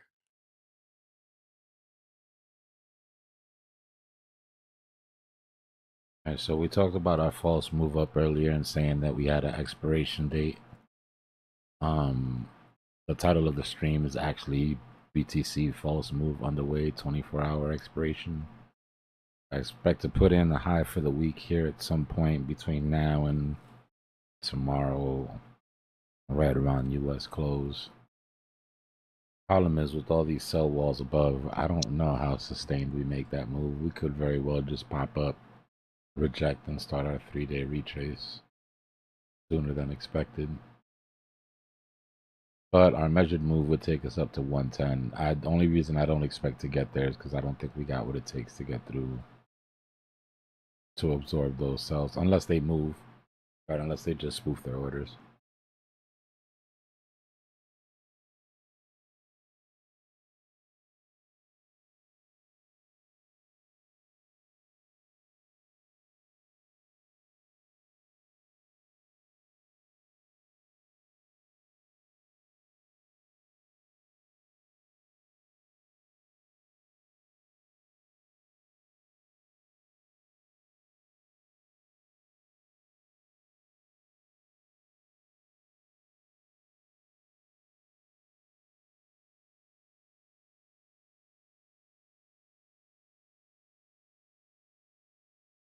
So how did you find the overlay for that chart? Is that just something you were messing around with and found, Dbloc? Yeah, just by eye. It's the exact same point of It is exact. it's the exact same point of ETH BTC finding a bottom during the last cycle. So it's not just that it matches, it's that it matches in the same environment at the same, in the same time frame that it should be happening. You can find fractals to match anything. You know what I mean? Yeah, I Eventually, and suppose. they'll It's run like, it until they yeah. don't. But when there's a technical reason for them to match, then it makes then makes a difference. So how long was the spread time on that overlay you just showed us? Was that like a month or a week This or a seems day? like it's happening quicker. But it's a daily chart. But even on the daily, you could see if we line it up to be perfect.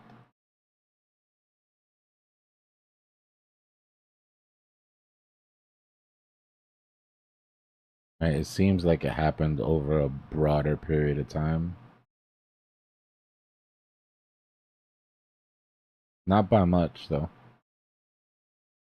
Pretty freaking close. I'm trying to match up that pump. Yeah, okay, that about everything's lined up right there. But what I'm saying is I don't think we'll continue to do this all the way to September. But if it did play out exactly, what it would mean is ETH BTC bleeding out all the way to September and then hitting its top by November in 2 months. How does the M2 play on this? This is ETH BTC, so you wouldn't be using M2 because it's not in USD. It's in Bitcoin value. And remember, ETH BTC can go down without the price of ETH or Bitcoin going down. It's just the value of ETH in Bitcoin that would go down. Which would mean on the charts what it would look like is Bitcoin extremely outperforming Ethereum. Both moving up, but Bitcoin outperforming by a significant amount.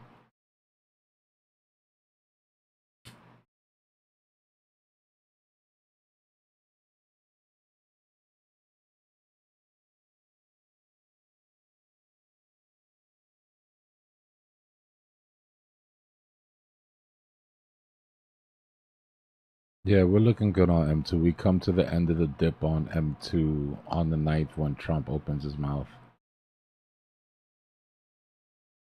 So M2 peaks out on the 1st. Right? So by the 1st, we should have peaked out.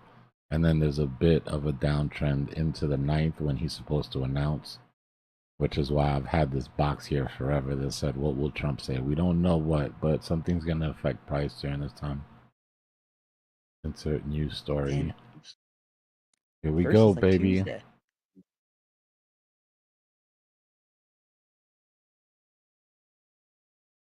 Yeah, if you get rid of COVID entirely, you're absolutely correct. If you get rid of COVID entirely, it doesn't have to run into September on that overlay.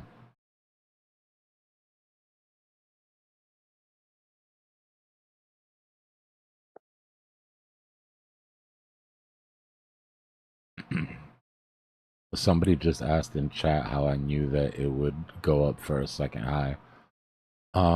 It didn't break structure, right? Remember I said if we come down and we don't break structure, chances are they'll go for a weekly high into these liquidations and into these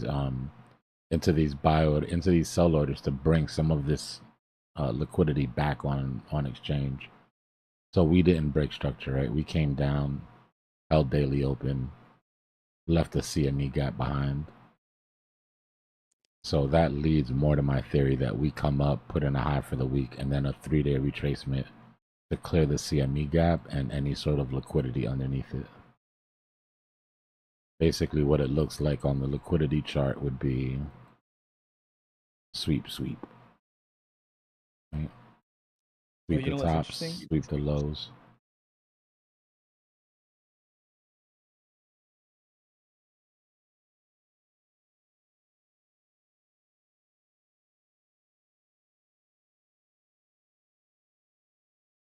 I just took a little profit right there. What was that date? You said 7-1, right? Dbloc for dip? On the 9th, they're going to, Yeah, from the 1st to the Well, but 9th. the beginning. Yeah, the first. Yeah. First of the month. Guess what happens on the 1st, dude? Guess what happens on the 1st? What?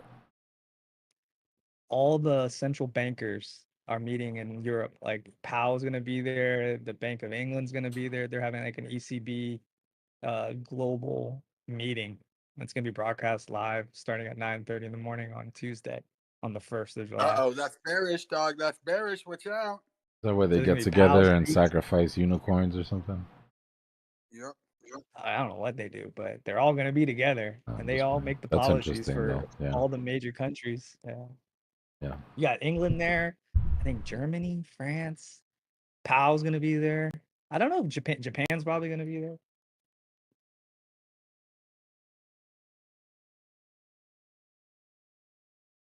And that kicks off on the 1st. So is Powell sanctioned to be there by our government, or that's a private bank? Is he acting in their capacity or in the No, government he's capacity? It's not. the head of the It's not for the chair. bank. It's like a It's like a central banker convention almost. I don't know. And Flavors convention. He's the head of our central bank. For the time being. It's called the ECB Forum in Central Banking. That's what it is.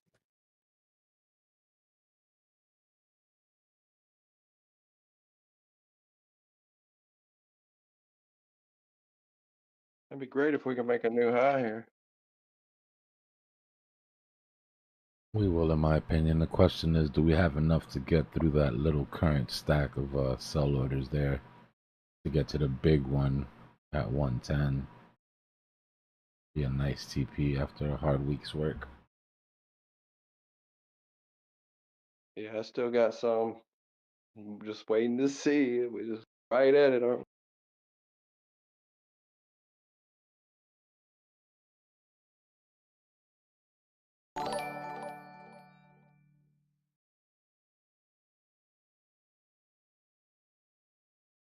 Yeah, I still got guns, Mac. W 3 months.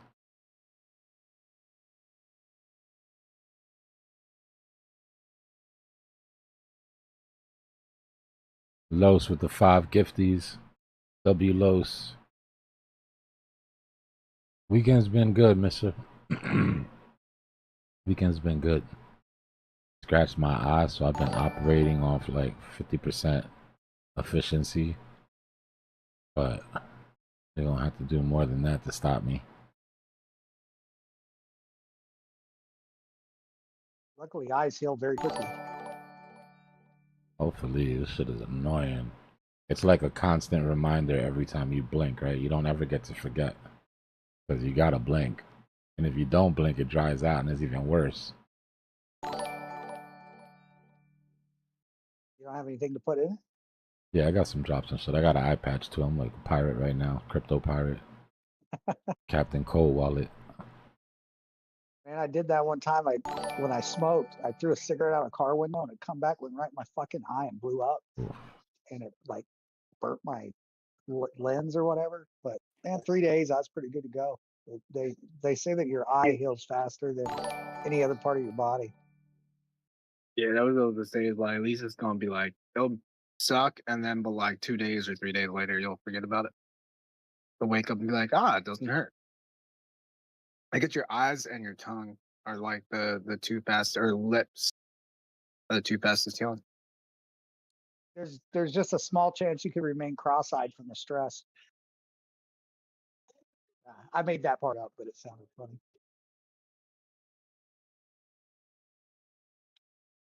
I mean, I'm a little cockeyed, but I got shot in the eye with a BB. That's different.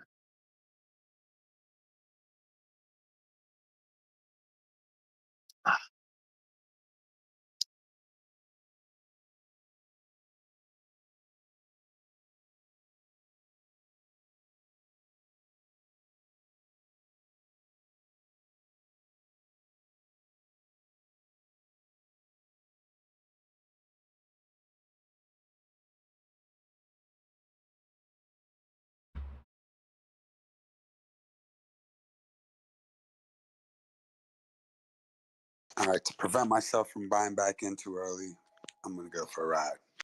I'll be right back. Yeah, bro. So I always do that, man. I always buy too early. So I'm happy with my profit. Gonna take a little ride. Probably gonna come back. Bitcoin's gonna be at 120, but you know how it is. Nah, you're good. I'll be back then. Yep.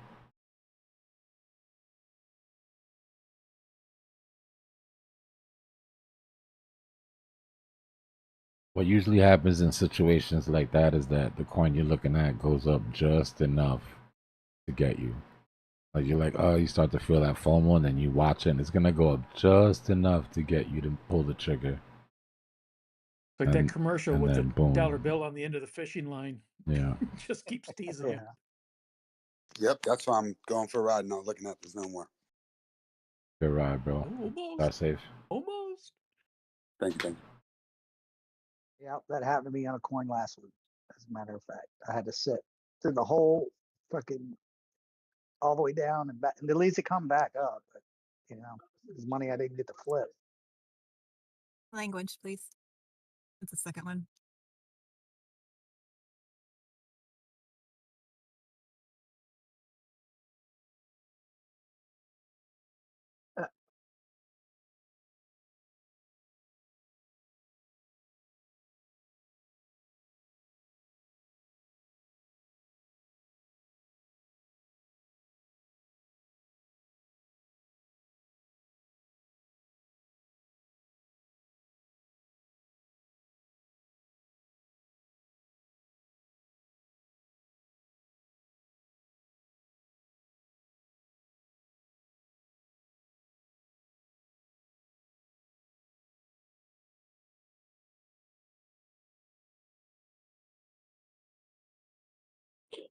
Dbloc, you do any Wyckoff theory? You look at that at all?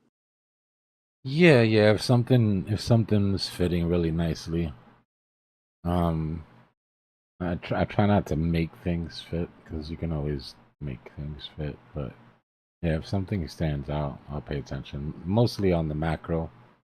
I'm gonna have to send you one on the daily. I just got sent by just the Discord I'm in. It's a Wyckoff theory on the daily. On the yeah, it's a macro for sure. But it's a very, very well articulated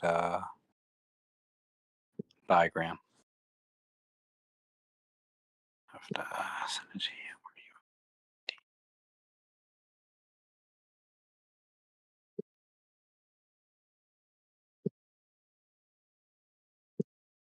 to you.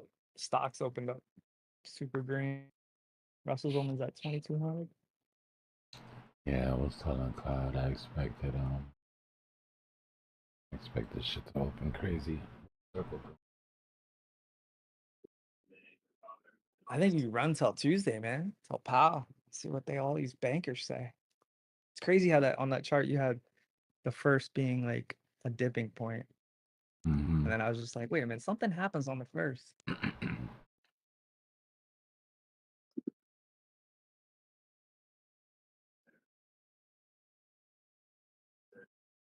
Yeah, I just sent you a DM of it. All right, I'll take a look. That way you could see, just see what it's like. It's a pretty cool thing I saw on the daily. Just curious what you thought of it. What's the name of the group? I don't see it. Where? Car Crypto is his name. He's on Twitter a little bit. His group ain't too big, but he studies the hybrid system as well. He kind of did that, and he does his own thing now on his own Discord as well. All right, now look at the chart, but we're not here to promote other Discords. Oh, sorry. Yeah. None of y'all heard what I said. I said Square Crypto.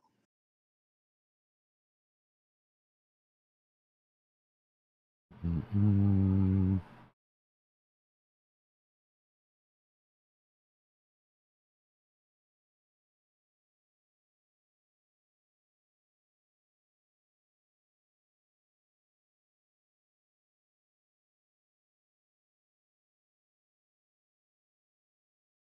then also in terms of Why is he using the distribution if he's trying to show? It looks like he's got it labeled to show accumulation.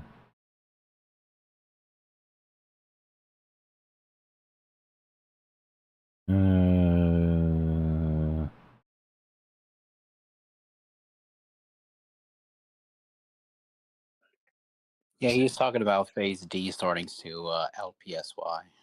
Yeah, but what I'm trying to say is I don't understand why. Hold on, let me see if I can show you what I mean.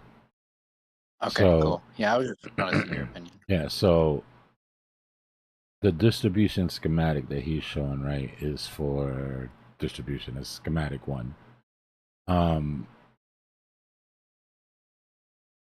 Guess you could say that this is your UT, but what I'm trying to understand is he has his sign of weakness here, and then the bottom of his phase is all the way down. Your sign of if this was true, your sign of weakness would have been lower, Yeah, I and see then what your you're saying. UT, It's not as even. It would be and up then there. and then your UT would be here. So Okay, you I see what you're saying. so you would this would be like an extended B. Okay, yeah. I see what you're saying. It's not as like No, I mean honestly, aside from the first bit here, in my opinion, it wouldn't be enough to really interest me in looking at the Wyckoff yet. Okay. I mean, your AR. So like, I get why he put it here because it has to be there for this to be valid. Your sign of weakness would have to be right around where your automatic retest was, lower than your automatic retest. Yeah, Right. So your correct. automatic retest is there, then your sign of weakness, but that doesn't explain the rest of the chart.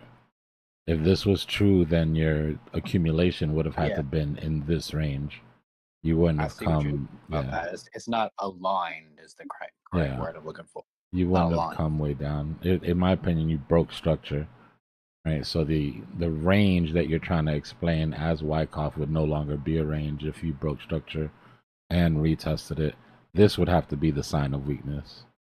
So it would still fit. Okay, Your AR would be there. Your sign of weakness would be here.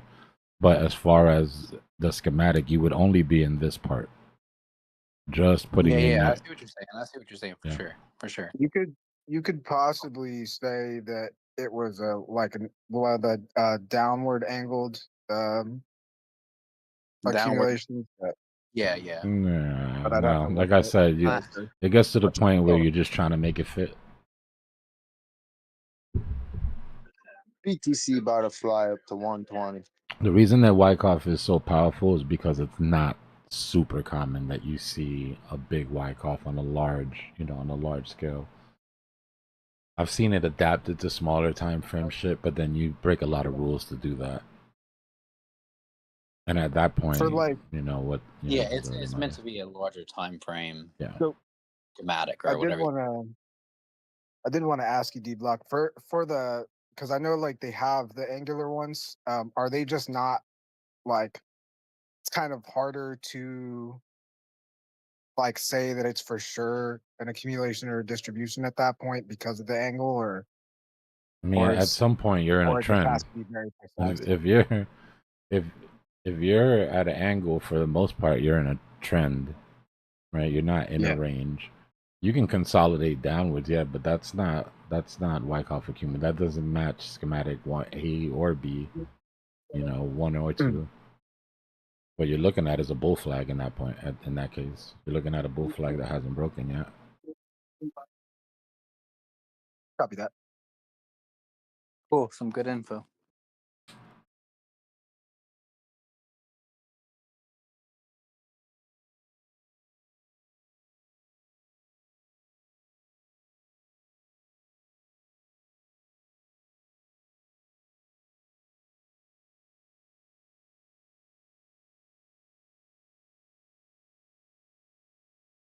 You also, Dbloc, you know how like what Trump says between now and July 9th, right? How that was going to be like a day period. Mm-hmm. They've already started in the last few days, man, in the last week to soften up that deadline. I don't know if you noticed, but what's his name? What's the treasury guy's name? I forgot. Is it Bassett? Scott Bassett. Yeah, he came on and said it, and then Trump said it that it's not necessarily like a hard deadline. They may Yeah, extend it. that's So they all we already need started that now for them language around to. like extended. Yeah, that's all we need for them to extend the uncertainty.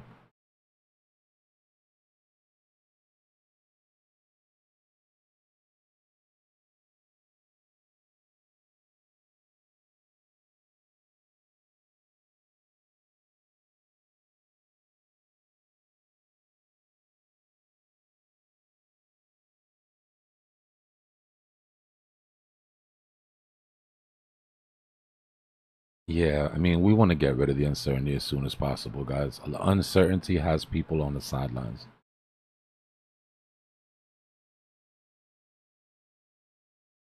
It's, it's almost like the presidency, right? It's like it almost matters more to know who the president is than who gets chosen. But it's almost better to just have the uncertainty out of the way, know what the rules are going to be for the next 4 years. Same thing with this shit. Doesn't matter what the tariffs are going to be, whether they're huge, small, whether he forgives some, whether he adds new countries. Just tell us what it is so we can digest the information, reprice everything accordingly, and then get back to business. The devil you know is better than the devil you don't know.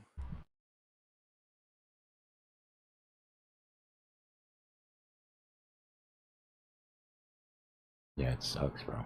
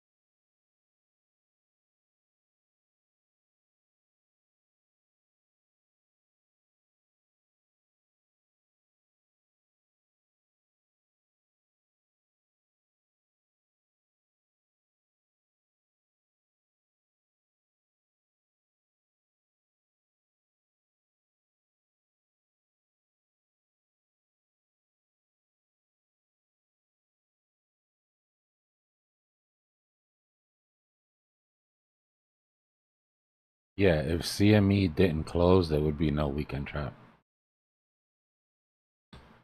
There would still be a lull in price, right? Because you would have, obviously, during the weekend, you'd have less volume than during the week, just because people tend to do things on the weekend. But yeah, there wouldn't be that massive imbalance that's left in that sort of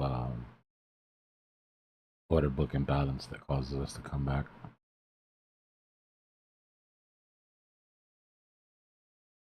The same on legacy, right? Like people play into those daily gaps on legacy all the time.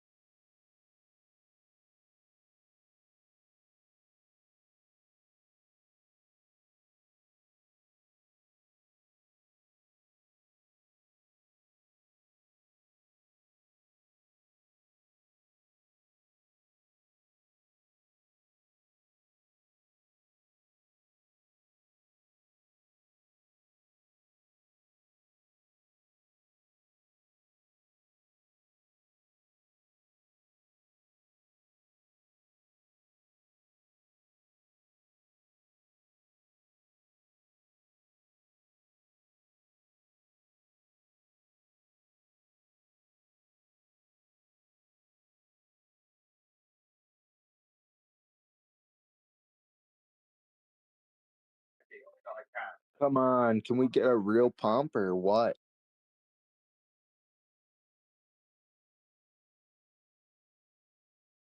What kind of pump are you looking for?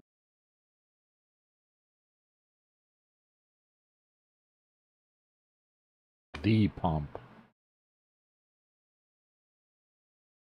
A real one. Pump Well, the end that of all usually pumps. only happens once about every 5 years. So This party pooper out of here.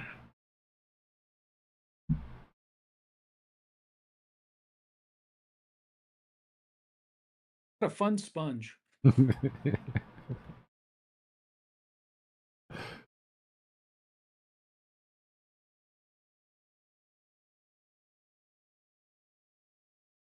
All right. Interestingly enough, our CME gap just brings us back down to the range to the 0.5. It'll be easily taken care of. So now the question is, how many of these liquidations and orders? Remember, exchanges are super low Bitcoin supply right now. So this is like double whammy. They get to come up, eat off of liquidations, and bring some Bitcoin back on exchange.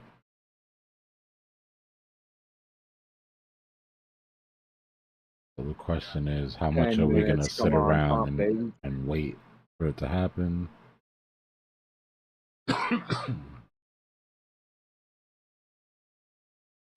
interesting looking weekly candle though too. I can't believe that we are where we are after the couple weeks that we had there. That shit got spicy for a second. It might not have sounded like it. I survived. Crazy how quick survived the things change bombing. though.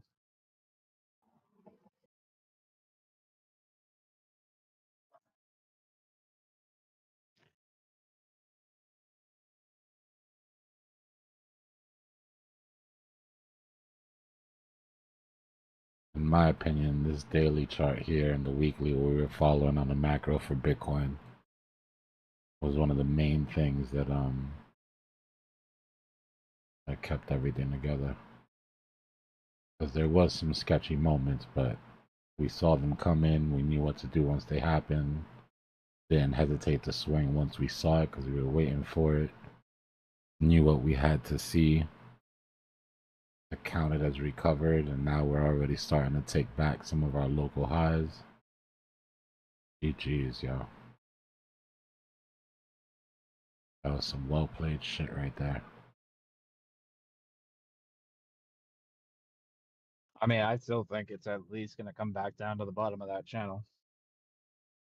To the who to the what channel? 100K? Bottom of that descending channel. Yeah, even below there. Oh yeah, I don't know about that. Not saying it's impossible, but it is very unlikely in my opinion.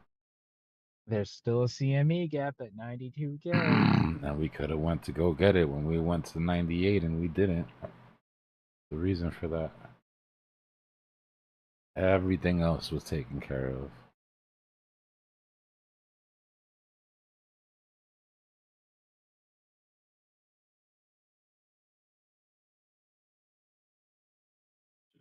I don't know. Obviously, I can't tell the future, but I feel like there's going to be something. There's always something. Yeah, but at one point, there's not going to be anything anymore, and price will just go up and won't retrace. Like one of these won't retrace. I mean, even no news is good news. That's what I always say. It's like even when there's no news at all, everything just like moves organically. It's just based off of supply and demand. Whenever you get any kind of news, it throws a wrench in the plan for when it comes to technical analysis.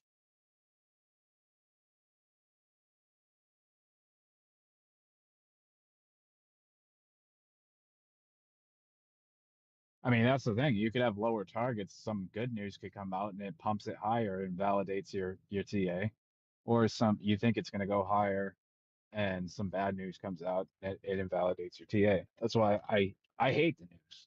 I wish the news didn't affect the markets. It does, and it's never going to stop doing that. But please send it. Please send it. No news is good news. In my opinion. I'd rather just trade the charts than trade the news.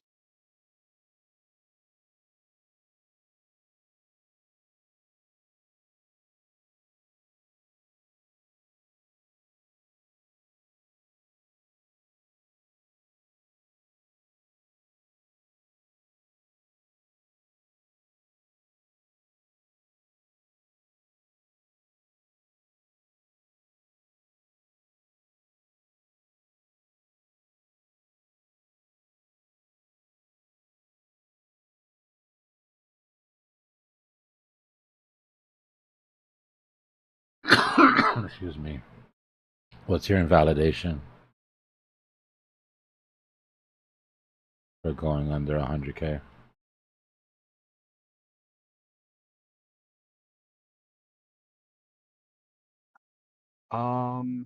If we break above 112 and we hold it as support, then we're not going there. So nothing short of all-time high? Pretty much. I mean, I'm not dead set on going down to 92K. It's just that would be, I'd be like, okay, like if we break into price discovery, basically making a new all-time high, holding it as support, then I would have to say, okay, we're not going to 92K. Most likely. I think you can call it 109 instead of 112. So the reason why the reason why I'm not saying just breaking that descending channel is not good enough is because the short liquidations and the sell walls could present a swing fail pattern. So I'm waiting for that recipe to play out. If you get like a swing fail and a stopping volume, Yeah, then what I think it's most likely to go down and revisit the 90s at least. Because if you look at the weekly chart, we actually have a bearish divergence in the weekly RSI. So there's a weekly bearish divergence. It almost always goes down like 30% after that happens. Mm-hmm.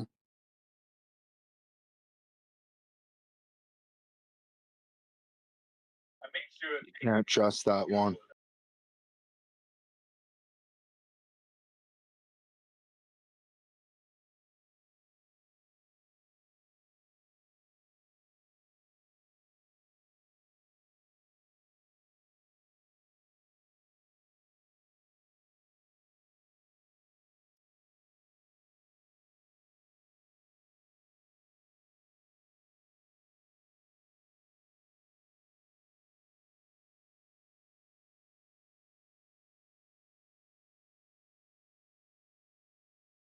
Damn, I gotta go to the store and I'm stalling because I want to see if we take these liquidations right now.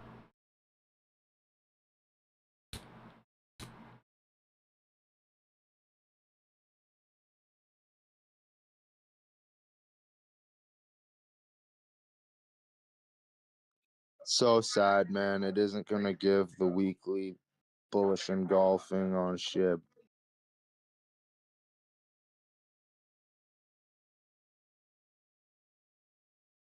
It's a little bit better, Duck. I think maybe 24, 48 more hours I should be able to pop a contact back in. We're testing the December 17th, 2024 high. That's kind of where it's finding stalling momentum. Just stalling. I don't know why I said moment. But yeah, December 2017. Take a look at these sell walls ahead of us, guys. On the liquidity chart. I didn't even put all of them on the chart. Oh, nice. These are all the ones above 300 Bitcoin. So go up, grab these Bitcoin, bring them back on exchange. But it's going to take a serious push to be able to absorb that Bitcoin, excuse me, and still bid up higher.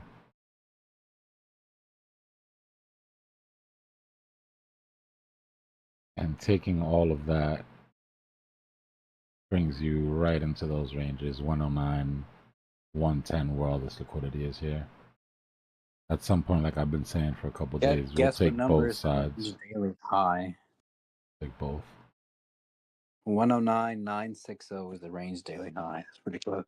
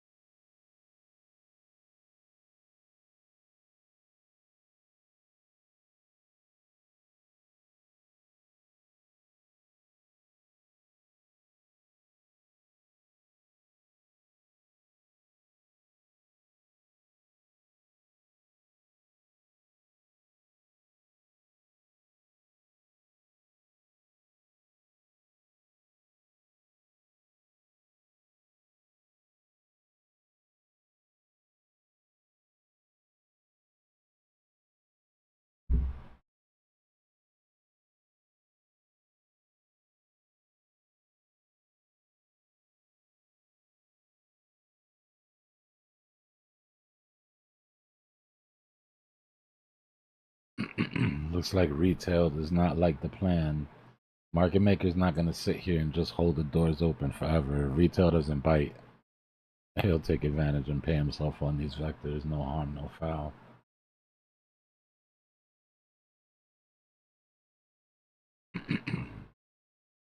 Let's see exactly how much is in the way here.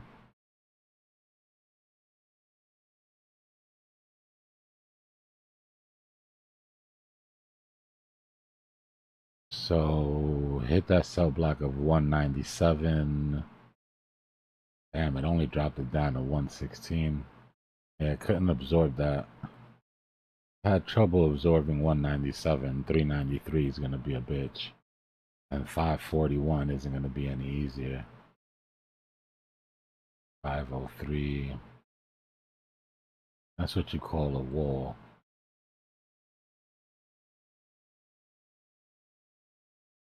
You notice how they're evenly set at whole numbers? That's one actor, in my opinion. Right? Every $100.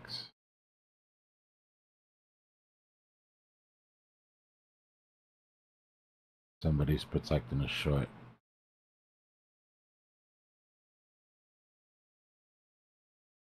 How nice that must be. Be able to take a short position on Bitcoin and protect it with a couple thousand Bitcoin and sell orders.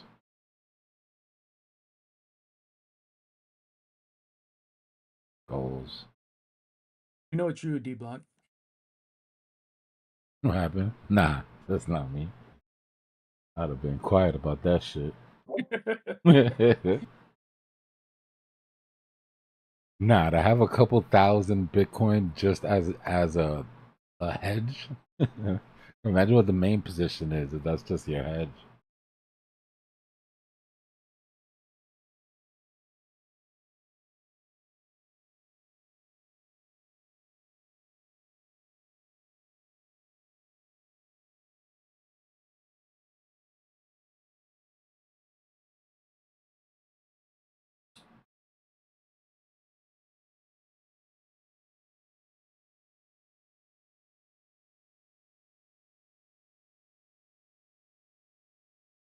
Nah, ETH looks good. ETH took a nice chunk out of Bitcoin today. We needed it to get back in that range. Right, so it's there, but it's not done yet. Right, so now we got to go back to this. No daily candles underneath this anymore. This is if it's going to be considered reclaimed. And if it does reclaim, then we can expect the top of the range. Take another ride back up to the top of the range.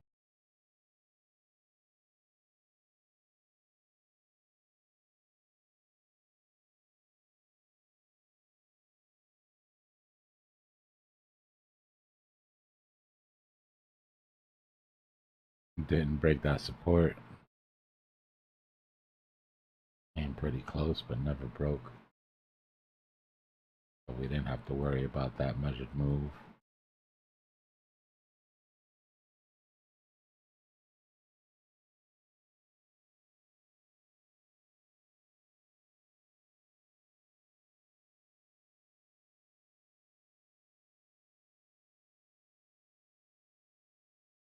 I mean, on Ether, you would want to see it. Yeah, you would want to see it hold 246.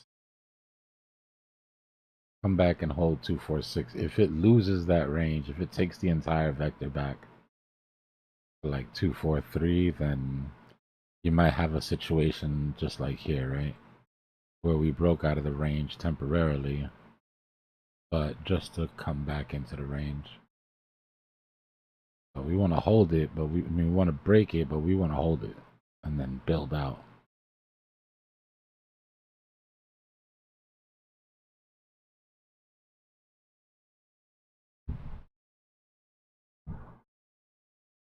Yeah, a little double toppy. A little double toppy.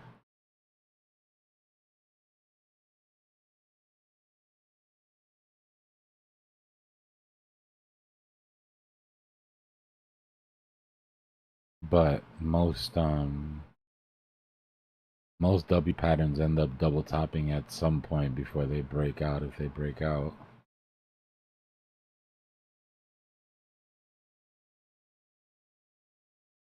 And so we'd be looking at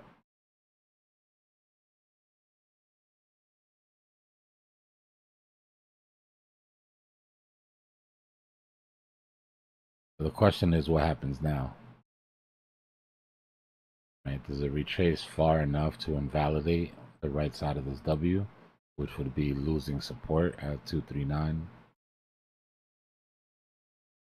Or does it hold its level and push out and give us that breakout? Hold on, let me, this chart's, I'm gonna fix this chart up eventually, but let me just,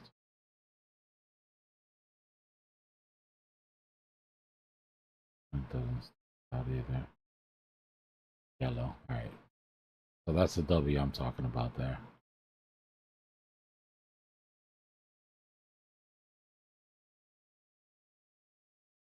Now the problem is, and it's not a problem, but if ETH BTC follows that overlay we were looking at, I'll go back to it right now in a second. If ETH BTC follows that overlay we're looking at, then this could very well play out. The problem is it would play out, but it wouldn't keep going. It wouldn't sustain. I'll show you what I mean in a second.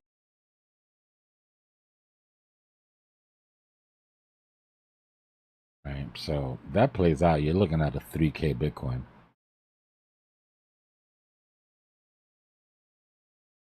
Hold on, I'll make it easy for you. Let me go to an empty ETH chart for you. Wait a minute, 3K bit? I mean 3K Ethereum. He said 3K Bitcoin. Sign me up. Oh, let's go. I'll put every dime I have in. Hold on, let me Nah, I mean, at that point, there's something seriously wrong. yeah, I So don't think you want to know if I live would in a wanna- world where Bitcoin's back to 3K. So this I is a mean, higher I low don't know, fractal unless that we're it's talking about here.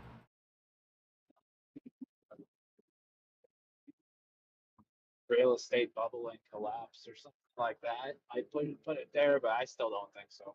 I don't think it'll ever go there again. That's a move I was looking at. Puts it around 2,900. I think.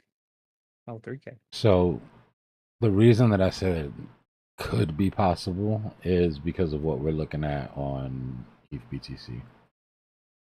Right, so if ETH BTC is really going to keep following this fractal, looks so good. If it is going to keep following that fractal, then this push up on ETH BTC will make that move on ETH USD a lot easier.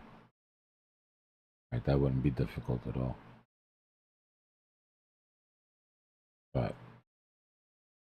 Bitcoin is going to tell us more about that here in the next couple hours than anything else.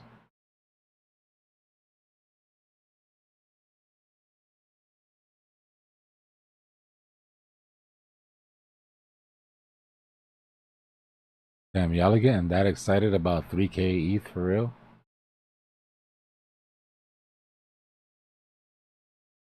Yeah, it's a good start, exactly.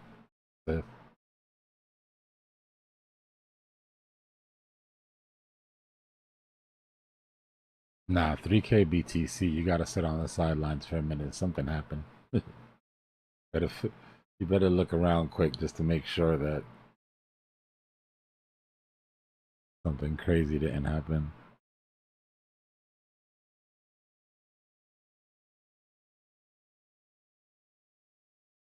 Got so close to a weekly bullish engulfing on ship, man. So close.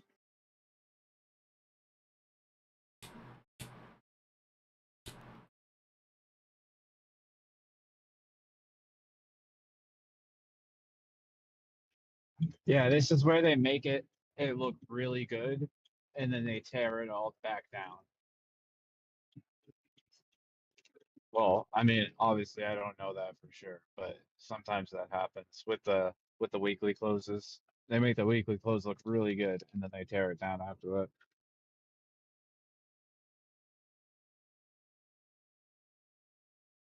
We've seen them pull this same thing 3 weekends in a row already, guys. Like, literally. But last weekend.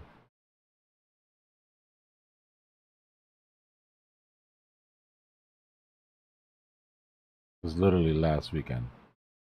I False don't want move to up, short no came more, all the man. way back down to CME, and then made a new high. I don't want to start it no more. Feel this pain.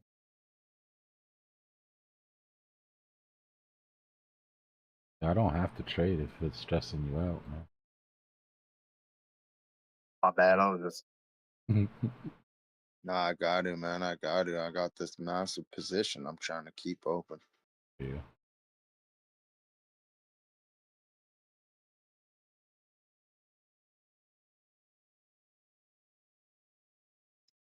Massive position on leverage.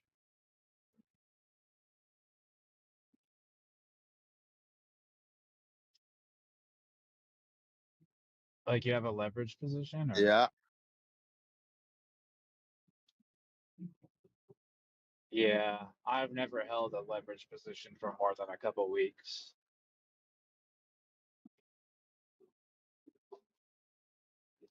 I've never really seen it go in my favor for more than a couple weeks before like some sort of correction. That sounds terrifying. Holding a leverage for a couple weeks. If you don't mind me asking, which direction is it pointed? So if it's gonna be a couple weeks, I would say No, like right now, like what you got holding. Is it up or down? Like, me are you shorting or longing? or this other dude. I Whoever think has he's talking leverage. to the guy that was just talking about his leverage position. I'm long, baby, long. Yeah. Yeah, it sounds like he's long. I would err if the longer you're holding it open, the market generally goes up more often than it goes down. So I would err on the side of if you're going to hold it long term, then it's probably better for it to be a long position, but only after a big dip has already happened. Short positions, I would prefer to hold like a much shorter duration, especially if you're in a bull market, because that short-term volatility to the downside in a bull market, the dips usually get eaten up pretty quick, and you get like this. Sometimes you get like big liquidation events to the downside, and there's like short-term capitulation. But then there's so many buy orders that are sitting there waiting to get hit that it props it right back up. And by the time people realize that they screwed up selling the bottom, they buy back in, and then that just pushes the value up faster. Yeah, I'm good with my spot. I'm happy over here. Yeah, spots always like you can hold spot usually indefinitely unless it's some project that's dying. I'm good if the low's in, and if it's not, then I just gotta get in the head short. Are you so is your position on Sheeb? Is that what you're leveraging?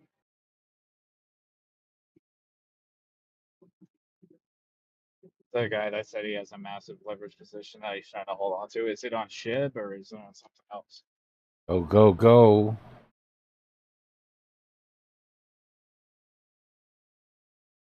Yeah, shit.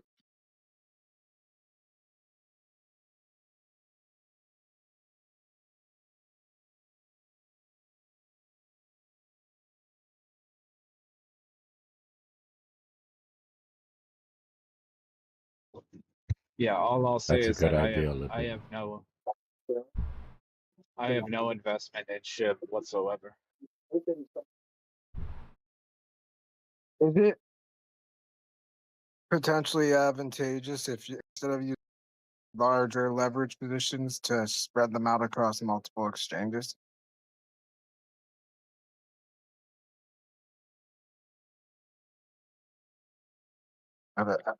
More of a question than a.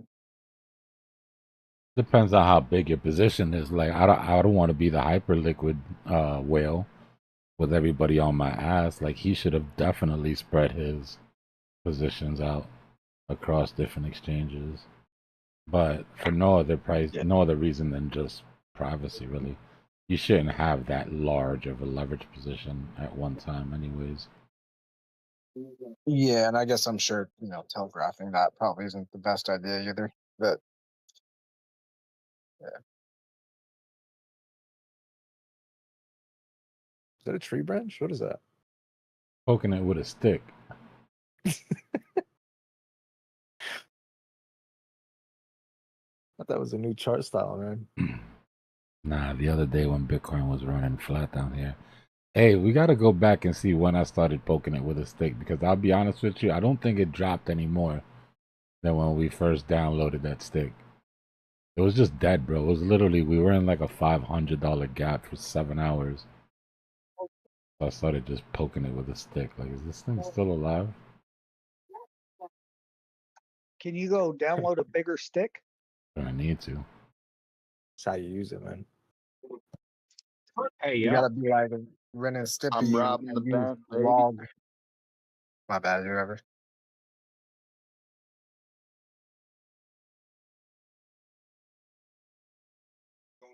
I'm robbing the bank. Robbing them.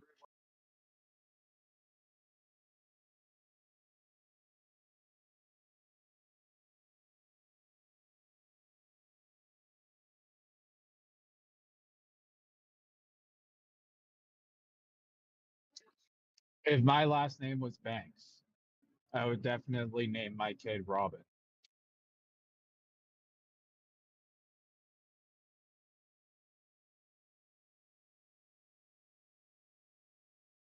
And that could be a name for a boy or a girl.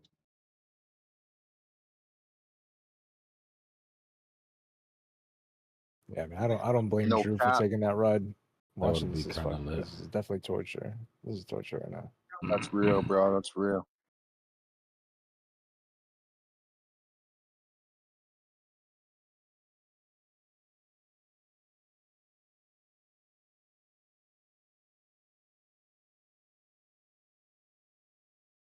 Lippy said they would name their kids Central and just have everybody hate them.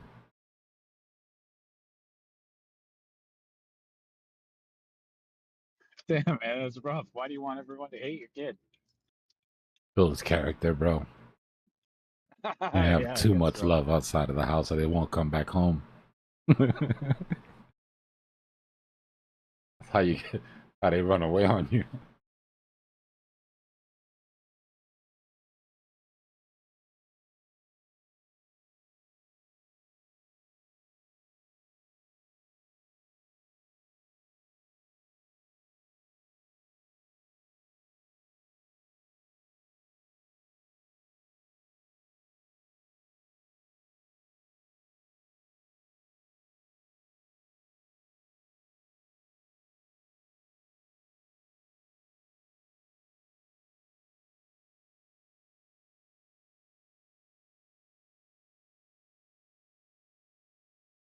It is taking its sweet time, though, isn't it?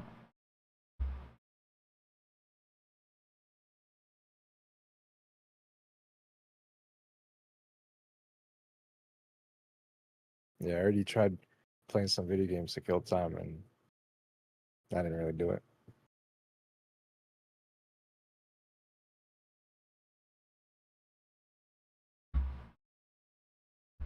Dominance is starting to claw back some of that drop from ETH popping up like that.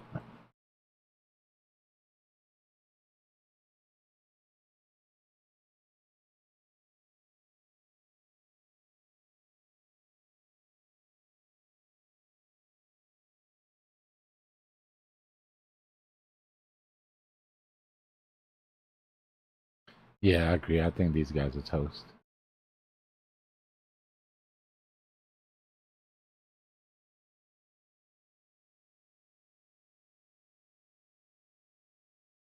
At some point.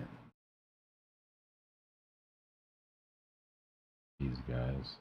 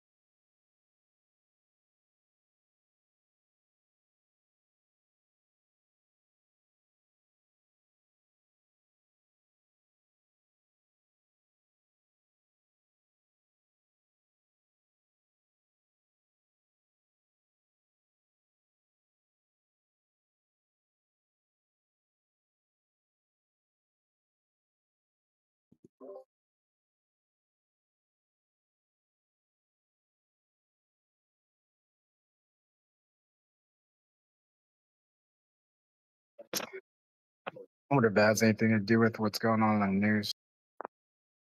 What for the red and orange, like really red liquidations? Or are those like 20 in like 100x's, and the 100 purple's X's, like yeah.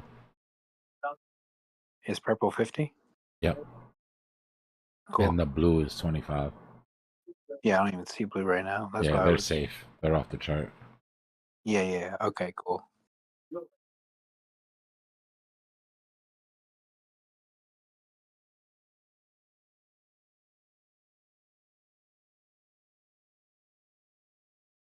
I think it's funny as hell that everybody in chat knows H is looking for Pepe. I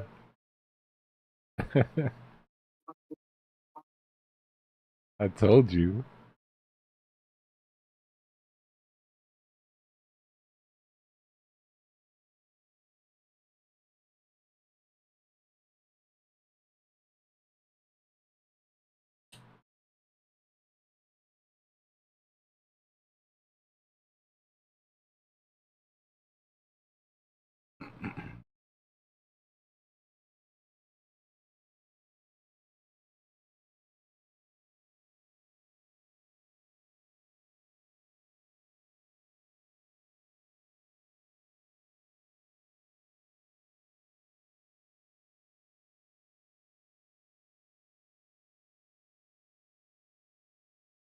Yeah, for real, no snitching either.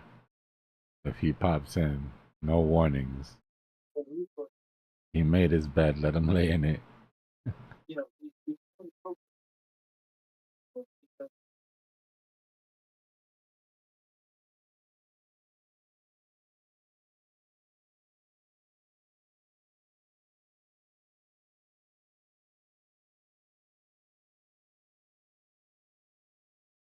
I'll be right back.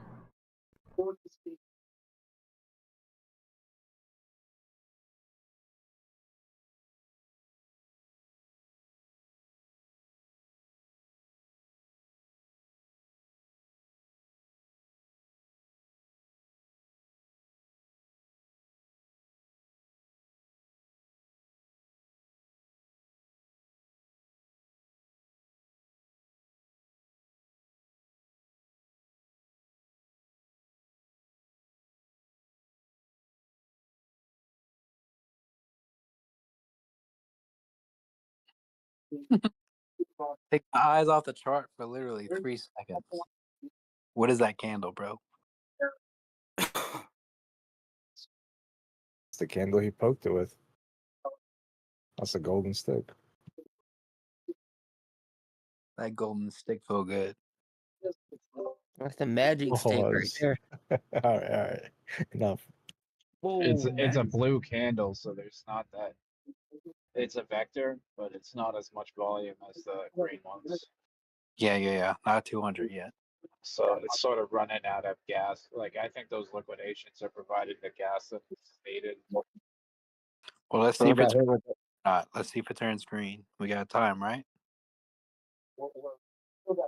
so it's like getting hit with the ugly stick. Not quite enough. 4 minutes to turn green. I don't know, but I'd say that those green ones are gonna get taken eventually. Usually after like a series of blue ones, especially if you get like a blue stopping volume candle, there just wasn't anybody long it, and it was more so like a Let's go, liquidation. baby. Pump it.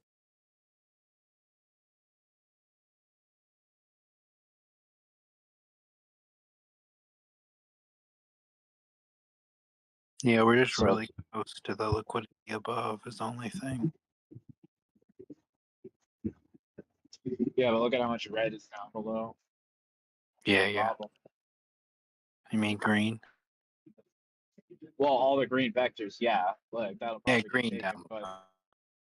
but there's a bunch of liquidations down below where the price even never even went that low. You think?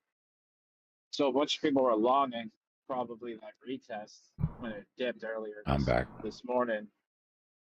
Probably a bunch of people went long, and that's where all those liquidations probably showed up underneath. Rockets. I have a line on my and it says 109.356. All it says is no. Oh, it turned green. Yeah, and I was just about to say those blue ones. It's like indicative that, to me anyway, it kind of seems like there's not as many people going along as there was whenever green wants out. But it did just turn green. Yeah, it turned green. Yeah, enough time. It turned. If you looked at it closely, it turned blue like pretty quickly on in the vector. It is wicking up though, which is similar to like a blue candle. Yeah, it should be careful because if that does end up becoming a stopping volume, this thing could be toast.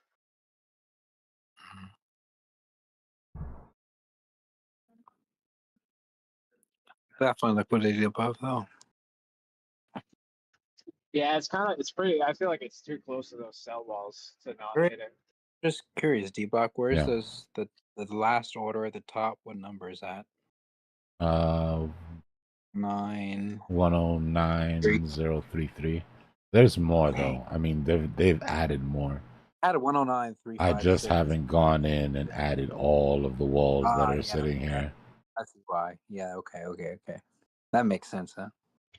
Are those significant? There's only If I filter it by 200 Bitcoin and more, that's what you're looking at. Yeah.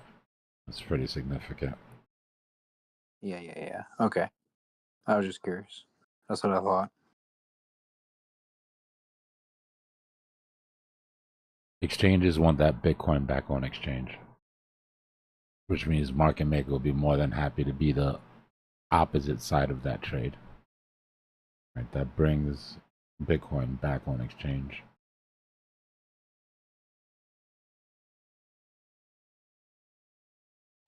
Yeah, at the same time, market maker building massive short positions. Yeah, they From all the definitely people were he's liquidating. a lot of. Well, we already started setting. I mean, market makers already started setting short positions on the way up on this green vector. Yeah.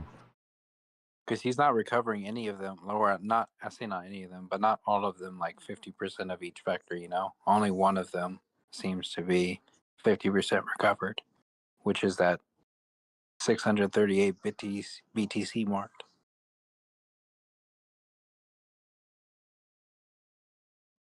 Oh, by the way, speaking of which, Dbloc, you know what I was thinking? If like, so say the candle's going up, it goes halfway up and it's just a regular retail candle.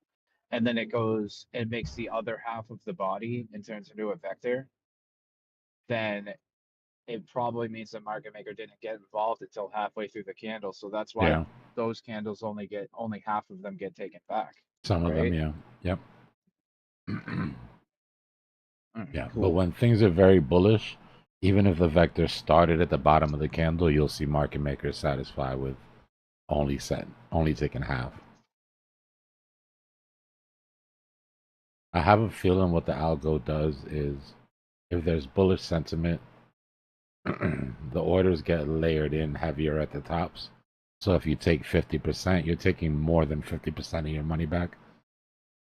Excuse me, because of how it's allocated. Like when things are really bullish, people are buying the tops. Right? They're FOMOing into the tops. So the buying pressure at the tops is higher than the buying pressure at the bottom, which means every trade that's countered, right, there's more counter trades at the top. So even if you only take 50% of the candle, you're taking back more than 50% of the money that you put into that candle. Right, you're getting more than 50% of the liquidity you provided back. But aren't they still taking a loss at that point? Yeah, sometimes they'll take a look, but I mean, all on what level? Like, remember that they get paid 3 different ways on these candles. So it's never a L technically. Right? They get paid from the liquidity they provided. Just first and foremost, they get paid by exchange. Second, they get paid by the trades that they put in. Then they get paid by the liquidations that they take out. Right? Percentage fees from the liquidations that get clipped. So to give up 25% of a vector doesn't mean that they were negative on that trade. Especially when you know that they'll just come back and fill that shit months from now. Yeah. They That's might why have been break even or even net positive Yeah. potentially. Operating, the price of operating, right? It's operating cost. Price Yeah. of doing business. So furthermore, if they have say they only take back, say there's a green vector candle and they go to reclaim it, they go back down to reclaim it, and they only reclaim half of it. If they reclaim half of it and a red vector candle appears and they flip long to hedge against whatever losses they would have incurred, do you think that's more indicative? So like basically if it comes back into the green candle with a red vector, that's more indicative that they're flipping and that they're willing to take a loss on the other half of the green candle? It usually Or the means a red. continuation. If you get a green vector into a red vector, it's like a railroad track. Yeah, unless it's like a red vector and a green vector, like right at the 50%, and then goes up.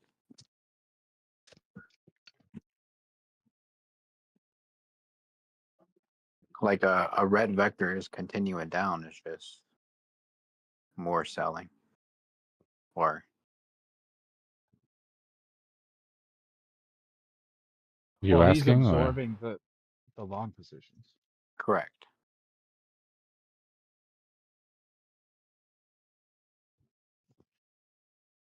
The long positions that are getting liquidated. The market maker absorbing those will put in a red vector.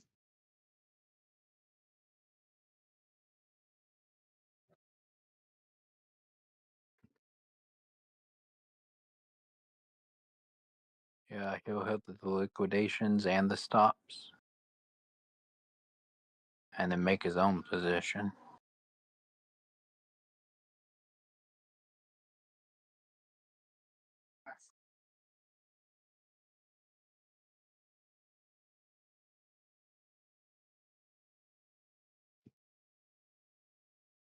Yeah, so I'm wondering if he only takes back half of the green vector, and that half of the green vector that has been reclaimed is a red vector candle, then he's hedging against so it's the idea that the price will continue up after the dip, but he's hedging against the other half of the green vector that got left behind with I the think positions that he took.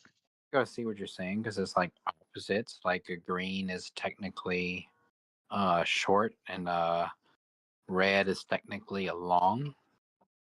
Yeah. But at 50%, they can't keep going red because if they keep going red, I mean, they're just gonna bleed it. You know, like they're Well, just they gonna, just like, they but get back all the liquidity they provided, yeah, but then we're they seeing still are blue then they're factor stuck in a long position. zone. Then it's kind of like, oh, they may be trying to take support at the 50% zone if it's like blue and green. You They're trying guys to. completely lost me, by the way. I have no idea what we're talking about anymore. I'll bring up my chart and I'll try to explain I know we're going one of for my these theories. liquidations. We're about to see if we can absorb these sell walls. I think if I misunderstood wrong, maybe I'm wrong, but I thought he was trying to say that green is like obviously shorts because the market maker goes short as it goes green and blue. That's where he goes short. Yeah. I think he was trying to say whenever it comes down to like 50% of this zone, for example, and you see red in the 50% zone, that means they might go back up.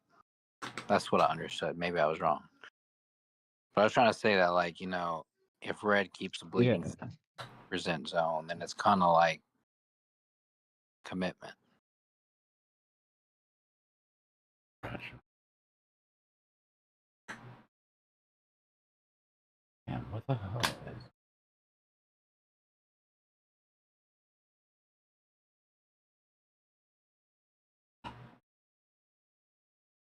Damn, I should have gone to the store earlier when there wasn't shit happening. Hey, Dbloc, when you say we're going to take those shorts, obviously I see the ones that are really highlighted. So if I could get and I'm not even in this trade, but I'm just curious. So I'm just looking at it and we had a measured move to like 1092. That looks like a top. Could possibly that be a top? Yeah, I mean, I'd be looking for a topping structure once we got there. I don't see...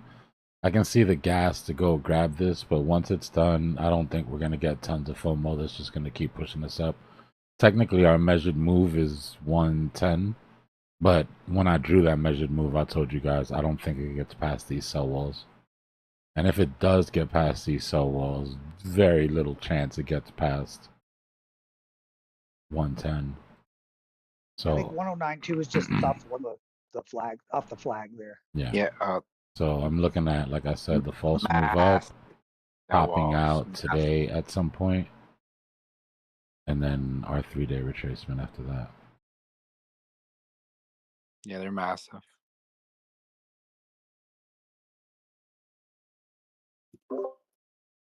That 1092 is at the top of a channel too on the daily.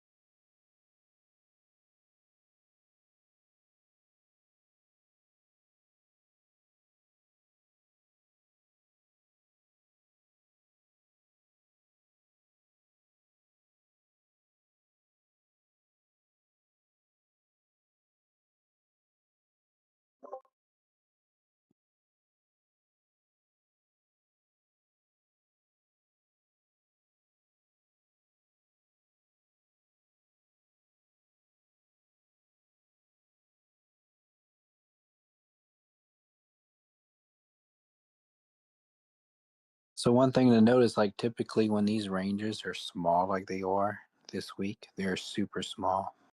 We typically make explosive moves upwards and then downwards and then upwards or something like that.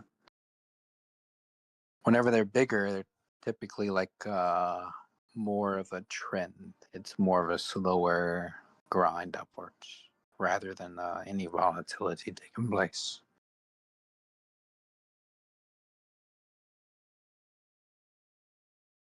Doug, she's fine. He deserves it.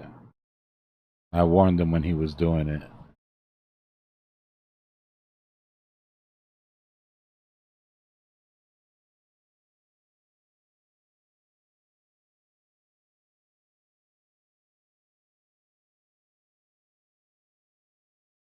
thinks he's funny. Now he's got to deal with it. But yeah, at least wait till wait till he gets here. So.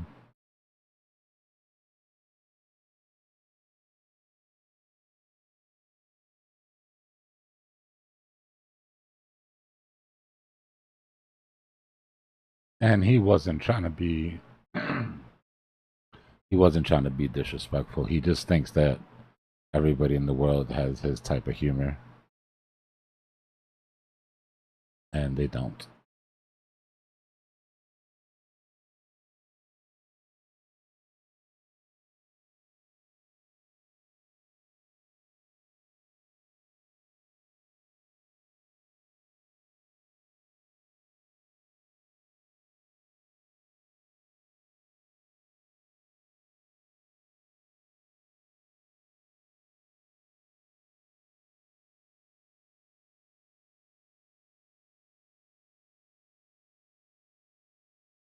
Damn, I need an Optimus, one of those Optimus bots to go to the store for me.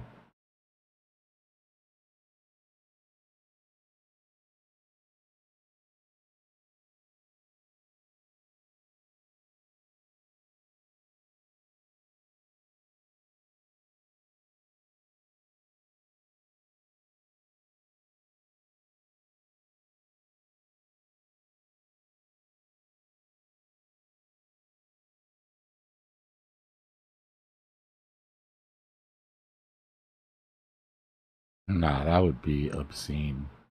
To call my personal shopper to run to the store to get me a gallon of milk. That's what Uber Eats is for.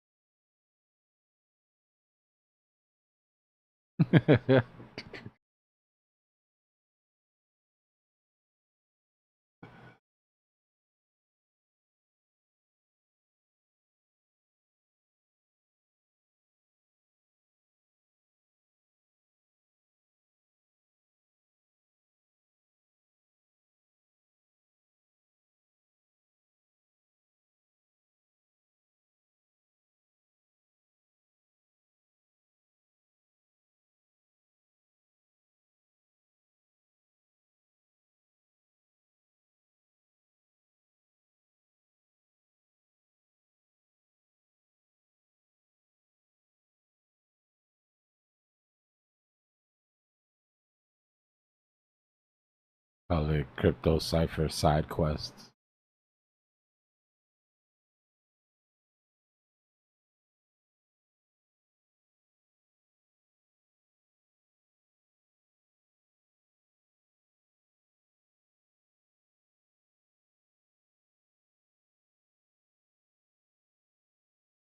Let's go, Bitcoin. Don't get shy now.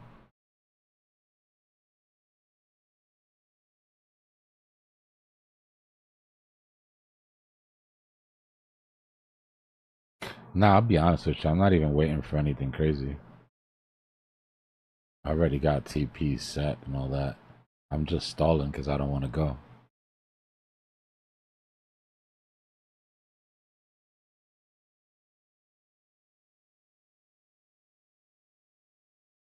IMX.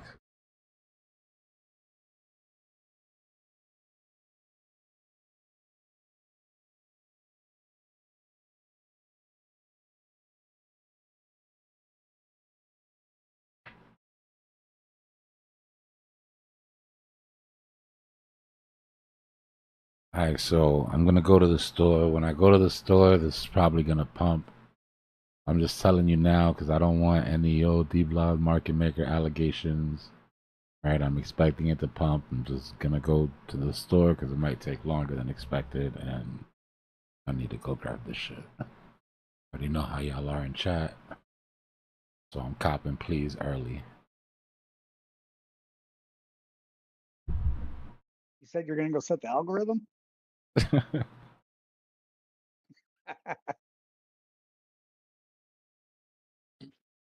Hello, get what you need, bro. Have fun.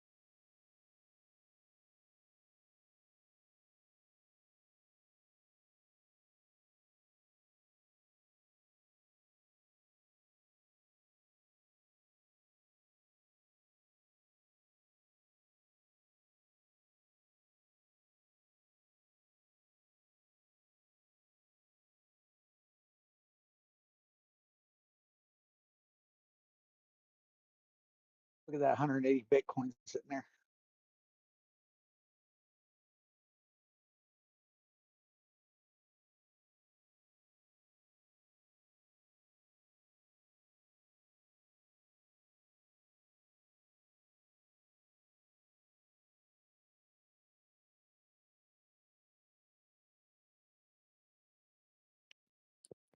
Thus far, and it could change, but Doge is holding very well.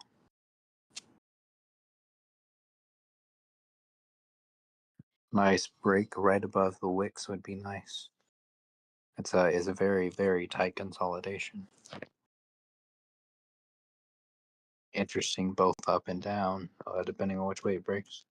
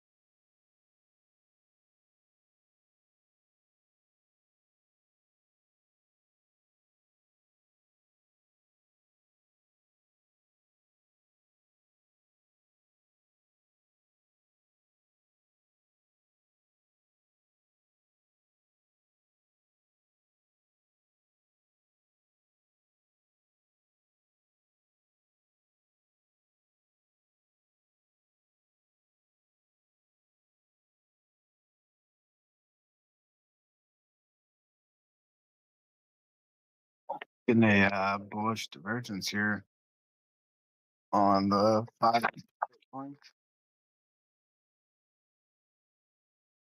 I mean, bearish divergence. Sorry, bearish divergence.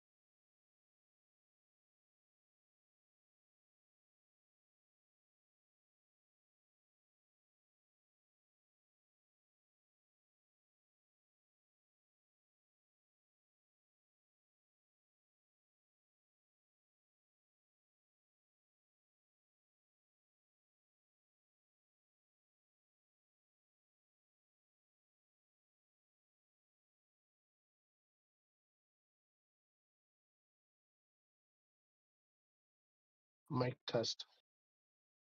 And that cumulative volume delta on Doge and the price action is just insane. It's just straight up compression. Straight up sideways, nothing at all. On like the 5 minute, if you look at Doge, it's insane.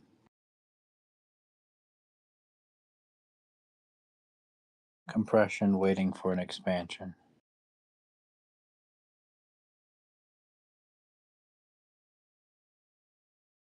Man, everything kind of looks like that. It's just getting ready to expand.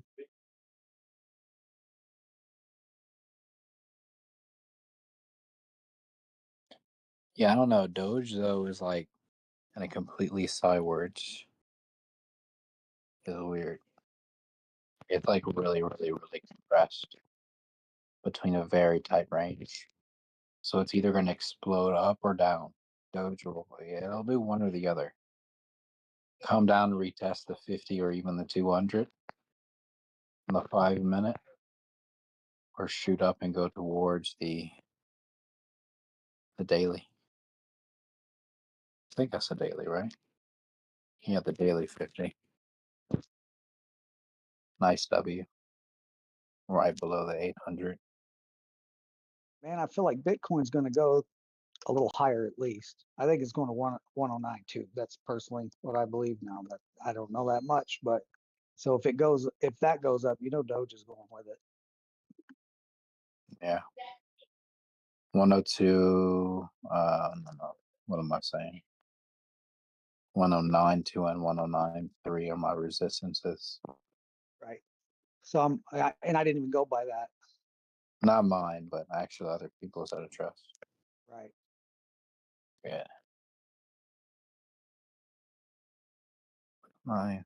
And that's right above all that liquidity thereafter, or we think they're after. We know I they're just after. never realized this. I wonder if Dbloc saw this. The 4 hour, look at that blue vector. It is massive. I can't put it on the screen. But that 4 hour blue vector,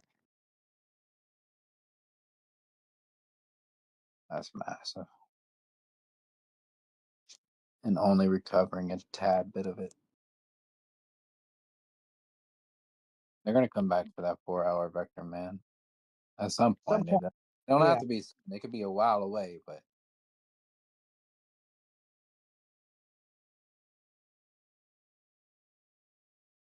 Well, I mean, you would assume at some point, if this was the lower low at night when we were at 98, I mean, at some point we're coming back down here to get our new lower low. I mean, I guess, right?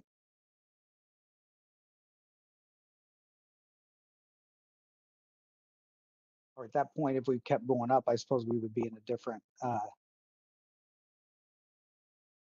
pattern anyway. So I'm not sure it would matter, or would it still on the larger pattern?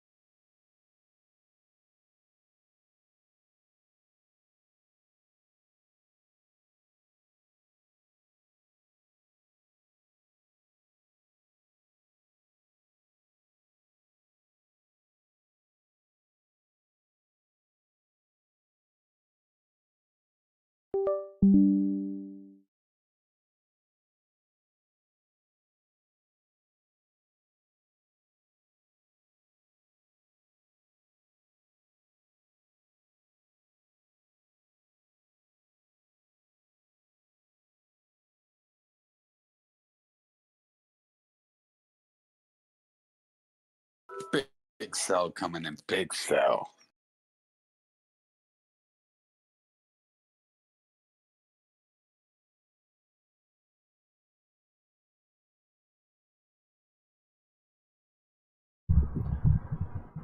I'll leave you guys alone with Bitcoin for 10 minutes. It's only been 10 minutes. Feels like it. How long did it take me? I don't know. I just took a ride. Felt like I was Oh, gone for like 3 hours. no, yeah, you've been gone for way longer than that. I just ran to the store real quick. Okay.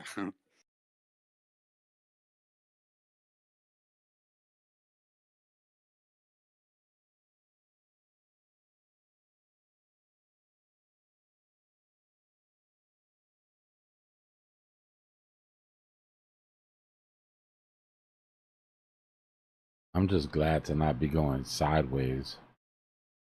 You know, $400 range. Finally. For real. That was brutal yesterday and the day before.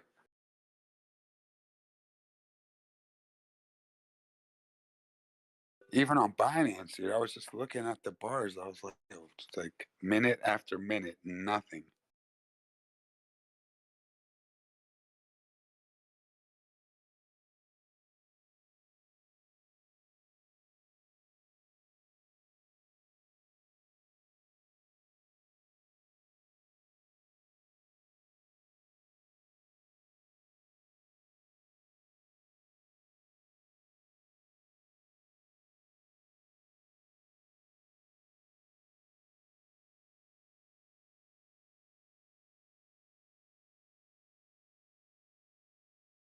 It's like H is still rejecting, right? Or at least consolidating at resistance.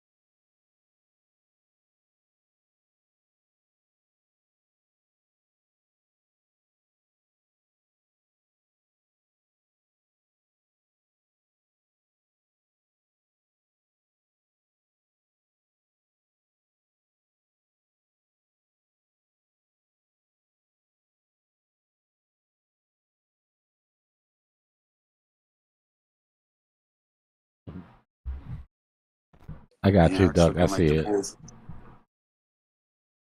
It's What looking like happened? the Bulls are running out of juice on this move. Well, we did it before. Spike up, come up, clear these vectors, another run up. We've got, what time is it? Yeah, there's still a couple hours left. And then we've got all of tomorrow to put in that high. I want to get it over with though. Duck, yeah, just on time amount. That's the store bot that gives out the rolls.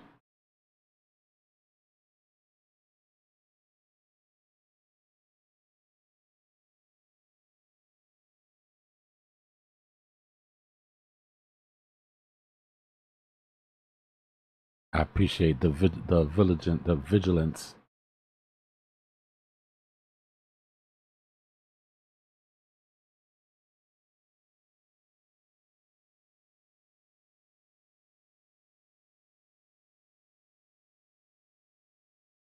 It's okay. I almost banned myself the other day trying to get rid of that scammer.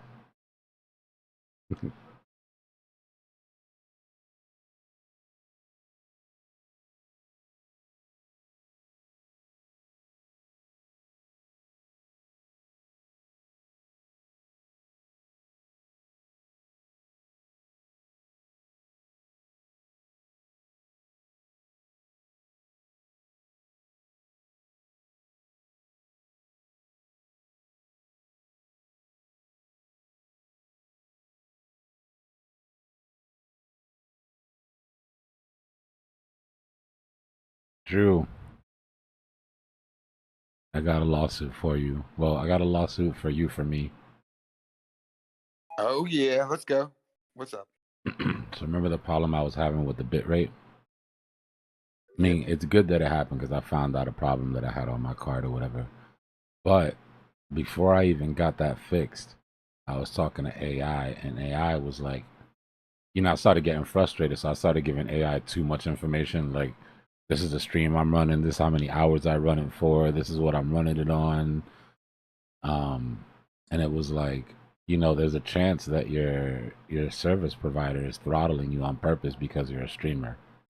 I was like, what? She's like, we've got 76 articles here of streamers being throttled through their ISPs, blah, blah, blah, blah, blah.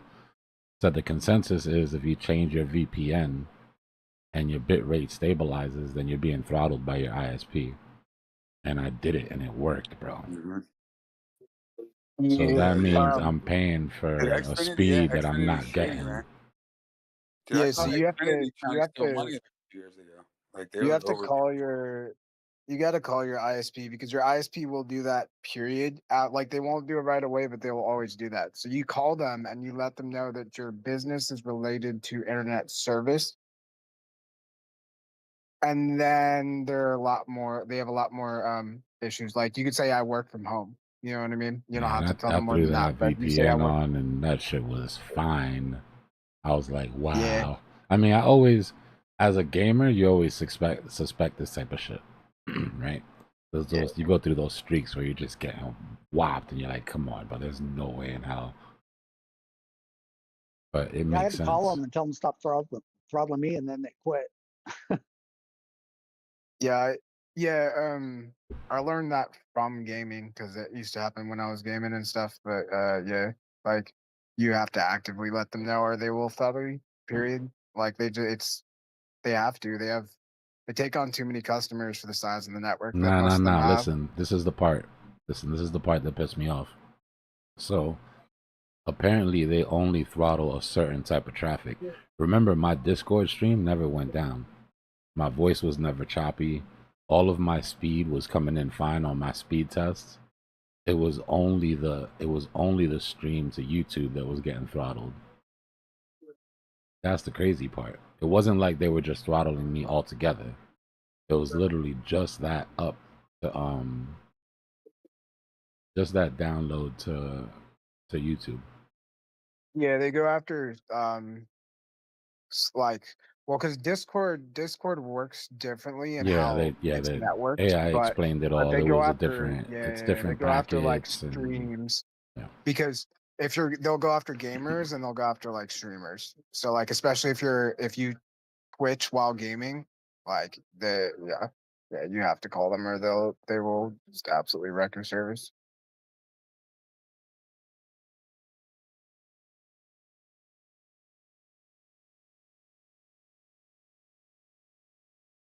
Or VPN Yeah, there for that might matter. be. That's pretty Yeah, cool. It was the quick there might be. workaround, but yeah. There might be an Yeah. angle. There might be an angle there, but the thing is, I would have to read the disclaimers because you probably signed something, and other people signed something that says we may vary the bit I rate would depending probably on. have to ask them to correct it and then them fail to do it before I had any sort of. Yeah, I mean, if you go in like sincerely and like, hey, I work from home, my work, my profitability is dependent on XYZ, because then like they don't want to stop you from being able to pay them. You know what I mean? Bro, I feel that, but I don't Um, care if I wasn't doing shit. If I paid for it, I want every last oh, drop. I agree. You know? I agree completely. But they do it because most people just don't know they do They it. don't notice You it. know? Yeah. Everything else is working fine. Your Netflix doesn't skip. Everything's fine. Yeah, well, and people don't understand how the network works, so they just assume that it's like, oh, the network's just heavy right now, and it's like, nah, dude, they just try Bro, to even throttle. worse, they might call in and up their tier because they feel like they just need more speed. Yup, and that's the thing; it benefits them on both ends. But like, if you say something, they'll fix it. Yeah. You know what I mean? Because like, they don't want to look like they're not providing proper service, and they don't want to get caught doing whatever it is that they're doing, right? First thing I thought was, I feel like Drew would be opening a lawsuit here. Well, I'm looking right now at like average disclaimers from companies, and most of these companies do have, when you sign the contract, they're actually allowed to do that. Yeah, ISPs are I'm sure pretty they're hard to covered. sue. Their agreements are pretty thorough. And Yeah, I'm looking at some right now. Yeah. The thing is, Yeah. if you call them, Especially license. but if you say the whole thing is no matter what you sign, if your download and upload speed after you call and you say I need it at that speed and they don't have it, you might have an angle after that. If they confirm to you, you have to have either email or a recorded conversation of them saying that yes, we will have that for you. We will make sure it will stay at this rate for this amount of time. And if you have that on an email or verbally, you can go and you can use that as an angle. But off the disclaimer, like whatever contract, usually you can't go off that. Yeah, because it's like they get you with the advertised speeds versus real speeds or real time speeds, which are two completely different things. You lost And me at I have to talk to a human.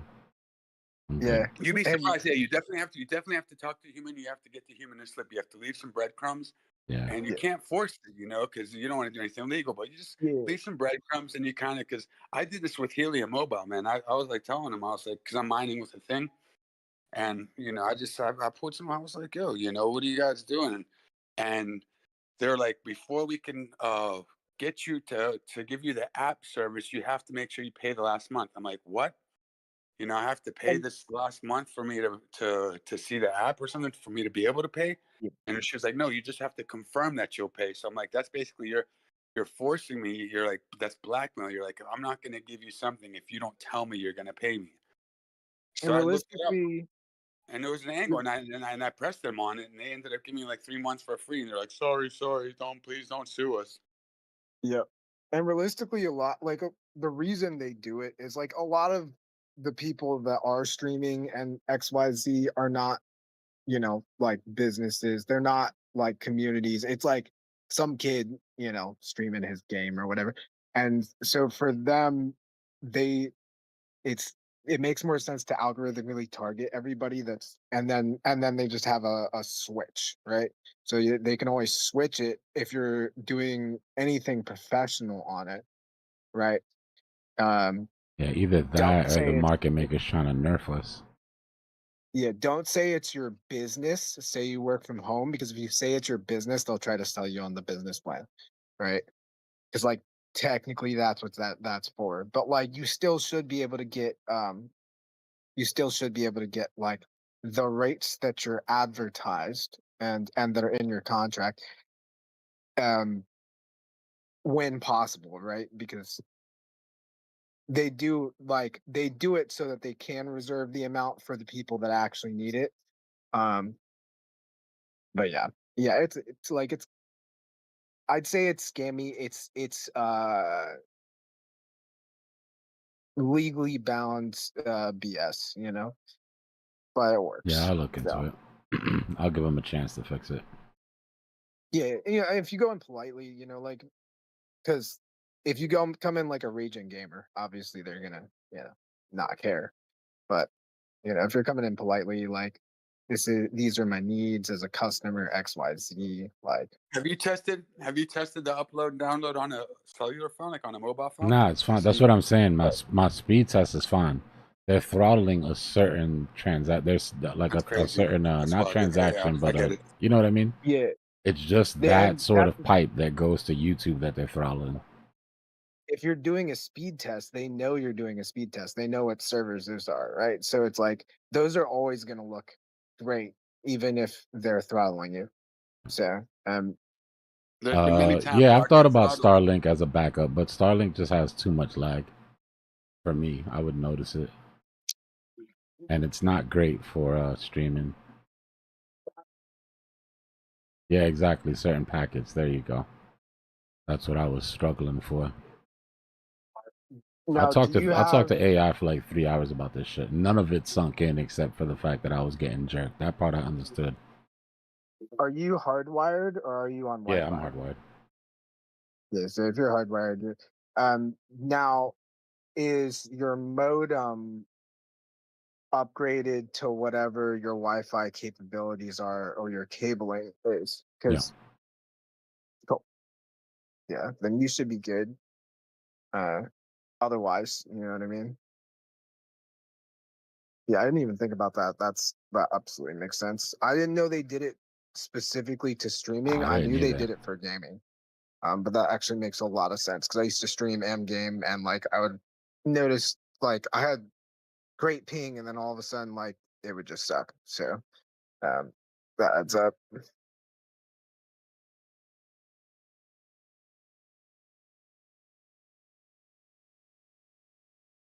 It's all good. They can throttle me. They can take my left eye. They can't stop us. It's been a rough week, yo. I'm legit sitting here with a pirate patch on my left eye. My boys out here sweating, hurting, struggling, bleeding for this. Keeping it running though. That's what's up, man. Thanks for the service, bro. I got you. Nah, it's like revenge at this point. I can't let them stop me. Yeah, right. Are you suggesting that like the institutions placed Market makers have like directly put out a hit nanoparticle on on your our eye? channel. Yes, they're doing everything they can. I can't prove it. I just know this to be true. Well, that's why these guys in Romania haven't been picking up my vampires. They've been like, nah, They dude. got to them. Oh man, this They're like, runs. nah, you're on This the runs Cypher. deep. They're like, no, they told They're me like, like you're leaking at the Cypher, and that's not good. we totally don't know what you're talking about with the particle that got blown in that guy's eye. No idea. We definitely weren't blowing particles through vents. Nanobots. I'm telling you, bro. That was like a hunter seeker, but they couldn't kill you, so they just went through your eye. And like, this is the next What best thing. happened? Why do you have a patch on your eye? My dumb Yeah, you ass, probably told bro. the story a million times. I But like, just, share I screwed my eye up. I scratched it too hard. I scratched it. I had to take my contact out. It's fine. Yesterday it felt like there was grains of sand in that shit. Today's better, but it's not good enough to put in. Probably have an eye infection. I got some antibacterial drops coming from the pharmacist Start rocking tomorrow. those glasses, man. Look all sophisticated with some glasses. Yeah, I don't have a pair of glasses I rock from time to time. It's just me being a savage. I finally convinced my girl to stop wearing her contacts because your eyes need oxygen too. Yeah. Yep. And sometimes they dry out, and it's just and these saline solution companies. So this one dude, he bought some saline solution, and he got like brain infection from it or something. Like it's dangerous. Like some of them aren't sanitary.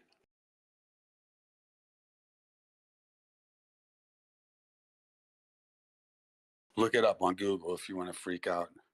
Like a contact lens solution gives someone brain infection or some weird thing like that. It's crazy. Well, I wouldn't doubt that that's also something that gets counterfeited without, like, that'd be an easy thing to counterfeit and be hard to track, you know? Icicle said It's just random, but alright. Yeah, of course it's random. I'm just talking shit, guys. There's nobody out to get us, bro. Nah, but they're That's out to just get you.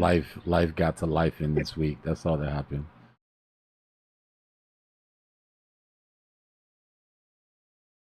I mean, if we're able to, I can start telling some stories, but I'll just shut up. Yeah, especially since I gotta put saline solution in my eye every 20 minutes for the next couple days. Well, make sure you're getting the good stuff, man. Like the legit. Yeah, saline solution. don't use the bottle that's been sitting under your dresser for a year and a half since the last time you had an No, eye but issue. even brand new, like don't buy that one that's like shipped from India or I don't know. Like just don't buy the make sure you get the knockoff. goods. Don't buy the knockoffs. Yeah. And like also people, it doesn't matter if it's food or not. It can go bad. It can spoil.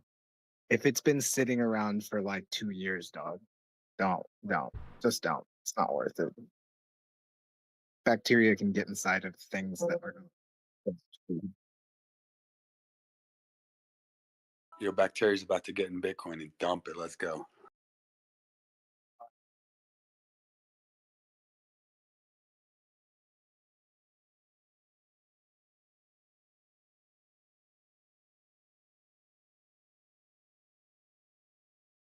Old Bitcoin, old Poppy's taking too long. He had his chance, but I think it's over for him. July, he's gonna have to just give up and kick the old bucket. I mean, it's close. It's close to He's the gonna have to, border. he's gonna have to pass the torch. We're gonna get a Or shakeout. And EMA. there's gonna be a funeral for Bitcoin, and everyone's gonna pay their respect and pay their dues. All the Holding altcoins are ever gonna come, EMA. and they're all gonna say their prayers.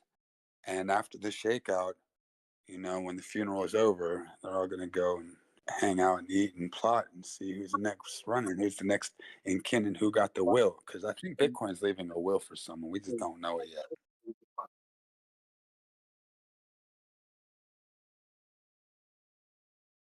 Let's go get the rest of these liquidations. Who's Bitcoin's first of kin? Who's the first fork of Bitcoin? Was that Bitcoin Cash? I'm tempted to say Litecoin. Yeah, it's either Bitcoin Cash or Litecoin, right? Or Satoshi Vision. It could even be SV. BSV might be one of the newer one or older one.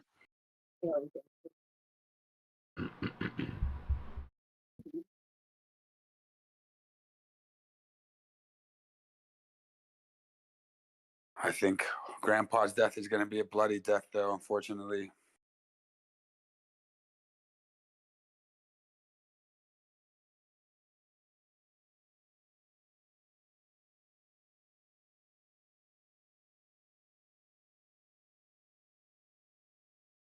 Michael Sarah's going to try to resuscitate it, but I don't know if it's going to be able to wake up.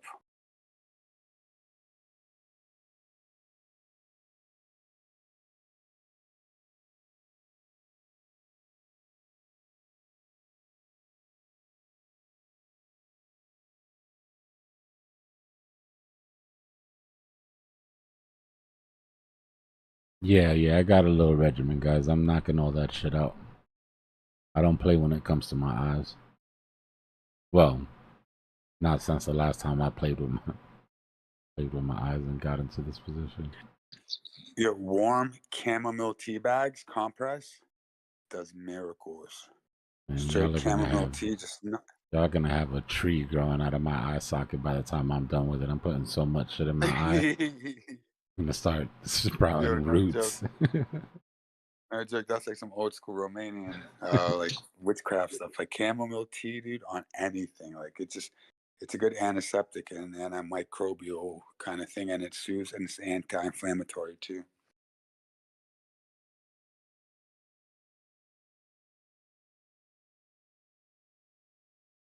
Sorry, Doge, Elon, just forgot about us. We're gonna have to dip a little more.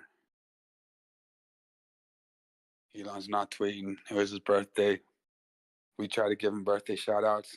He didn't recognize.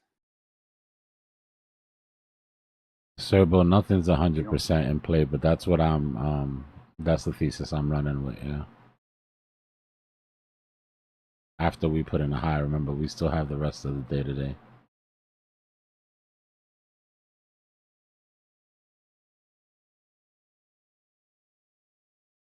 Bitcoin miners are earning the least they have in a year, but a lot of them are not selling. But a lot more of this, they might start getting frustrated. We might see a little miner sell off. If anybody has respect for the 4-year cycle, it's miners. Until they got bills to pay. That's the one group that you never have to explain that shit to.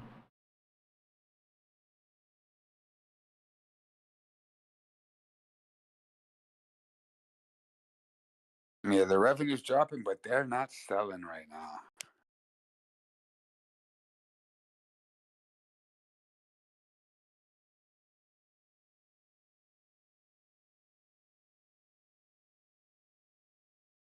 They can hold the bag if they want to.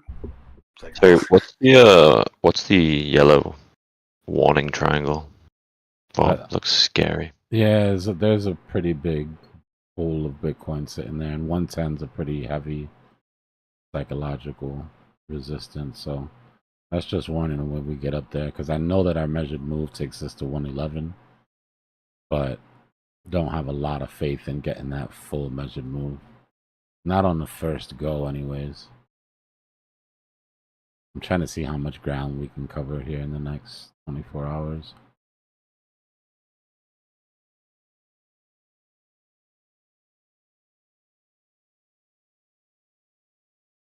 It looks like it's gearing up to take these liquids up top and then maybe pull back down, right? Sweep these 100x's. Yeah. Sort of play the same game that we played. Come up, clear the liquidations, come down, create more liquidations.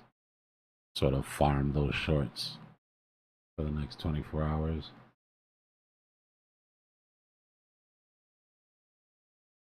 Yeah, the descending angular resistance I got drawn out on the daily, we're still a little bit below it. The way I got it set up on the daily is right snap at 108,861. If we break that, we get out of that daily angular resistance. It would be our third hit on it too. This is the third. It wants to make a third hit. It hasn't touched it yet though. Just a random observation, but every 4-hour candle thus far has like produced a rally. We just produced another one. Not saying it'll happen, but yeah, kind of cool.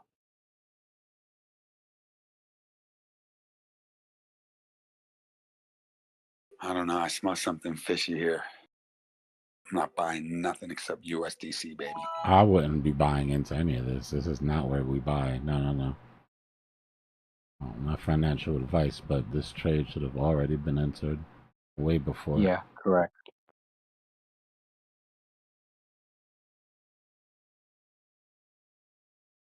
If you're paying You attention know me, every now, now it's and to then. see when it's time to take profits, or if you're trying to build a short, is when you'd be sort of hyper focused here on this next move up. Yeah, I'm gonna go make a sandwich. I'll be right back.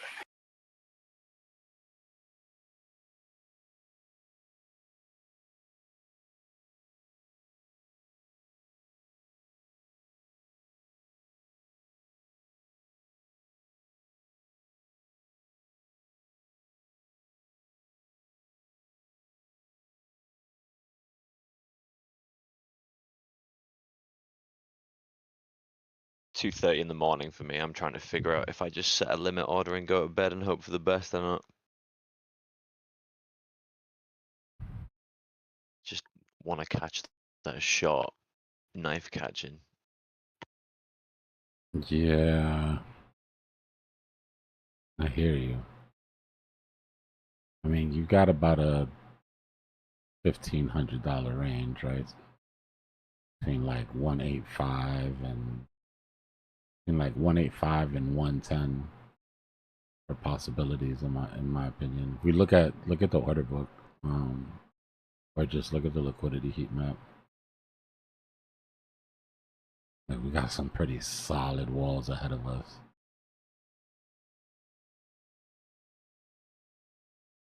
That's all the way to 110. So yeah, for it to go past that, we would need massive amount of liquidity to just come in out of nowhere for no reason tonight. For it to have a chance of cutting above this SR flip. Or just one good tweet. Right, yeah. So we haven't had that many black swans. Why not? Let's sprinkle some more in. It's gonna get to the point that I'm about to go drop a nuke, boys. it's gonna get to the point that the next bull market that we have with no black swans that's what the black swan will be. Like, that's the black swan I'm looking for, the unpredictable event. One full bull market with no black swans.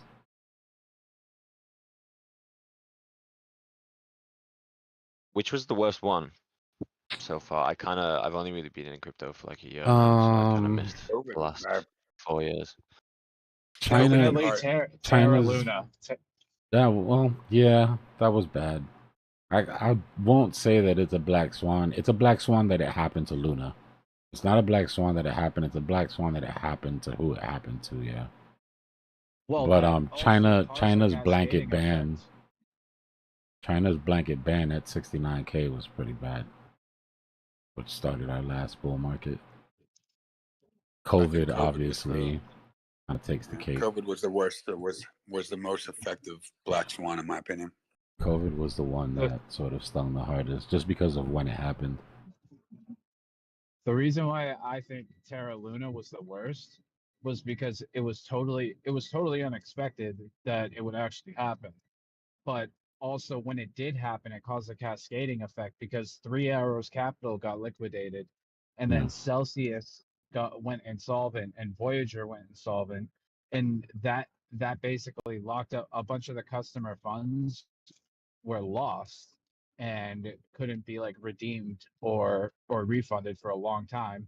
So a bunch of crap came from that, and just like the sheer amount of market cap that left, like the sheer amount of like dollar values that was taken out of the crypto market cap was the largest drop that crypto's ever seen in like dollars, like US dollar market cap value. It was the largest drop The that worst, crypto ever saw. the worst of all time, I think, is probably Mt. Gox. Just for the effect that it had and the sheer like sort of panic in the future of crypto. Like it like shook a lot of people's idea of the future. But yeah, there's Yeah, been a and couple bad percentage ones. wise, Been a couple bad ones. percentage wise, that might have been the worst single event percentage wise too.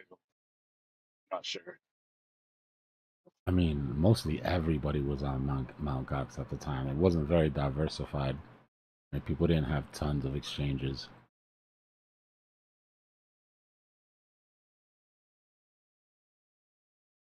I think the worst thing I went through was over Christmas, where there was just it hit over 100K and it dipped to 93 in like 10 seconds. Mm. I think I had 2 longs on 2 exchanges. It happened so quick on one of the exchanges that it didn't register, and I got to keep my money. It was great, but I got liquidated on the other one.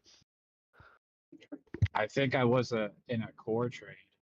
Like I was in a trade on core, and I was watching the levels, and I was like, okay, I'm gonna put my stop loss here. I went to go like buff my car or something. I don't know if that was Christmas because I feel like it was in like November that actually happened.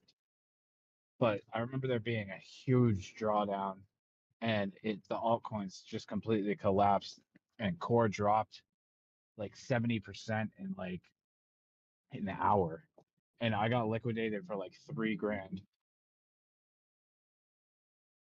Yeah. The That was best effed up, Black bro. Swan event was Elon Musk tweeting about Doge. Wow, did that shit come out of nowhere? Oh my god, I remember that shit. Like it was yesterday. Who said what? And then he didn't stop. Remember, Black Swans aren't just negative, they're just unpredictable events. Yeah, that's what got me involved in crypto. I knew what like Bitcoin and Ethereum was, but I didn't really get involved in crypto until Elon started tweeting about Doge. And I'm like, wait a minute, this thing's under 1 cent, and he thinks it could go to $1. I'm like, that's an incredible percentage gain. I'm like, let's see what this got. I bought like a few 100,000 of them. The President of the United States standing on the stage of the Bitcoin conference saying, never saw your Bitcoin. Couldn't see that one coming. Look at the tape. I mean, man. definitely Black not tape. 4 years ago. Nah, it's definitely not before that. Bro, let me tell you, about Bitcoin Reserve. 8 years ago, we were sitting around fantasizing about, can you imagine if LeBron said something about Bitcoin? Like that was the extent that we allowed ourselves to dream, was having some celebrity talk nice about Bitcoin. And then fast forward to damn strategic reserve signed into law. It caught like wildfire. Nuts, bro. Absolutely nuts. Like, there's no way. I don't care what happens during this bull market. There's no way that this wasn't a massive W for us.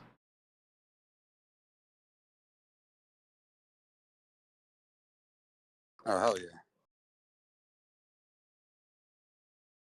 Now we just need a Definitely complete and total reset.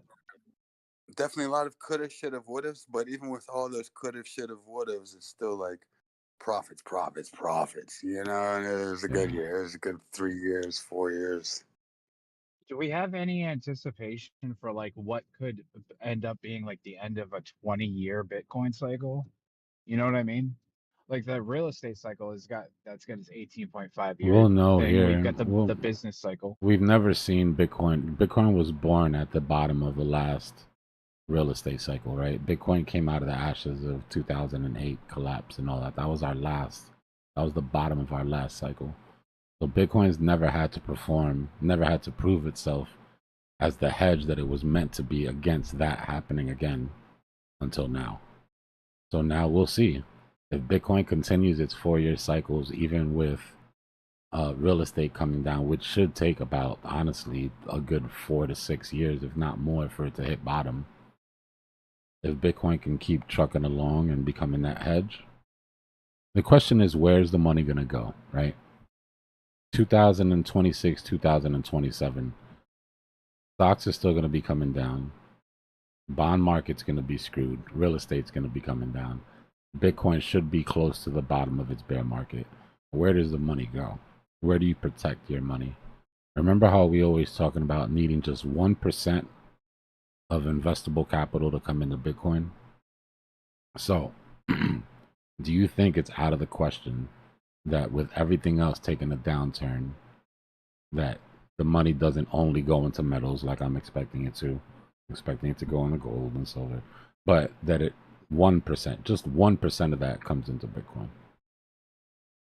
I think so for sure, but I don't know if that'll be enough to pump it. Like if it's in a bear market, it might just be like a macro lower high for a couple of years. Even Set if like it, a new even all-time if it, high, like even if it's keep this just bull enough, market. even if it's just enough to keep the cycle solid, I'm good with that.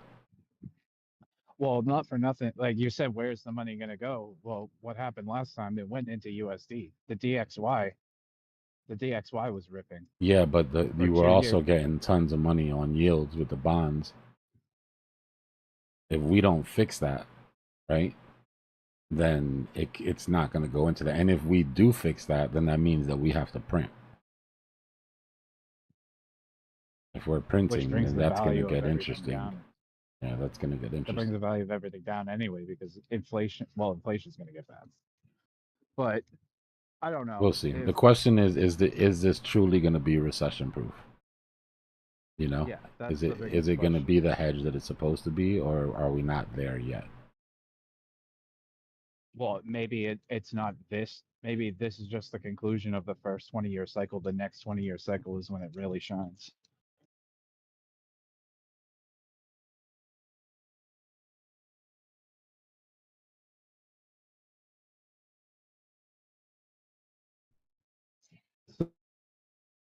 So like, in other words, if Where do you see us on the the next 20 weekly years. as far as like the 3 hits to the high? On what you said? The weekly. Curious on the weekly, like you do the market maker and PVS or a combined, right? I'm curious where you see us on the weekly as far as like the levels or the daily. Either way you prefer, I don't care. The weekly is decent. We sort of saved ourselves from some serious issues. Let me switch to a Yeah, they were macro serious. chart. Hold on. Here it is. So our main goal really was to get back above 1066, right? That brings us back into the range where we can consider this just a deviation, right? The main range that we have going here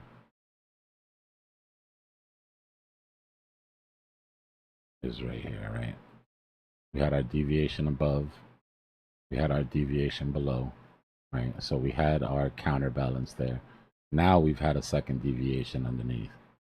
The good thing about this for us is that typically as above, so below, you would expect the deviation above. Question is it going to hold or not? Right? So our next move to 112 to get to all-time highs is going to be that deviation. Whether we come back into that range or whether we hold support and push away, will let us know if it's a breakout or not. But we managed to avoid some nastiness down here, right? We were clear-headed. We swung at it. So far, everything's good. But yeah, we have our downtrend. We have our lower highs. We're starting to take them out, right? We've already taken out one lower high. We need to get above 109 to take out the next lower high. If we look at just our vectors,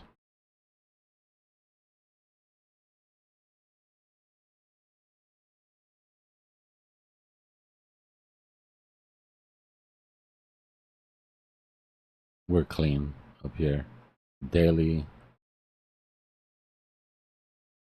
we've got one vector underneath. This, in my opinion, just So my that's the opinion. only thing I'm worried about, to be Yeah, honest. this, in my opinion, is the first vector that we leave behind.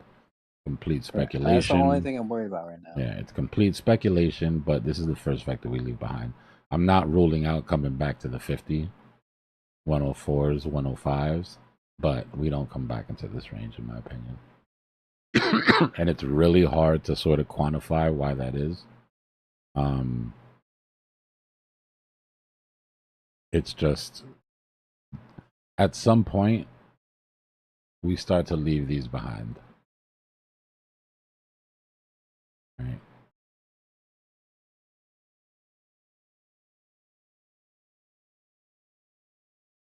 At some point on the way up, we start to leave these behind. Right? And they end up getting filled on the way back, or they end up getting left behind completely. If we turn on our, let's turn on our boxes. So this vector right here was never recovered. Right?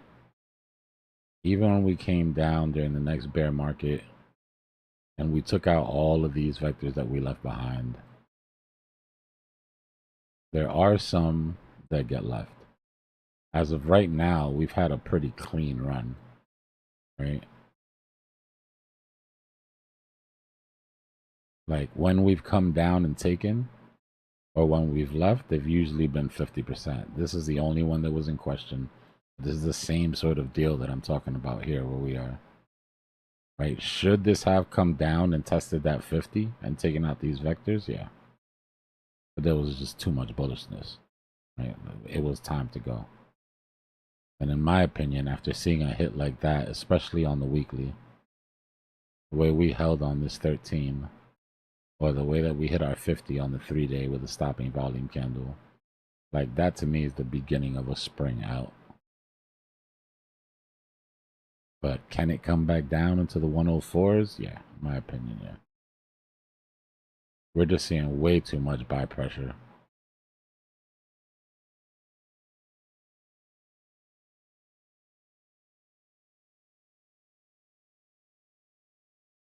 Now, this is another thing. Let's go to the daily, right? That's where our vector was. I want you to look at this. It's probably going to screw up the chart here, but we're going to look at this range, this green range. That's our green vector.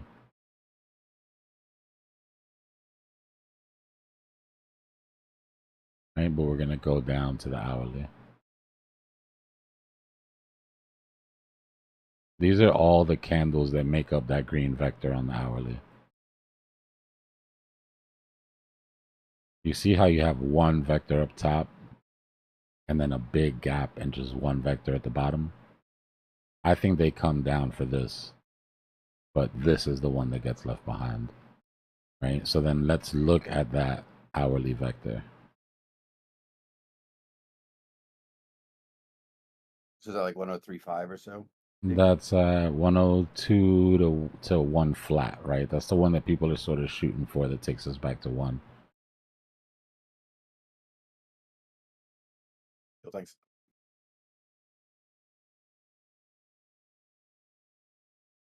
Now, how you see when you go down to the 5-minute, less and less of it is becoming a vector. And there's literally only one blue vector in this range. There's just not a lot of draw to come down here. Oh, I think I missed. I don't think I asked the question correctly. The top vector, the one that you're talking about, that you believe they'll come down to, is that 104? 104, yeah. 104. Okay. So you see what I mean? When you start dissecting the vector and you start going into it, you see what the, like, let's go down to the 1 minute. Let's take that blue vector then, right? We've got it down Yeah, to this like it blue might go into vector. a time frame and 50% is already covered Yeah, on that time. so the daily has a vector because there was enough price action at the top of that vector to turn it into a daily. But the amount of price action that's down at the bottom of the vector isn't enough for a full retrace through support that's been Yeah, built to and worth everything. warranting coming back Yeah. to reclaim liquidity because they don't need it. Yeah. So when it seems like you're like, okay, damn, why would the market maker leave all that money on the table? When you really start to dig into it, I mean, it's just getting smaller and smaller, you know?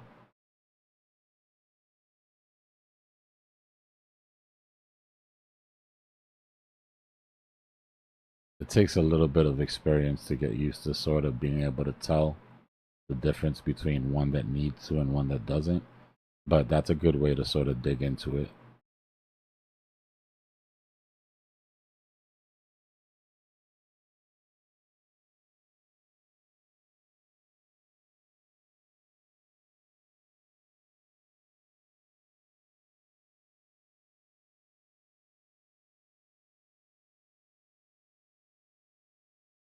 So is 104 going to be our next decent buying opportunity then? I hope so. I really want to get one last swing up, hit these sell walls, sort of get rejected, and have a real good reason to get a strong rejection and a weekly high here. And then come down for our 3-day swing. And if it gets down to that level, because 105, 6-ish, 106 is really what I'm targeting. If we could hold this support, that'll be great. But I'm not putting past the liquidity sweep, depending on what builds up down here as the week sort of goes on.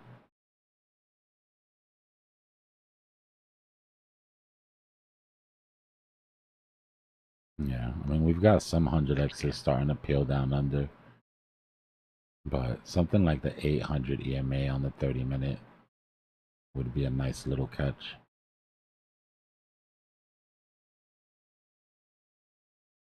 Still got some time, though.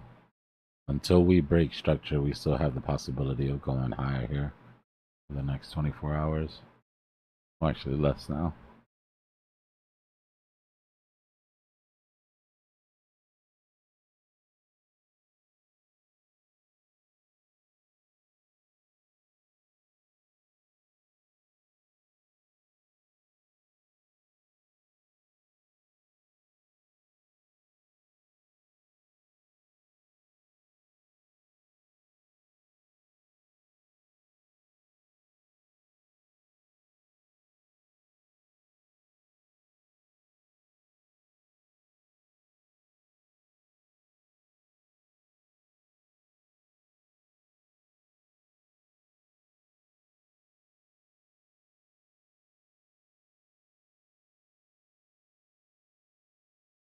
I'm here. I'm just do a little research real quick. I'm off mic.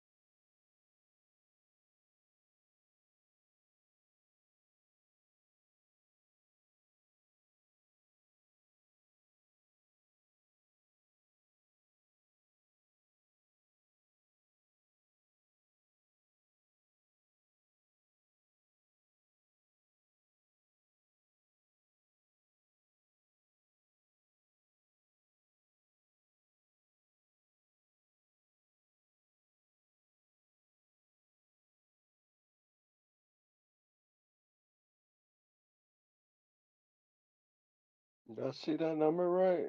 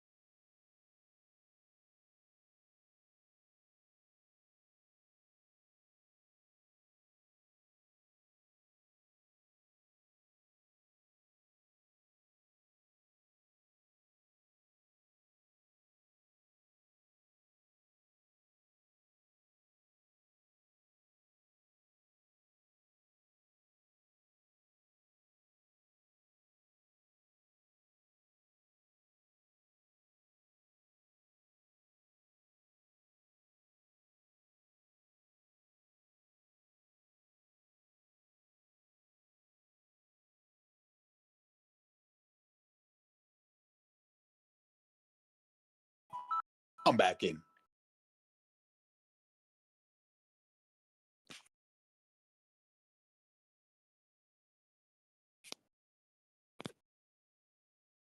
I'm all in Doge. Let's go. Bought in the middle of the gap. Craziest place to buy.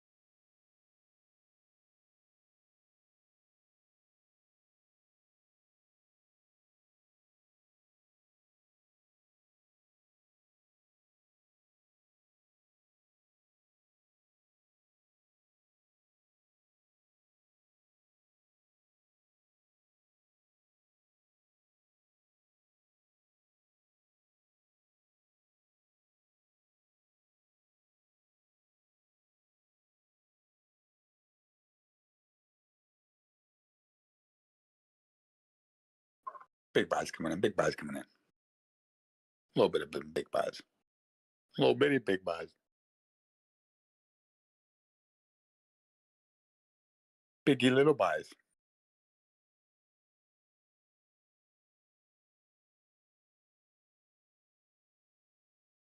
But yeah, I had to get back in there.